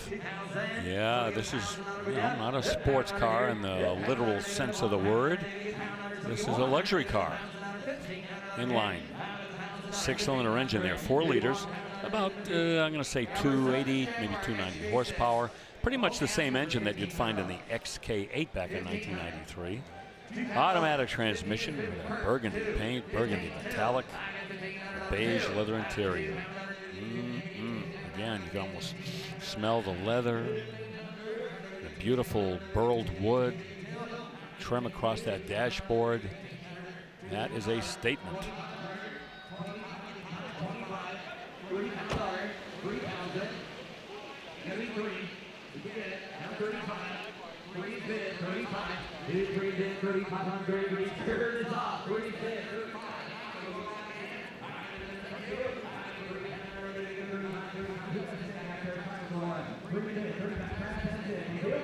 I wouldn't even call this a high mileage car. Odometer reads 66,000. It's a 1993. It's a 6-cylinder. They had an XJ12, 12-cylinder, but for a lot of people, this would have been the preferred one. Look at that, and it sells for $3,000. And we check in again with Chris Jacobs. Well, Scott, this is one that you turned me on to, buddy, and thank you. I haven't seen one before. You said you hadn't. 1968 Plymouth GTX triple white. White exterior, white interior, white top. This is an L code 440 with the 4-barrel carburetor on there too. Factory air as well on this 68. Magnum 500s wrapped up in red line tires, automatic transmission. Get a load of that interior. Beautiful. Everything looks relatively stock in there except an aftermarket tack that looks like it's been added to the gauge cluster. But other than that, pretty as original as it can be. And man, would I love to cruise around with the top down in this beautiful bad boy. But you know what? It looks just as good with the top up because of that triple white. Scott, thanks for pointing this one out to me. You got it, brother. I'm like you say, I've never seen a triple white GTX from 1968 or any year for that matter. And Be interested to know the production numbers on that. We'll dig into it by the time it crosses the block later on in the weekend. You think it's going to go, Bill, with the top up or top down when it crosses? I would love to see the top down. I know what Chris is saying because that triple white is striking, but it gives you a better look at what's going on in that interior. All right, CJ, thank you, man. I love that sneak peek at that GTX. Here's a little Lexus SC430 convertible. Again, reserve just comes off. Sorry, yeah, Bill. no, and again, look at the sale price. It's sneaking up. The reserve just came off, and now it's sold. Those are great cars. That hard top in there really carries on the legacy of that early SC300, then the SC400. Yep. SC430 is a great ride. They are excellent cars. You're right. Well, the Camaro, after going away for a number of years, made a return in 2010. Here's the year after that, a 2011 Super Sport. Yeah, the LS3. That's the 430 horsepower, 6.2 liter with a 6-speed manual.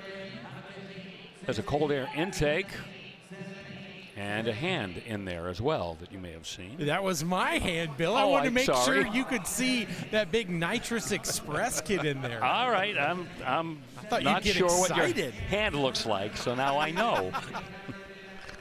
I just thought you might want to know. This one looks like it was made to go rip on the streets. That's a big, looks like a double solenoid setup for a Nitrous Express kit. Headers on there. This would be a fun car to rip around the streets. Oh, nitrous oxide, the racer's best friend.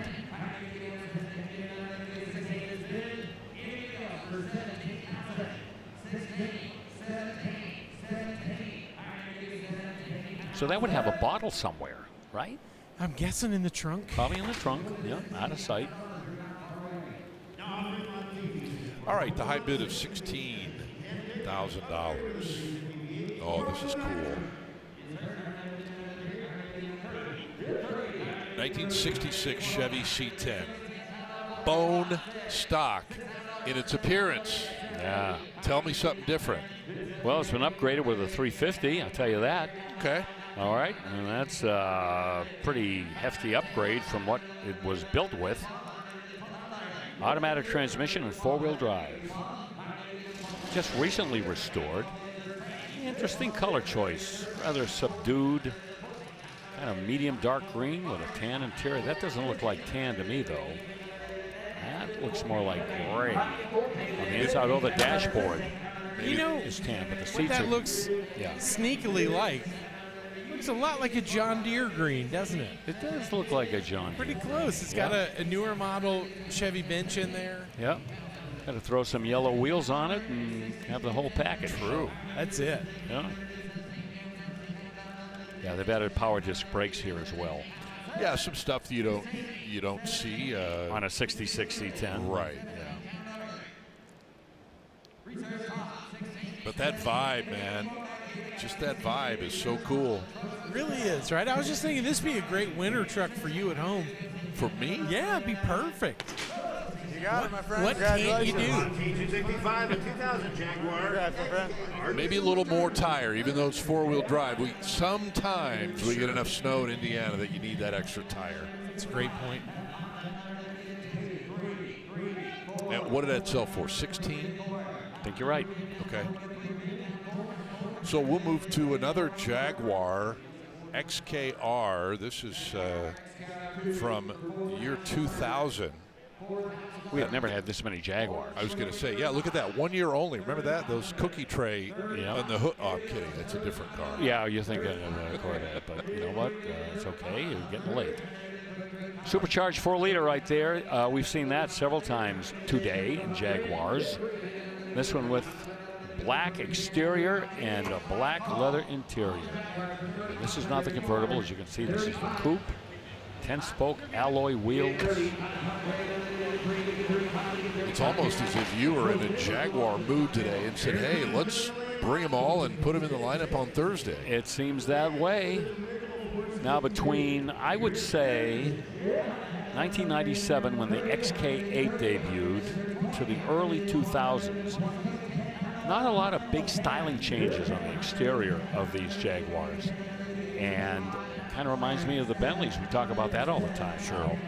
Really being able to pinpoint the year of some of those cars is not that easy.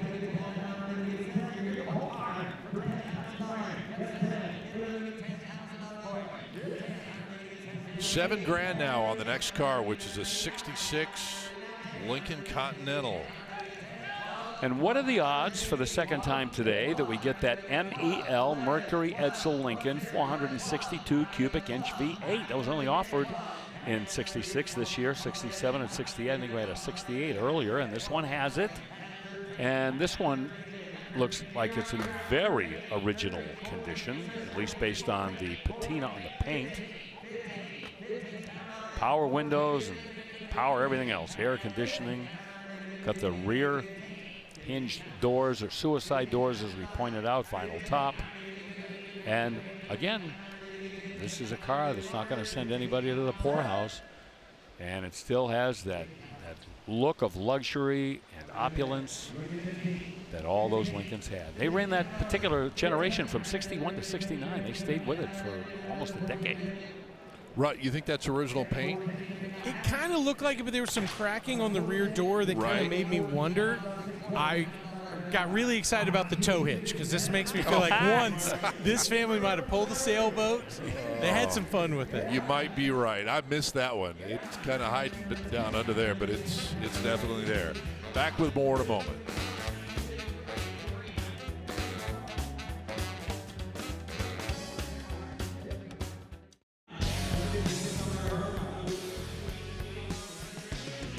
We're back in Harrisburg. The guys at Mecum Transport are always busy helping find folks, arrange to get their car back home, or in some cases, get them from home to the auction. And you can get a quote. There's the website, transport.mecum.com. Mike Baker and his team, fantastic group, and plenty of options for you. Big rig, small trailer, everything in between. Well, let's see if this car ends up on a Mecum Transport truck anytime soon. It's a '56 Chevy Bel Air. Yeah, it's a 4-door. Okay. Older restoration. You can see a little bit of distress there in the paint, but it's got a 350 in it. A little small block with a power glide, which is what it would have had when it was first built. They've updated the brakes, got discs in the front, done some work on the suspension, and I would have to say that we're in the neighborhood right now to see the reserve come off. Yep. 4-door hardtop. Thank you for putting the windows down. I'd love to be able to see what's going on inside. Right. Plus, it enhances the look of the car overall. You know, that's kind of the equivalent of taking the top down on a convertible. If you have a 4-door hardtop, roll everything down, let us look in. Yes. 7! Especially on a car that has that changing body line right there in the middle of the back door the way this one does. Right. It just changes that whole look completely. Wait, he bought it, not me. Hey, you were the closest. Hey, sir, thank you so much. 26 my honor, grand. my pleasure to serve you. A couple of dudes there very happy. One guy bought it, one guy's thrilled. Both of them are thrilled. And $26,000. All right, 64 Sedan DeVille will follow that up. Another 4-door. Yeah, another full-size luxury car. But, oh, look at how well detailed that engine compartment is. I spent a little bit of time getting that ready for the big show today. That's the 429 cubic inch V8 with an automatic transmission. It's cream, the exterior color there, with a tan interior. Vintage air, keeping the inside of that car cool. A lot of new parts, including the windows, the door, and bumper rubber. Mechanicals have been upgraded as well. New body bushings. This is a frame-on restoration, right, and it is really, really nicely done.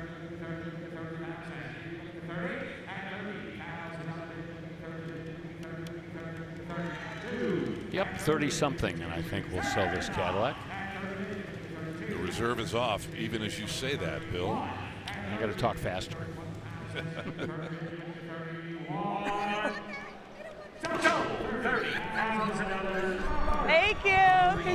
Congratulations. 30, Now you're both winners. right on the money for that Cadillac. I love the license plate. It's an Ohio plate. 64DVILL, DeVille. Here's an F100 from 1965 now. This has been gone through quite a bit. Frame off restoration. Perfect. Yep, nut and bolt restoration. This is an aftermarket Ford Performance Boss 351 block with 575 horsepower. According to the consignor, they invested over $13,000 in the engine alone. And a lot of high-performance pieces inside that we can't see, but believe me, they're in there. New aftermarket TCI C6 automatic transmission with a Ford 9-inch rear end and 377 gears. Limited slip. Four-wheel disc brakes. American racing wheels. 18-inch in the front, 9 inches wide, 18 inches in the back, 10 inches wide. It's a nice truck. It's definitely stout. You can see under the hood that big front runner kit that they've got going on under there. And I love the detail on the bed. You know, to see, sometimes we see trucks, especially because everything's on display there in the back that we're seeing right now. Sometimes people miss those little details, can really take it from good to great, and they spent a lot of time where they needed to on this one. Yeah, nothing beats one of those hardwood beds and the stainless rub strips. Beautiful. Well, they closed the bid, I thought, at $19,000, but they've reopened it and bumped it up to $24,000. So they're getting closer, but yeah, they got a little ways to go, Scott. Yeah, once again they're going to close the bid at. So we'll leave it at $24,000 for the time being. Truck's too nice to sell. Oh man, you are right. Let's check in again with Chris for another look at something that we have on the way this weekend. Chris? Yes, sir. On Saturday, in fact, this is a really cool tribute to the car that's known as the Black Widow. Was a NASCAR dominator back in the 50s. This got a little bit different setup, though. The Black Widow had a 4.6-liter fuel-injected engine. This has got a 350 with dual Edelbrock 4-barrel carbs on it. But for the most part, this car is pretty true to the Black Widow as far as the way it looks. Black Widow also had a 3-speed manual transmission. This one has an automatic transmission. But very cool car to build a tribute to. The Black Widow was so dominant that NASCAR actually banned fuel injection until the 2000s after the Black Widow was doing its thing on the NASCAR tracks back in the 50s. Gorgeous resto here. Love the steel wheels, color match to the rear quarters on the 150 utility sedan. And it's, like I said, it's going across the block on Saturday. So, Rudd, I know you probably want to weigh in on this with your NASCAR experience. Yeah, that thing's cool, man. I love it, especially when you can kind of find that mix, Chris, of old and heritage and the stories, but also new and smart upgrades, too. Yeah, you know, go ahead. I just want to quickly say, when I see the Black Widow, I think of the father of one of my old friends, the late, great Buddy Baker. Buck Baker immortalized that Black Widow, and guys like the Flock brothers, people like that, they were almost unbeatable with those cars way back when. Well, current day right now, at this very moment, we've got a 2011 Porsche Panamera Turbo. The asking number is 23. The bid, the high bid on the internet is 22,000.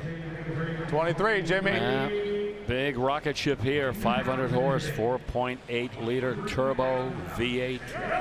This has the factory sport exhaust system, so it's got a little bit more of a menacing exhaust note in it.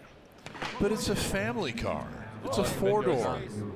Let's take the kids, you know, go to the grocery store. I'll do 35, 40 miles an hour in the right lane. That's all I'm going to do. Guys, we drove one of those on Top Gear, and I cannot tell you how expensive. I think it was $187 when that car first came out, and it was so fast, and yet it's still so, I don't know if awkward is the word I want to say. The shape just never really makes sense, but boy, they are a great driving car, that's for sure. This one is an 09 Mercedes-Benz SL63 AMG. You want to talk about a rocket? Oh, man, AMG. Ah, my God. That's a little bit of a stretch, I know. How about 518 horsepower out of that 6.2-liter V8, huh? No stretch there. No, sir. Oh, all the good stuff in this car, but it's not going to sell right now. Bid goes on at $23,000. Oh, look at this. Another one of these time capsule cars that I mentioned a long while ago here at the beginning of the show. 1969 Mercury Cyclone Fastback. Yeah, boy, again, back around 1969, 1970, Mercury was going full bore in the muscle car wars. We remember the Cougar Eliminator cars, and there's some big block Mercuries as well. This one not the big block, 302 V8 with a C4 high performance automatic in it. And is this a restored car? Because I'll tell you, this is as clean and pristine as you can imagine a 69 Cyclone. Original deluxe black interior, has the original spare tire in the trunk. Kevin Marty report goes along with it. And the odometer reads 36.5. Except for that engine, which I think it's been re-engined, but there are, some dents and dings and chips and checking. Yep. All over the place. Yes. And that's okay. Yeah, no. It's an honest car. It is what it is. And Bill, isn't this the car that kind of helped give life to something like the Ford Talladega? Yes. The Aero Wars were in full steam back in 1969. You're right, sir. And Mercury had the spoiler, which was a derivation of this. Got 95. And that Talladega had that He's got 95 drop nose in the front. Yeah. 10.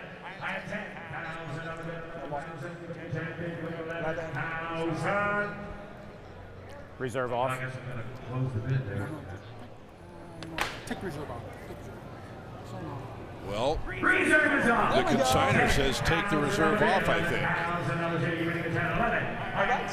Oh, we got more. We got more. They got 11 more.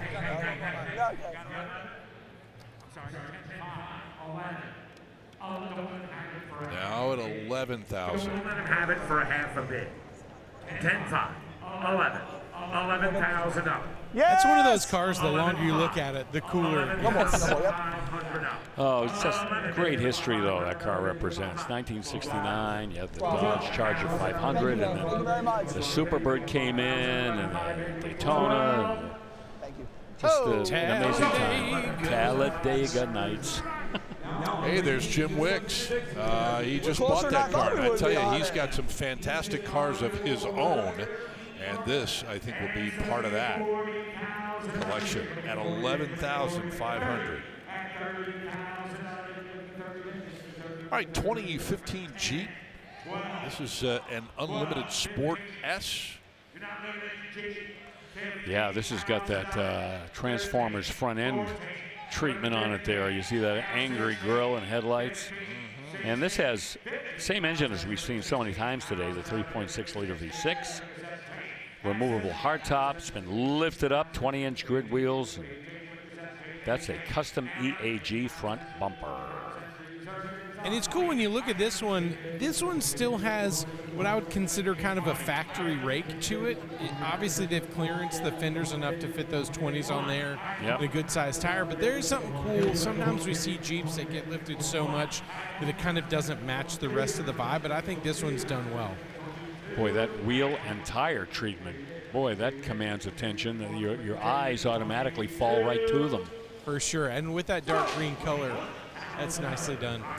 You know, they left the spare off the back end, and that is a thing, believe it or not. In the Jeep community, more and more people are going without the spare on the rear. Yeah, you're right. Except people that have a man bun, they like to have that tire on the back there. All right.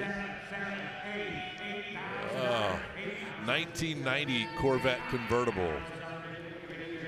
Yeah, let's see where this goes bidding-wise. We've already seen some real bargain basement prices on some of these C4 Corvettes today, and this one right here, Nothing surprising, 5.7 automatic transmission. It's a convertible with a white top, leather interior, some power equipment, including the dual power seats and automatic climate control with AC, chrome wheels. We've seen at least 3 of these C4s in this $8,000 to $12,000 range today. And it's so off-putting that a car that looks and drives as well as that automobile could be purchased for these prices. What I hope is that it means these cars are going to get into some younger and younger hands, because they really are great driving cars. They're fast enough that you do have to be careful, because you can definitely get yourself in some trouble with them. But for these kind of numbers, it's pretty awesome. Yeah, that's a good point. You know, getting younger people to the Mecum auction and getting them involved in the community. What could be better than that? How old are your girls?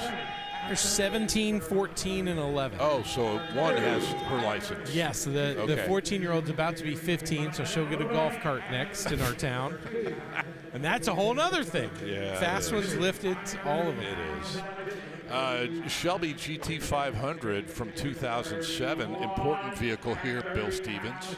It really was, and I mentioned this any number of times in the past, where this car represented kind of like Carroll Shelby and the Ford Motor Company breaking bread again after so much turmoil between them.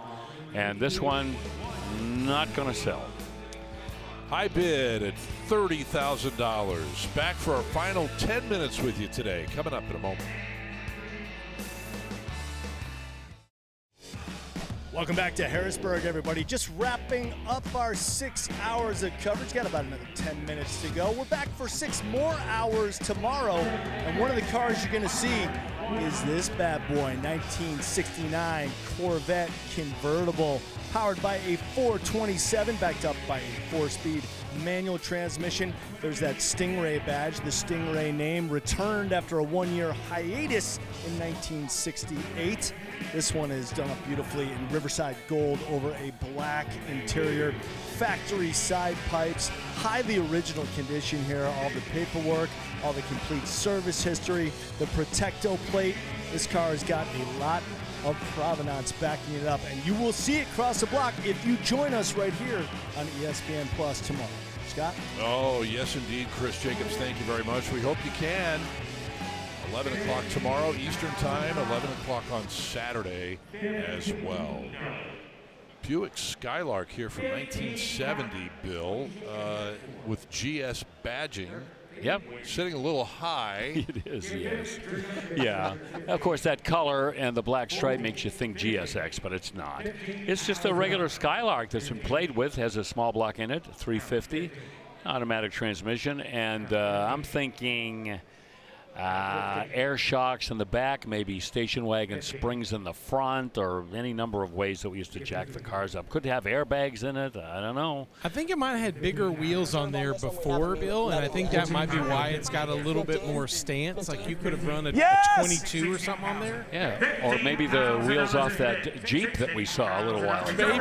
Maybe. I think the one thing that's interesting is I think it's stalling a bit because this style wheel doesn't really make sense and have that kind of a gap on there. That can be the difference. Yes. We don't normally see anything except maybe an SUV, a pickup truck, or a Jeep with that kind of ride height on it. But anyway, it's not going to be an expensive car. The reserve is off, and it's sold at $15,000. Yes, indeed. Oh, classic Mercedes-Benz here, Bill. 560 SL Roadster from 1986. Yeah, we see these from time to time.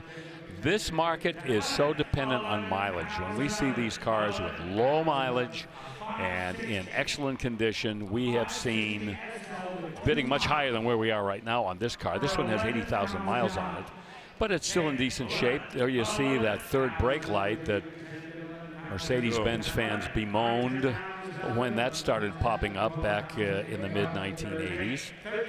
Some of the cars, you know, that third brake light was done in such a way that it wasn't so obvious. Unfortunately, for this particular Mercedes-Benz 560 SL, it's right out there for the whole world to see.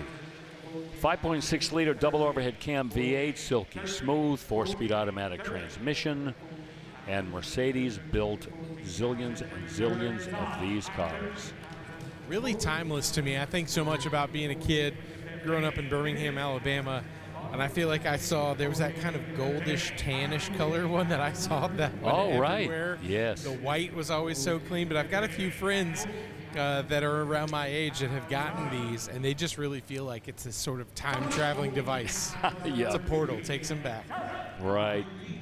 The 560 SL, they had the C, they had the ones with the hard top and the rear seat, a very vestigial rear seat nonetheless. Well, what, $14,000?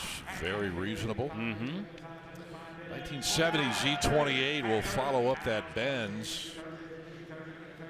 Yep, year number 1 of the second generation Camaro. This engine is a 350, which is what it should have had from the factory, but that's a replacement engine, a high nickel GM block 350. And correctness everywhere, intake, Holley carb, exhaust manifold, the GM high energy ignition as well. This is a 4-speed car. First year you could get an automatic and a Z28. This one has the 4-speed. Cold weather package. Is that like a heated steering wheel? Probably not. Wishful thinking, brother. Exactly, yeah. I think in that era, the heated steering wheel was when you just parked it somewhere in the sun. Pretty much. But that warmed it right up. Well, wore your mittens. I'm getting a little New England on you there, sorry. $40,000. Yo, that's pretty strong money for a 70 Z28, huh? Yep, replacement 350, the 4-speed, and the condition all spells big money.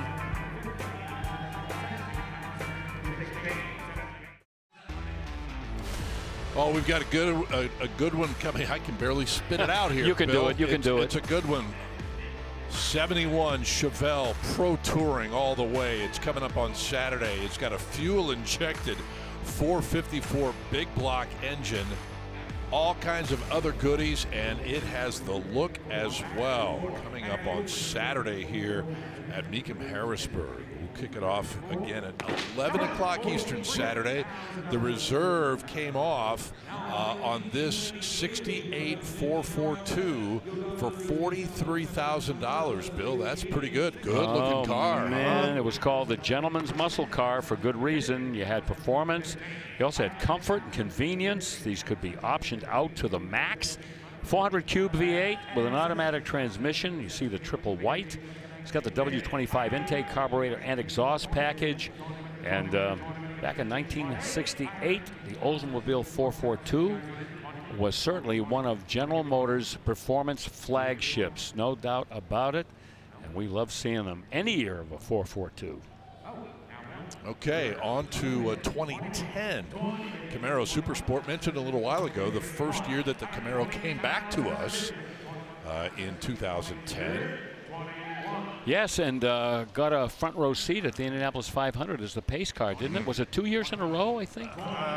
Let me look. Yeah, do a little intel on that while we admire this car that gets to $20,000, and we'll head now to the bid goes on.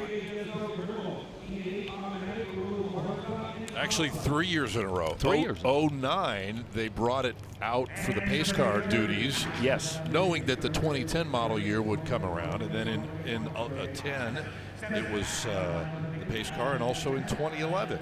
Pre-production, 2009. Right. The Viper did that too. That was a pace car in 91. 91, right. Production in 92. I really enjoyed that, guys.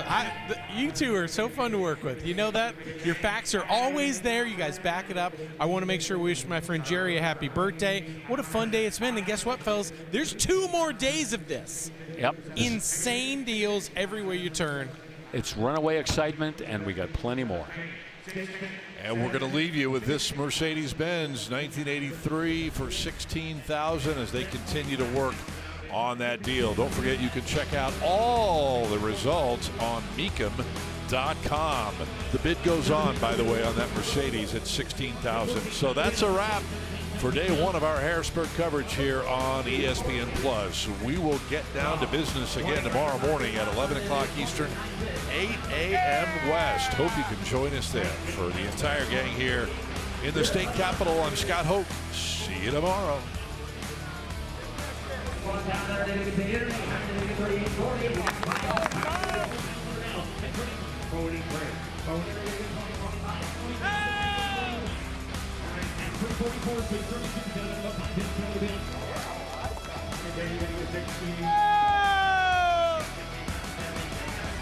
Now 15.